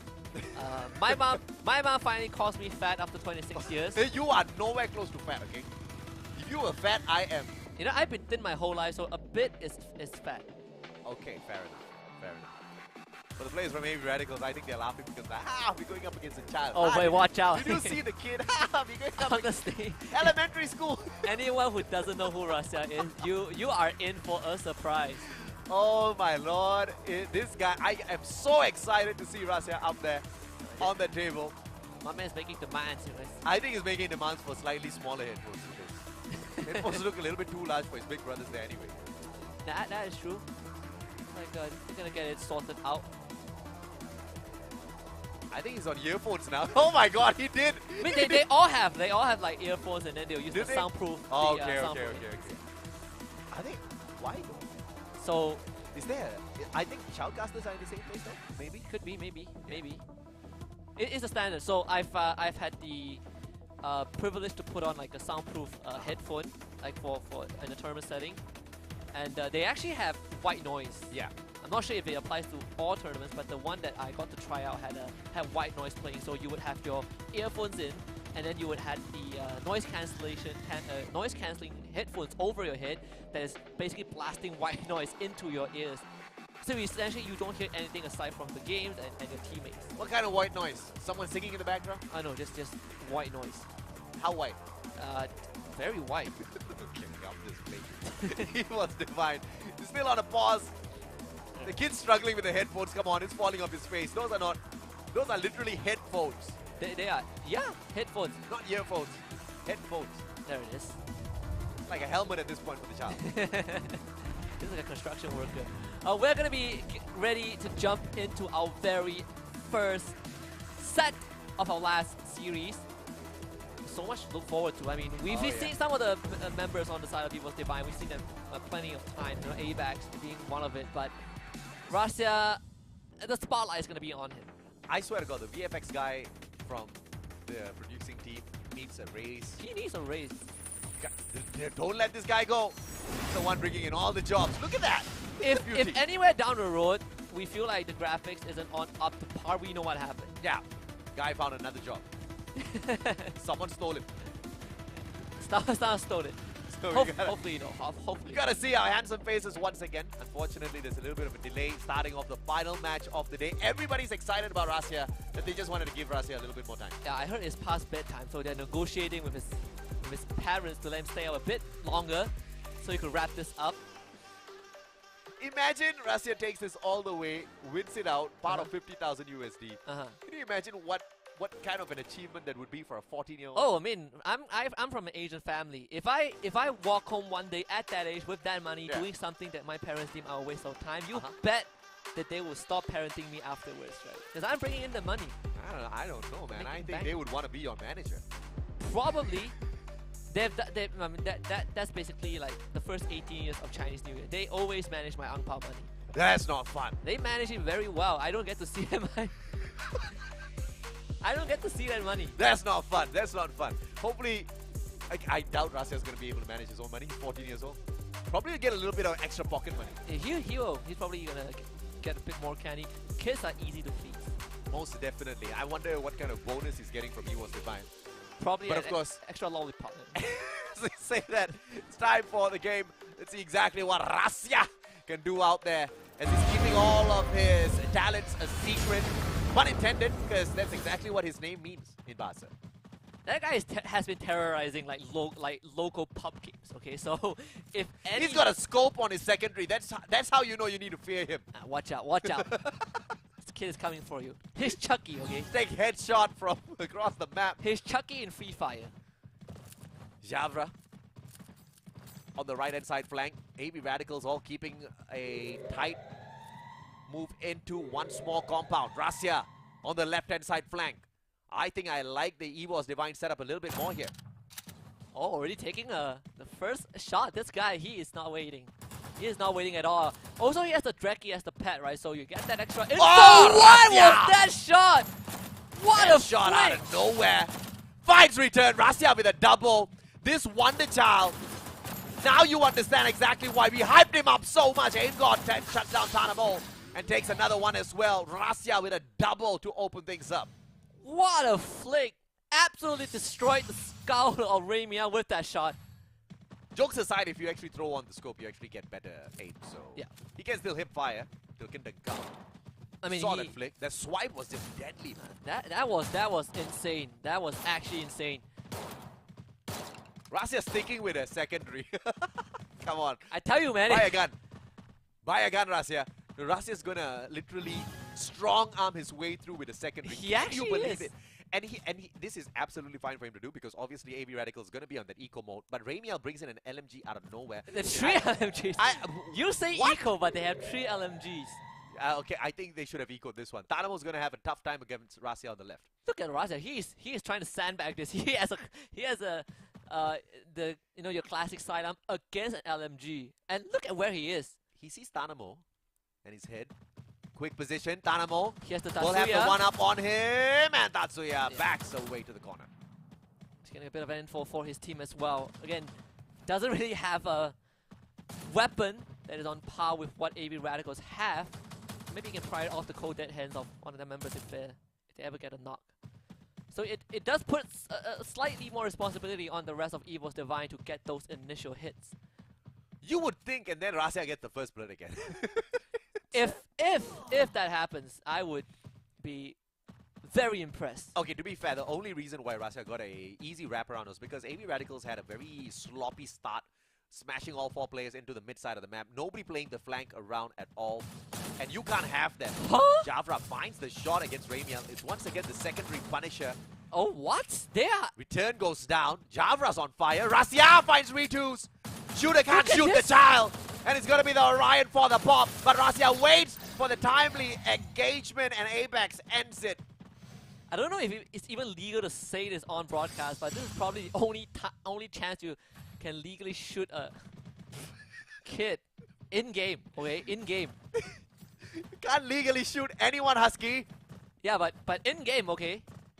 Fair enough. For 2-0, AB Radicals, they are tortured. They had a good laugh at the very start, and now they're starting to sweat for sure. They got wrecked by 2 classic sidearms when they had 3 LMGs. That was a waste of a force round for AB Radicals. And now they still are... do they not know eco? I think AB Radicals is the kind of team that just does not save any money at all. They're my kind of people. They're gamblers. Oh, watch out, Hey. Ramiel. Good shot onto Javra. That's at least gonna blow that helmet off if he had any. Definitely had that helmet on, but looks like Rabiel's trying to take this Oh. off. Javra! Woo! What a return fire headshot onto Rabiel. And that's a waste once again. Orion's going to help him out for the time being. And Rasia gets turned on by Ritus with the exact same gun. Good response from AV Radical. Jafra also gets taken down, so it's going to be a 2 versus 3 affair unless Jafra can pick himself back up. Aim God against Hanamo. Gonna push him into the open. Aim God actually not getting the finisher and return. Look at the ambush. Very well done from AV Radicals, and it's down to Abax to try and kind of keep this alive. Good shot onto Ritu. Return looking for Abax. Couldn't find him just yet. Abax might be looking to go for a revive, so this could be the reset they've been looking for. Wow. Tanamo gets snuffed out instead, and Abax will confirm that kill. Abax needs to pick up someone, but Return's going to make sure that does not happen. Keeps this as a 1v2. Abax up against Ritus as well as Return. Ritus patches himself right back up. They know exactly where to find Abax, but this is going to be a tough one. AWM in the hands of Abax. If he gets a quick shot onto the first one, potential finisher coming through, and the ice grenade will force them to reposition, and this is the advantage to Abax with the distance. But he won't be able to get an isolated 1v1 because there's not much space to work with. Abax just get overwhelmed. Good move from AV Radicals, recovering from that early fight. At least you don't let Evil's Divine kind of snowball it too much. Ritu steals away the AWM. Return walks in with his primary. AV Radicals, that was a good round for them, even though they were down on resources. Evil's Divine, on the other hand, being forced on an eco round this time, but they will force a couple of SMGs. Javra with the AWM from afar. This is a crucial round for Evil's Divine to win, unless they want to allow AV Radicals to take over. Oh yeah, see where Evil Divine they are. Going to be late to the clock tower, unfortunately. Remain in a position to get those snipes. Rasia, Bison in hand. What almost destroys Return with that initial spray. This man is out of this world with that spray control. Absolutely incredible. And just like that, Evil Divine have taken majority control of this area despite being late to the clock tower. Can Abax get this Mac 10 from up above? Not really the best of distance to work around with. Tanamo shows up, and the sprays are wild with that Mac 10. You gotta find a CQC. Abax, not the best of positions with that gun. Yeah, it's a horrible weapon. You want to fight from mid-range onward. Tanamo getting tagged. Oh boy. I don't think that was from Abax at all. Oh, 100% not. Ice grenade being thrown out. Abax pressure a little bit. 3 members of AV Radicals corral in that one corner. Flank though, Jafra looking for an AWM shot. Actually, bit of a connection only onto the glue wall. Rasia dropping low. Oh, Javra, backstab. This could be a big opportunity. And Ritu is going to knock down Rasia again. That's why AV Radicals go for the push. Going to flush Evil's Divine out of this compound. The glue walls. Not much is left. Rasia picks himself back up. Evil's Divine evacuates from this area. Javra gets away. Ritu turns around. M1887 will find the head of Aim God. Fantastic on the play. Rasia all alone as the final player. Gets one with the Bison. It's a 1v3. Rasia, the Wonder Kid, gets the second one as well. 1v2 now. Rasia! Woo! Almost.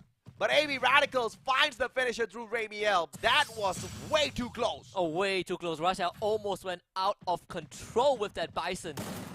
He got 3 players, man. That Wonder Kid is playing this on a whole other level. Now he's on the AWM. I'm wondering what he can do with it. Honestly, the past like 2-3 rounds Rasia lost is because he always went on the Orion. So it's a bit of a pain when the Orion just starts becoming invulnerable. But what that initial shot, oh god, Javra! That's 2 shots in a row, I believe, from Ray Miao, and he's gone. Good Rasia's opening. Back up. Out in the open, Abax and Aim God. Right hand side flank. AV Radicals don't know exactly how to circle around this one just yet. And that airdrop's going to be way too open for them to quickly run in for the pickup. And AV Radicals might just be able to take advantage of this. Grenade being cooked up already. Aim God knows exactly where to toss it. And Return gets tagged up, but that's just not enough. Abax is also very low. Ritu finally gets down. Abax actually wins that fight, equalizing the playing field a little bit. Tanamo, second to get dropped. Rayman returns. Last 2 left alive. Rasia actually gets down by Ray Miao with the AWM. Lovely headshot. And Russia is going to bleed out very quickly. That must be the Raphael. No, 100%. It's going to be a 2 versus 2, but where's Ray Meow? That is the important question that they need to answer. Ramiel a little bit too far away from all of these engagements. Needs to catch up and return quick enough. He takes the higher ground. Circle forces EVOS Divine in. Ramiel with the advantage. AWM in hand. Tosses out an ice grenade first. Forcing ABAX out. First shot will miss. Second one does not. Ramiel gets it. There's going to be an Aim God going up against 2 players. And Ramiel with the height advantage will be able to drop his HP down. Aim God in a lot of trouble as Return goes in for the finisher. Hey! But turned on. The Bison. Uh-oh. Bit of a minor problem for Ramiel right now. Switch up for that. Point blank! What was that drop? A drop quick scope from Ramiel. My God, these Filipinos, they know how to play a quick game of Free Fire. I mean, Ramiel reminding us that the very first person in Free Fire, at least locally, that we crowned as a wonder child was not Rasya, it was Ramiel. Oh yeah. VPH Velocity days, PGX Radicals, and now AV Radicals. This is the OG Wonder Kid. It could be between, I mean, it could be a rivalry between him and Rasya after this, who knows? Rasya flying on over to a better position towards the left. Dynamo will meet him halfway potentially. There's a glue wall there. So that's Dynamo to expect a couple of engagements. Circles around. 1 grenade to play around with. Dynamo tosses it in. It's only a nice grenade that forces Rasya on for a defense. Dynamo misses the opportunity. Rasya with the advantage now. And that glue wall is going to keep him very, very safe. So Dynamo essentially plants himself in that area as his Russia disappears from his line of sight. Hashtag actually sees Ray Meow also. At least 2 AWMs on the side of AV Radicals, but so far what we've seen is Rasya, he's always playing away from his team, trying to find those opportune moments, and AV Radicals have been able to punish that accordingly. You can see Rasya getting tagged up once again, so that is his last medkit. And Dynamo with a fantastic snipe to take him out. It's going to get picked up. The rest of the players on the side of AV Radicals a little bit too far away, but as I say, that Dynamo pushes on in alongside Return. A quick grenade to open up the space first. Dynamo really low on HP, and that gives the opening to Jabra. Ritu shuts down Rasya. In the meantime, it's a 3v3. ABAC circles around. Aim God with a Bison, but Ritu turns on him with the M87. It's going to be Jabra for the save as ABAC goes down as well. Bison in hand. 1v4. This has to be the Filipino round. Yeah, I mean, AV Radicals doing it so clean. 4-0. Absolute clean round for AV Radicals. The bank is starting to build for these men. EVOS Divine, you gotta start kind of thinking about how to take on AV Radicals, because these long-range fights are being dominated by both Dynamo and Ray Meow. And Rasya has not been able to kind of do the same, even though he was the one that always splits away from the team. And EVOS Divine now, who are on the back foot in terms of resources. They're not really doing well financially. 2 players do have the double primary setup though. The effect of sending Rasya out on that flank is quickly becoming a little stale, as AV Radicals have found the perfect counter for that. A double snipe setup, chasing down Rasya every single time he peeks out. Ritus, AWM. It's called Ritus for a reason, but Aim God finds Dynamo on the cross. Return trying to get to him. Won't be able to get to him. Ritus right back up on his feet. And actually, while he was running for his teammate, got tagged by a Rasya on the ways. So he has to also use that medkit to heal himself back up a little bit. ABAX will be side by side. And he's in parallel with Rasya. And this is just the battle of the AWM. Both AimGod and Rasya getting lit up. AV Radicals taking this slow, but in a very controlled manner. It does prompt EVOS Divine to look for these opportunities, though. A bit impatient. They are. The circle's getting tighter as well. Rasya's not stepping out of his defenses. Ritus wanting an opportunity, but if he does peek out a little bit too often, he puts himself in a lot of trouble. Double grenades, and it'll be the glue wall melter. Rasya needs to run, and he speeds away. Fantastic use of the active skill. Ramiel now peeks out. Rasya with the opportunity. Does not connect with the shot. And only a body shot, so Ramiel can make it out of there. But look at this rush from AV Radicals. Trying to really suffocate EVOS Divine. Rasya actually gets a snipe onto Ritus. Ritus get picked back up. Jafra not having the same fate. Ramiel pushing in. Rasya getting the knock by Ritus. Instantly trains him back, and ABAX gets run down. The aim guard will be welcomed into the AB Radicals meat grinder. 1 against 4, and it's just not doable. AB Radicals, 1 round away from claiming the first set. The assessment stands true that AB Radicals is definitely the more feared team out here. Looking at the more recent performance of both the teams, we thought Rasya could be the game changer. He was at the first round. But ever since the first round, Rasya is pretty much nerfed. He has not found a single kill. Oh yeah, he has been completely neutered. Maybe Radical just they're bullying the kid. That's not good. I think they're doing the right thing here because you have to bully Rasya or else he will You make him cry. It's either you make the child cry or the child makes you cry. It's one of the two. You gotta pick a side. Yeah, but if you make the child cry, you're a bad person. If the child makes you cry, you are just weak. I would pick making the child cry any day. That is so true. That is so true. Yeah, the How double unfair standards. it is to adults. It is. Ice grenade. Rasya stuck in a tight corner. Cannot do anything. Can't step out just yet unless he wants to lose a few precious HP. Ramiel will find that opportunity to reposition. Yes, nobody stops him. I think one of the main problems is also that as much as Rasya is looking for opportunities, he also puts himself in positions that is hard to recover from. Tanamo getting run at by Jafra. That's an easy knock with Bison. Ramiel looking for a potential trade, could not find the angle, so Jafra will get the secure onto Tanamo. AB Radicals finally having a round where they gotta play from behind. This will try to kind of push into Evil's Divine, but there are multiple members to go through. The shotgun, not really the best weapon, still getting pressure, so he'll receive a bit of help. Okay! Actually, down both Jafra and A-Bash, V2s will be traded back, but Ramiel is doing a fantastic job, just not good enough. Rasya coming online when they needed him the most.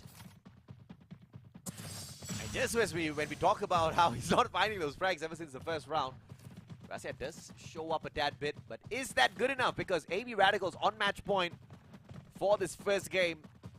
And this is round 9 out of 11, so EVO's Divine. They have no choice. They have to win 3 back-to-back if they want to pull this match into their side. Yeah, we haven't seen a true reverse sweep that used up all 11 rounds yet. Close, but hasn't happened. AB Radical just needs one more to close out set number 1. Baby Yao, dangerous shot. Could not find the angle as Rasya starts to actively challenge Ramiel in these AWM fights. 5-3, match point. Conversion into a victory potentially for AB Radicals here. If you can find a shot out of Dynamo on that right flank, he has to deal with Rasya. This is where we can see whether or not the child falls or stands. Ramiel up top. And the vantage point is going to give him the bird's eye view over the positions of all of the players on the side of EVO's Divine. Rasya has been spotted out by Dynamo. Dynamo just waiting for an opportunity, waiting for a mistake made by Rasya. Oh, absolutely. Ramiel in a dangerous spot also. The blue zone is going to force him closer and closer. Might be out into the open also. Jafra is watching that angle attentively. This could come down to a matter of the timing of if Ramiel pops up. And Jafra takes advantage of it. Easy shot. And that's the problem if you don't have a angle or a spot onto anybody. You step one out empty-handed, you're gonna get punished. Javra, easy shot, converted. Dynamo gets clipped as well. Grenade, and Dynamo will get taken down. Rasya, what a shot on that grenade. Yeah, lovely stuff from Rasya now, right in the face of return actually. Getting the shot in, Rasya just gonna use the dash of Tatsuya in with the shotgun. As Javra cleans it up. EVO's Divine. Rasya wakes up again. Taking it one round at a time. And it looks like at this point in time, the only key for EVO's Divine for a victory here is Rasya. If Rasya doesn't perform, EVO's Divine goes down. And for the brand that's not great at all, they better have Rasya kind of coach a couple of adults here. And maybe he is the secret weapon of EVO's Divine. But anyone that doesn't understand, because Rasya actually means secret, so it's not spelled that way, but phonetically, yes. It's a fantastic pun. Good job. Rasya. Oh, look at the speed of this child. Look at him. Hank on the right hand side. He's already there in the mid segment of the map. It's the power of youth. I could not possibly run that fast. By the way, he's the guy with the AWM as well, so he is taking prisoners. Okay. Tanamo almost losing his head right there. Opportunity squandered. Rasia just a tad bit off with that headshot. Although it wouldn't have really brought much. I'm pretty sure the players could have picked him right back up. And Return even used his ability also with the A124, but he was attempting to go for the rush. He was spotted out. The timing just not in his favor, but 2 glue walls. He decides to not go for it. For the UAV first. Still wanting to take contact with Evo's Divine. Melter. Uh-oh. They're trying to force him away. Ramiel backs away. A-backs now. Opportunity from up top. Can spot a couple of players. Tanamo not stepping out of his defenses yet. AV Radicals just so good at this, and they know how crucial this round is. It's either they convert that match point or they allow the equalizer for the sudden death in round 11. Clearly not what they want. Could be a possibility because AV Radicals, they're not able to find the shots that they have been getting. I say that Ray Meow gets a nice snipe onto Javra, and he's leading out thanks to Raphael. Javra needs help, but he's gonna get it in time. Though it seems like they've stemmed the bleeding. Aimgod getting returned down. Javra stands back up. AV Radical goes in for the rush. Absolutely pivotal that they win these fights. But Tanamo and Ritu both get dropped as Evo's Divine looks for sudden death, and I think they might have found it. Ray Meow does not stand. And that it is. Evo's Divine pulling it back. We're down to our final round. And just like that, we are in a absolute clutch situation between the two. How could it have gotten to this point? It's all Evo's Divine. AimGod stepping it up. Rasia waking up after round number 1. And AV Radicals now about to be put to sleep. We're playing it off at Shipyard. Those AWMs really going to come in handy. But look at the M1887 setup on the side of AV Radicals as well. They want those CQCs for sure. Oh, absolutely. Look at that Ray Meow. He's going to instantly try and look for a vantage point. Evo's Divine, if they take advantage of this slow approach, cripple AV Radicals in the beginning, it could be deadly. You see the initial shot from Ray Meow. Yeah. Imgod taking damage also. And they have no good ways of flushing Ray Meow out from that area, so it's a very, very good position that they're taking for themselves. Same as Tanamo. Wow, was that shot from Javra? Javra out of nowhere. Tanamo did spot him, but that headshot was just too spicy. Now he's on the ground. Tanamo, who's going to double back to pick him up? He's a little bit too far away. Circle's going to tag Tanamo up a tad bit more. Ritu's nowhere in position to save his friend. AimGod looking for him. Woodpecker in hand. Going to send a quick grenade towards his opponent's fist. And as anticipated, Tanamo's going to be bleeding out up top. It seems like no one can help him, unfortunately. So AV Radical starting on the wrong foot already. He was Divine. They are very, very willing to play this fight. Getting all these shots, A-backs exposed just temporarily. Ray Meow, he's forced out from this vantage point. Return also getting lit up by the ice grenade. Return with the AWM, probably not the best of guns at this point of time. Ice grenade tagging him up. Gonna force that medkit to be used eventually as Return tries to circle around. Here comes Rasia with the rush as well. Return needs to back up Ritu's. He doesn't do that. He wants to spot the left-hand side. Good glue wall. A-backs protected out of that shot. AimGod on the other hand. This is crunch time. Circle's just way too tiny, and the circle's starting to move away from all of them, repositioning. And AimGod's going to find one out of nowhere, and Ramiel down on HP. Glue wall about to go down. Ramiel needs to drop his health right back up. Yeah, horrible spot for them to be in. Rasia even catching Return as they all were trying to race for the circle. A-backs gets dropped thanks to the Orion, and I mean, Rasia runs into his demise. But Ritu, he's going to heal back up with the Orion ability, but it's just not enough. Evo's Divine with the first set. What a reverse sweep. I am in disbelief. AV Radicals turned on by Evo's Divine. Rasia truly woke up, but it was just not the child's show. The whole of Evo's Divine really stepped it up towards those final rounds. Yeah, he's feeling a bit sleepy. You can see him rubbing his eyes a little bit. Not used to staying up way this late. Past his bedtime.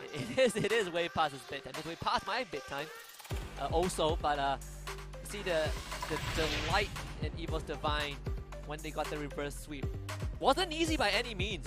I mean, AV Radicals, they had a very, very strong momentum. Yeah. But Evo's Divine came online at the very last second and literally just stopped AV Radicals dead in their tracks. Oh yeah, man. I mean, 6-5 is not a slow, not a fast one at all. It took a little bit of effort. It took a bit of soul-crushing rounds initially for EVOS Divine, as they just couldn't find no ingress against the players of AB Radicals, who just overwhelmed them with the aggression.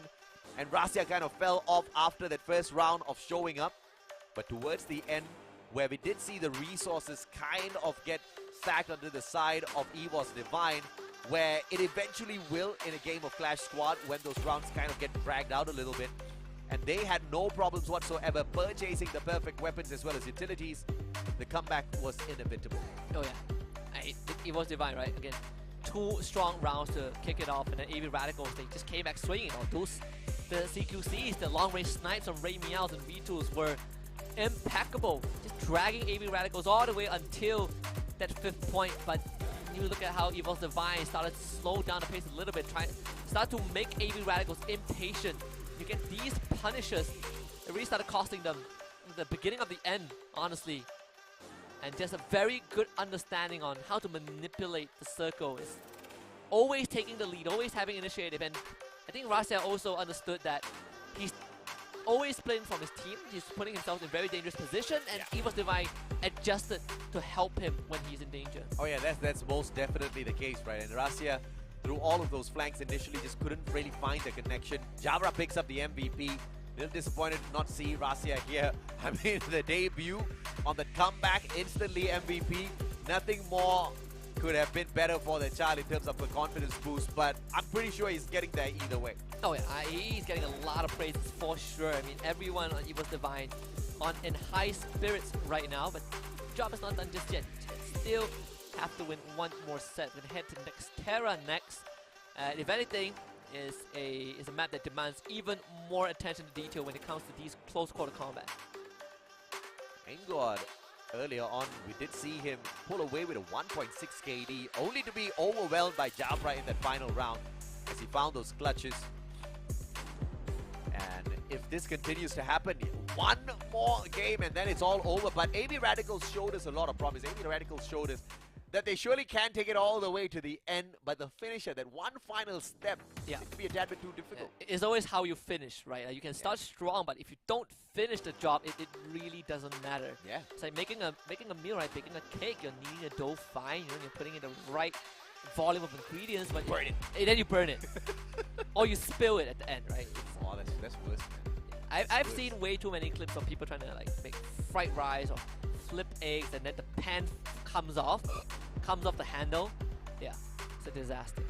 Yeah, that's something that hopefully does not happen to AB Radicals, where the headphones fall off or the phone falls out of their hands. Either way, because it was a very winnable matchup for them. It was. And I think they were on match point for 3 or 4 of those rounds. They were match point for 3 rounds, yeah. Squandered. And it's not like they really threw it away. It's just the mechanics of the game. By the time EVOS Divine could really stock up on all of those guns, as well as find those utilities to be used on their side, it was no longer an easy walkover for AB Radicals. Yeah, very good adjustment from EVOS Divine, right? They kind of passed up on those early opportunities that AB Radicals were taking advantage of. And just because of that, they're keeping Rasia alive for longer. Yes. They are not playing with a constant deficit Yeah. of a 3 versus 4. And you know, in these situations, it really does come down to how you like the split-second decisions that you make. And I think EVOS Divine just had a better understanding on how to take on AB Radicals.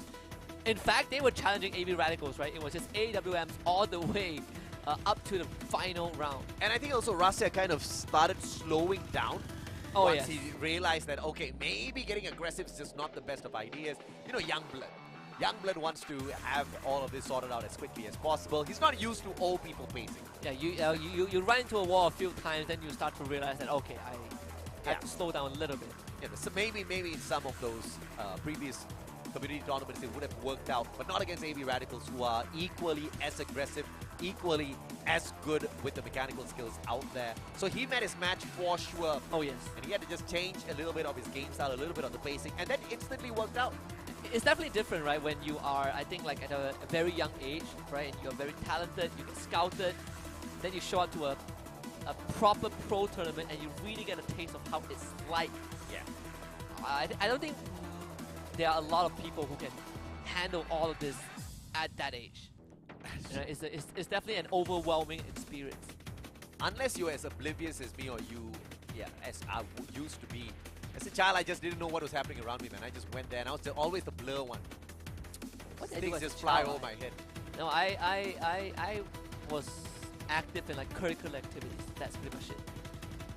Everything I was involved in, everything that I was involved in were I was active only when school was over. was like public speaking, you know, like choir, poetry, essay writing, those kind of stuff.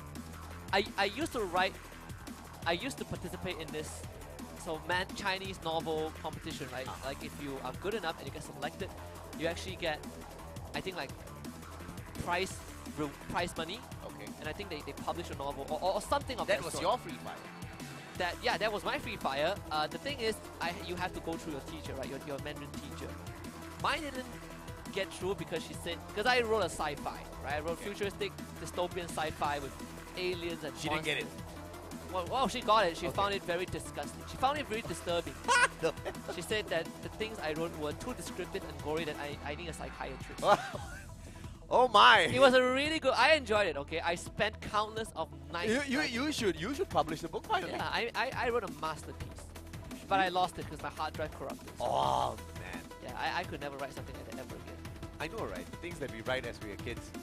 But I remember the title. It's called 23. I remember writing a piece once called Why. It was a 6-pager long. Why? Yes, why? Right. And from the start to end, everything was a question, and every single question just linked to the previous question. So the So it's like answer an to endless every paradox. it's endless. The answer to every question was another question, and it just went all the way down to the very end. It never got answered, basically. That could rival Shakespeare. So it's 6 pages long, man. That could be I was like a- really proud of that. My teacher saw that, and my teacher was like, What "Where happened? have you come from?" I still have. No, I didn't. I don't have the book. I actually gave the book to my ex's little sister, who had the passion for writing as well. You could publish it as a magazine. Now I regret it because it's ex's. I could have just kept it. Hope she finds the answer to those questions. There's a lot more. AV Radicals will need to find the answer on how to stop Evil's Divine right now. Oh, you gotta stop Rasia for sure. I think he was so annoying with that right-hand side flank, especially after he learned the pacing of the matchup. After he learned the pacing of all of these old people and started holding back a tad bit, he just became ever so much more dangerous. But speaking of dangerous, this is exactly where you have to fear him once again. The earlier rounds of the pistols, it was just Rasia showing up and showing up strong. Ramiel, and he will use the portals just to meet up with the players of Evil's Divine instantly. Rasia getting a couple of tags. But instantly, this is the distraction desperately needed by at AB this. Radicals. Look at the flank around. So much info that he gave to his team with that good time turner to protect themselves. Russia could have done serious damage with that flank. But Russia was also able to get away with the Tatsuya. Maybe Radical was able to slow it down just a little bit. Tatsuya's refresh is just insane, man. It is. Get to use it again and again. And they use the portals to make a quick exit as well. Smart plays. And if Rasia goes in for the chase, that's going to be absolutely deadly, but he's a little smarter than that. And again, slowing down the pace just a little bit. You can see that Radicals that basically boxed in by Evil's Divine, surrounded from all angles. Ritu is going to show himself, instantly loses his hit over to A-Backs. AB Radical trying to go for a rush return, getting gunned down from behind. Ray Meow becomes the sole survivor of the team. Evil's Divine looking to close out a pistol. Ray Meow making it a bit hard for them, but Evil's Divine just slices him into ribbons this. Again, first round for Evils. Team Ace, Abax gets a double. Rasia gets nothing. Wonder Child needs to step it up in order to maintain his Wonder Child status for sure. Finally not kind of, you know, sandbagging people with just the secondary. He's going to get the LMG for himself. Interesting. This is a round where they didn't really need to force anything, in fact. Rasia could have gotten a better gun for himself, but he prioritizes the utilities. Gets a couple of glue walls. You know you're going to need that, especially with the LMG on the outside perimeter. AB Radicals going for a 1-3 split as well.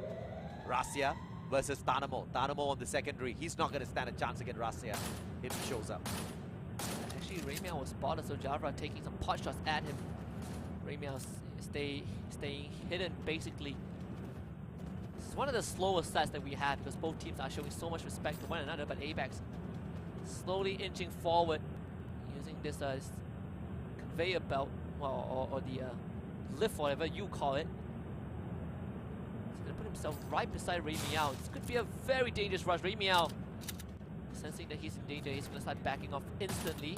Actually turning back to challenge Abax with a tiny turn, but Abax now, he's the Orion, so Ray Meow will not be able to do much damage. Ritu ends up showing up. Second challenger that Abax can easily shut down. Jafra from afar hits Ritu in the hit. Abax, that was just a masterful play with the Orion. Manages to disengage with one, engages with the other. Backed up by Jafra. Jafra with a double now. Ramiel, Thanamo backing away. Thanamo goes down. Rasia, LMG straight to the head. Ramiel all alone.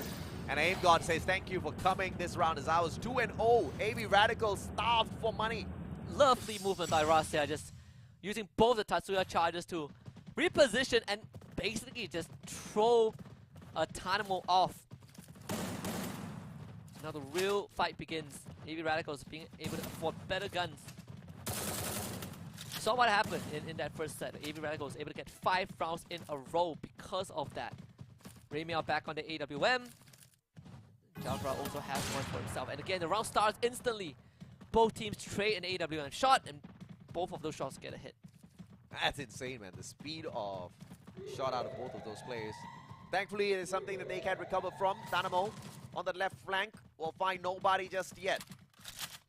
But he gets close enough to buy a little bit of extra information for the rest of his team members. EVOS Divine, on the other hand, just need to find a way to wrap around. They do exactly that, a 2-2 split. But look at AB Radicals swarming the area. 2 players on the side of EVOS. They're trying to look for Imgod. Actually good flush from return, allowing Ramiel to get the hit. Rasen Hannibal back, return going in for the rush. Hannibal, actually Imgod gets brought back up. Surviving with a sliver of health. Unfortunate if you are AB Radicals and return, he finds himself in the open and now pressured. And Jafra just shoots him in the back. This is a disaster for AB Radicals. Imgod, he's just gonna get the job done. Ray Meow all alone on the roof. Nothing much left to his name. They're gonna try and rush him down. Rasia does get dropped, but EVOS Divine finds that third. Jafra with a triple, and he's not gonna complain at all. That was such a decent round for him.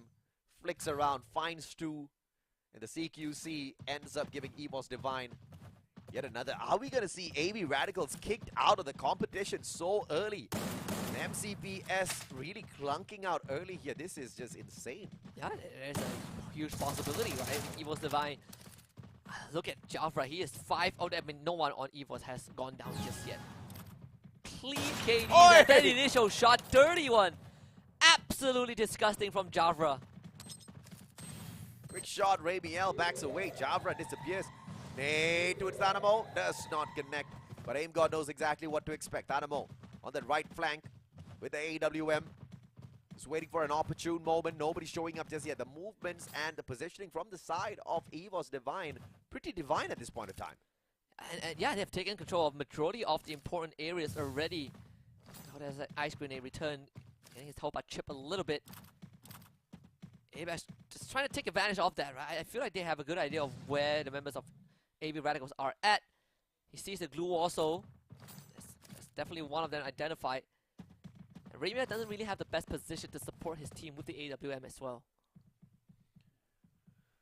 Let's see who makes the first move as the circle continues to pressure them. EVOS Divine gonna get tickled. AB Radicals all need to squeeze into one small tiny compound. They need to break away, but the circle's just not on their side.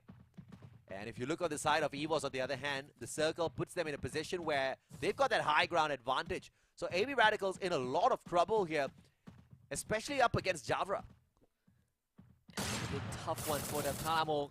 Getting tagged. He just showed up in the open and lost more than half his health. Return also getting the same treatment. It's not good news at all. Rasia is going to get rushed. Ramiel wants to open up this map a little bit. Return actually fell to his death and broke his ankles as Rashad gets away with the Tatsuya dash. Return ends up losing his life. Thanamo getting the 180. Ramiel also falls. And Ritu is going to tank the blue. And gets deleted by Abax. That's 4 for EVOS Divine. 4-0 already. AB Radicals getting steamrolled at this point. Off to Intellect Center we go. So far, the IQ plays out of AB Radicals have been failing. They have been falling back to their mechanical skills, but EVOS Divine outplaying them round after round. Definitely winning these initial trades, initial AWM trades. Even if you don't get a knock, if you're breaking an armor, if you're breaking the helmet, if you're forcing your enemies to use their resources to regen early on, that is already a big win. Of course, Intelexan is one of the few maps that you can't just take a pot shot at the start of the round. The terrain doesn't allow that to happen, so AB Radicals gets to control the center itself. Russia just playing with the AWM this time around. And they're so afraid that Evil's Divide had pushed up. Russia sees it. Dynamo Oh tag. my goodness. What a shot by the Wonder Kid. That quick scope, you have to be so precise. AB Radicals, you can see that they were very scared. They instantly put up a blue wall What a play. and an ice grenade to clear out close because they thought Evil's Divine are dead, and that now is going to allow Evil's Divine to just spring and assault. And look at that dash! They've already made a move straight into AB Radicals' face, return getting dropped. Tanamo also falls thanks to the grenade, and Ramiao also falling victim. This is just an absolute demolition by Evil's Divine right in the face of AB Radicals. It's 5 in a row, AJ. Javra once again with the triple. Nobody can stop this guy. It's going to be match point, baby. As we head on in towards the museum, it is just an absolute wrecking that AB Radicals is receiving on behalf or courtesy of Evil's Divine, I have to say. Yeah, clap by Evil's Divine, in fact. The only death was on Rastia. Now AB Radicals knows what it feels like to be a mosquito. Now we know who killed Rastia. It was Ramiao. The battle of the Wonder Kids. Ramiel now all alone. Ice grenade goes wide. That's not going to be helpful, but a good one from Tanamo this time. Oh. Javra! I mean, Javra is so good at finding opportunities, and him already found a nade onto Ritus. That's bad. Evil's Divine looking for just one more. This is not just a match point, it's a series point, as a matter of fact. Oh my goodness. Ramiel down, Ritus picked right back up. Javra once again. Javra's just absolutely stacked. Aim God finds the ice grenade, takes one down. Ramiel return goes down as well. Will Javra get the finisher? It is Aim God instead. And Evil's Divine absolutely demolishes AB Radicals to make it a all-out Indonesian battle at the next stage. I mean, set 2 was not even close. Evil's Divine just ran right through AB Radicals, did not look back at all. And again, it could be a matter of confidence, momentum, morale, right? They got the reverse sweep after set 1, and they come into set 2 just guns blazing, absolutely just blitzkrieg through AB Radicals. Congratulations due for sure. They get the bonus in terms of prize pool, but question is how much further can they go? They will have to meet the Indonesian brothers Morph team at the next stage, but that only happens on Sunday. We still have to get through Saturday and finish off the second half of this first level battle between the remaining 8 teams. Yeah, I mean, tomorrow we have, even more, right? Again, each region has 4 representatives. We've lost 2 MCPS teams today. We've lost 1 Vietnam team, Team Flash, and we also, I think, waved goodbye to, what's the first team again? Attack all around against RQ. So Indonesia. 1 Indonesian team. Yeah. We're taking the front end of that for sure. Oh yeah. I mean, you said it right. There's a chance that we see a all-tie affair towards the later stages of the tournament, and I honestly would not be surprised. But for now, there's still a lot that we can expect tomorrow, where MCPS representatives Freedom Cheese and Expand will take on center stage. Thankfully, Buriram United takes on attack all around, so 1 Thai team's definitely getting taken out at that point of time. Yeah, 1 Indonesian team is definitely going out tomorrow, also, on Sunday also. And look at this. 6-5, round 11, and then flat out 6-0. Yeah, it's definitely a tough way to go, right? I mean, you came so close in the first one, and then the second set happened. You really felt like you had no chance at all. It really makes you feel that the first set did not matter. Yeah.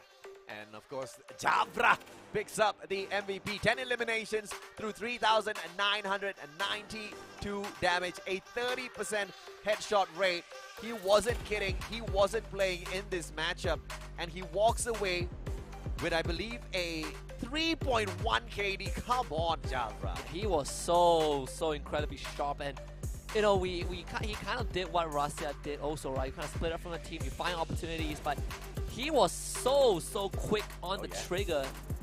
I mean, AB Radicals, I feel like they just got scrambled a little bit. They didn't really know what to do, lost their composure towards the later stages of the second set, and Jafra was just picking them apart. This is the updated bracket. We have eliminated 4 teams today. RRQ Kazu, Team Flash, Farang, AB Radicals. We wave goodbye to them. Attack All Around, Buriram X Evos, more team and Evos Divine, they move on to Sunday. But tomorrow, we're going to have 8 more teams play against each other, and we will get rid of 4 of them. Yeah, Sunday's going to be fun. All out Thailand versus Thailand, Indonesia versus Indonesia. Question is, are we going to also find a Vietnam versus Vietnam? As a Freedom Cheese as well as Enigma Galaxy takes on GOW and WAG. I mean, we get to see E-Arena, we get to see Bigatron Delta also, who qualify from the domestic qualifiers. Taking on Expand, that is going to be a very good litmus test to see where Expand stands right now against one of the teams that didn't even make it to FFSI. I think against Bigatron Delta, it might not be that big of a fight because Expand has shown us they can engage really well. That being said, at the grand finals was a little bit of the opposite of that. And then you look at the region as a whole, right? There's a huge chance that, you know, on the surface, Expand should come out on top. Yeah, but I would say it's not going to be a cakewalk. Bigatron Delta. Yeah. These are the scariest teams because you don't know too much about them, right? Yeah. And this is not kind of like the Battle Royale mode. Yeah. You are thrown into an arena and you are fighting to the death. You just start swinging. I think I love that point because Battle Royale versus Clash Squad, 2 very different modes. Oh, yes. Even when it comes down to the characters that I use in terms of your active and your passive skills, the way you engage, the way you even find your loot out there on the battlefield, you don't pick up something on random except of course you get to that airdrop. Apart from that, it's all got to be exactly what you can earn and purchase for yourself. And we have seen a couple of mistakes with the purchases today. Yeah, we have a little bit, and we've seen some interesting takes, right? 4 AWMs, 4 LMGs, 4 double revolvers. I'm pretty sure this is just the beginning of something fantastic. But that's it for day number 1. Tomorrow, we will have more action for the very first Free Fire Clash Squad SCS squad. So do remember to come back in. I'm Husky, he's the Mustachio AJ, clocking off for tonight. Good night. Yeah!